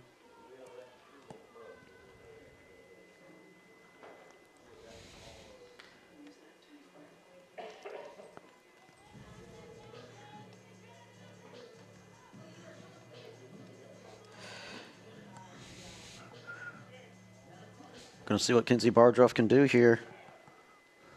Kenzie's got on base once out of 3 times, or out of 2 times here at bat. Swing and a miss. It's going to be strike 1.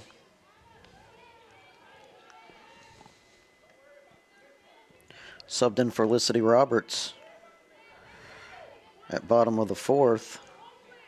Got caught with a 5-3, but in the 6th, as we said, was able to get on base with a single. Even stole second. And Del Alba running for second. She is And safe. she is safe.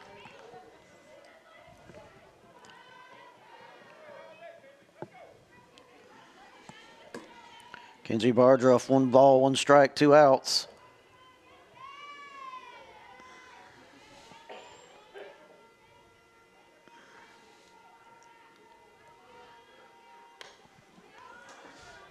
Strike 2.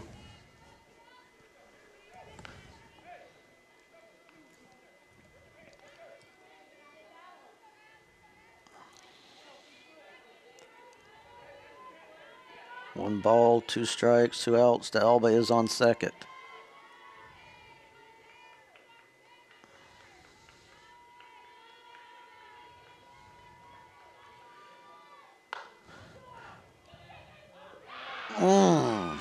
And that will be sending us to extra innings. You say we'll be heading to the 8th. We'll be heading to the 8th inning there. Caught there by the third baseman, so.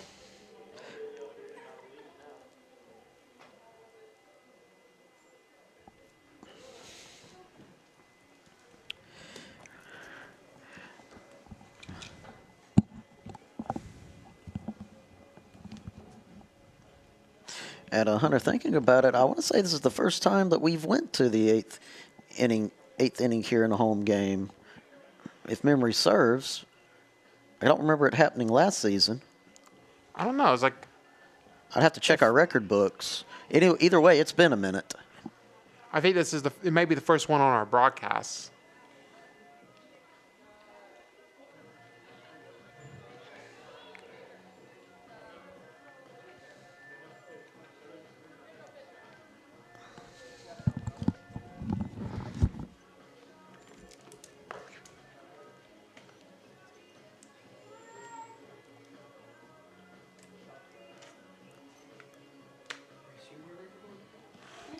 With Pascal Hernando last year, we did. Yeah, we've gotten extra innings here before. Whenever I was playing. I don't know about last year. We did with Pasco.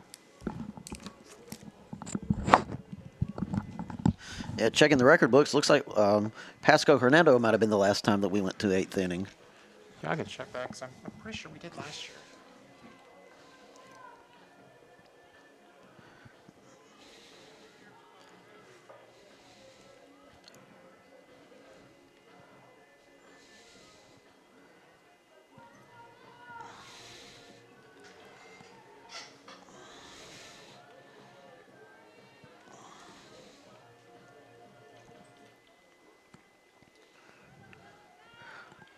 All right, well, here we are, top of the 8th inning. There's the pitch, and that's going to be ball 1. Lauren Carroll back up to bat. Lauren Carroll was subbed for in the 5th inning by Brooklyn McKay. So far, Lauren's yet to make it on the base here in this game. Only made it on base 1 time out of 4 times at bat last game, but she was able to score a run. That's strike 1.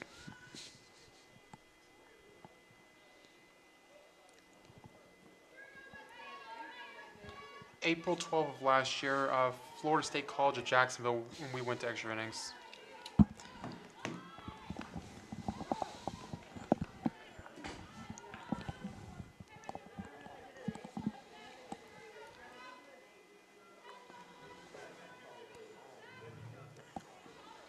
Wait, how did the runner get to second?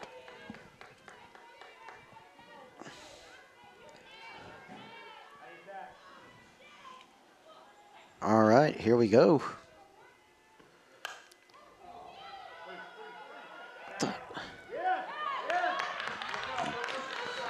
That is out 1 on Presley Baker.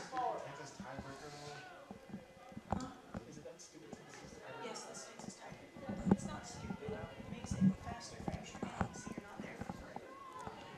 We went straight to it. I remember when we had it before, when we played like 2 innings of regular, and then we, like at the 9th inning, we went to Texas. That's what I would like that better. What is that rule? Wait, what was it? You gotta be careful here because of the lights. Once the light goes, we know that fly, so. There's a pitch up high. And caught by our second baseman.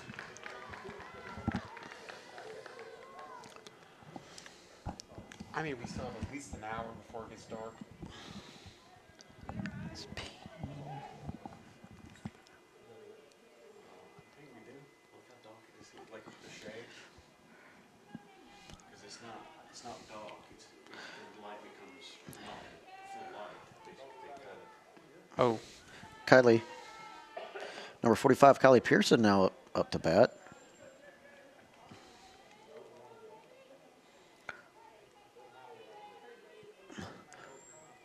Orrin Carroll is on first.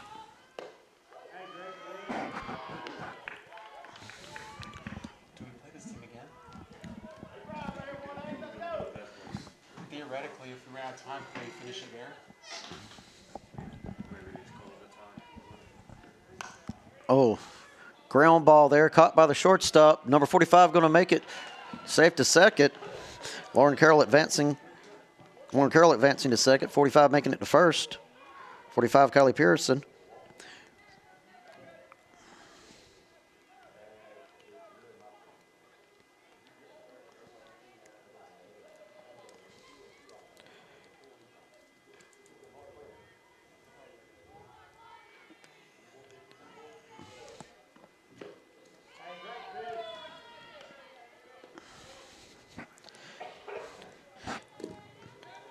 Now at bat number 4, Lena Martinez.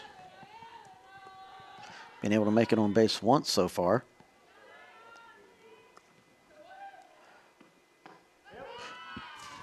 That was strike 1.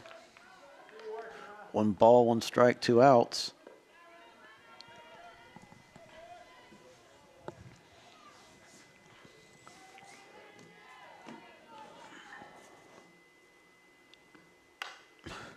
Ground ball there, caught by second, thrown to first, and That'll be she it is for the top out. 8. Lena Martinez is out, so now we are still tied up 4-4 here as we head into the bottom of the 8th.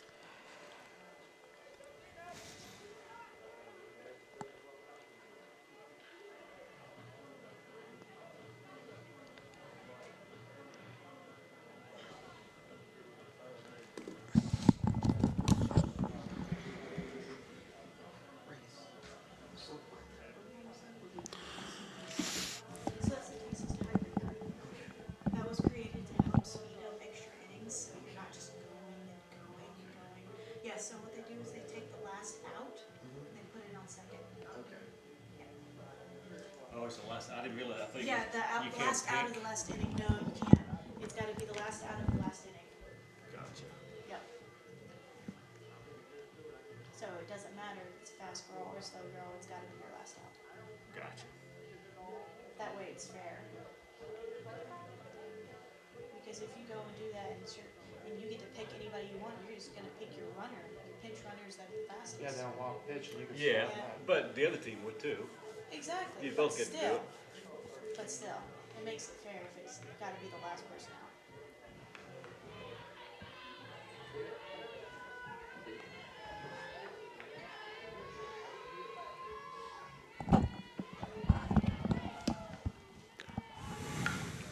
And here we are with a bunt attempt by Rachel Smith, which will move Bardruff over to third with the winning run.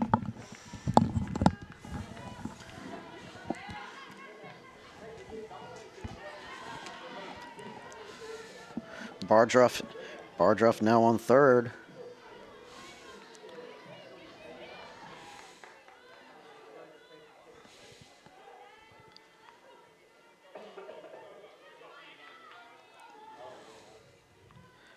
Back at the top of the lineup with Kennard. Kennard, number 1. 2 for 2 here at bats as far as getting on base goes.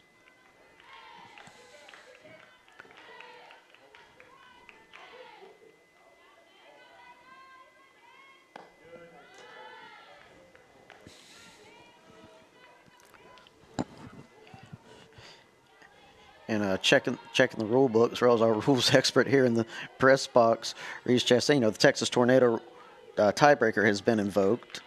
Yeah. So that's why we do have Bardruff on third at the moment. Yeah, because she started at second, and Rachel Smith did a sac bunt to move her over for the first out. Of course, that rule invented to just move these extra innings along a little bit. So ball 2, 1 strike, 1 out here, bottom of the 8th. I mean, theoretically, it is going to move it along because now you got the winning run. Up high over there to That's right it. field, and that is it! That is it! Bardruff making it home! And the leadoff batter, Kennard, gets the RBI there.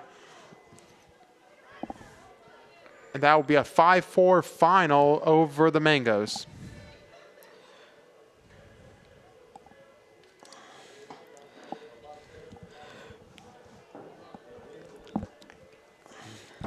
All right, and a beautiful game here. Congratulations to the FGC Timberwolves sweeping it here in the doubleheader against the John Melvin Christian College Mangoes. And ladies and gentlemen, do not forget, we'll be back here February 7th at 1 o'clock p.m. as we take on South Georgia State College, and our game following that, Tuesday, the 10th, Fan Appreciation Day, as we take on the East Florida Titans. Ladies and gentlemen, we want to thank you for coming out here and enjoying the live stream as well. Thank you to our fans here in attendance, and we will see you next time, February 7th. For everyone here, this is Jared Harris and Hunter Williams. We'll see you next time.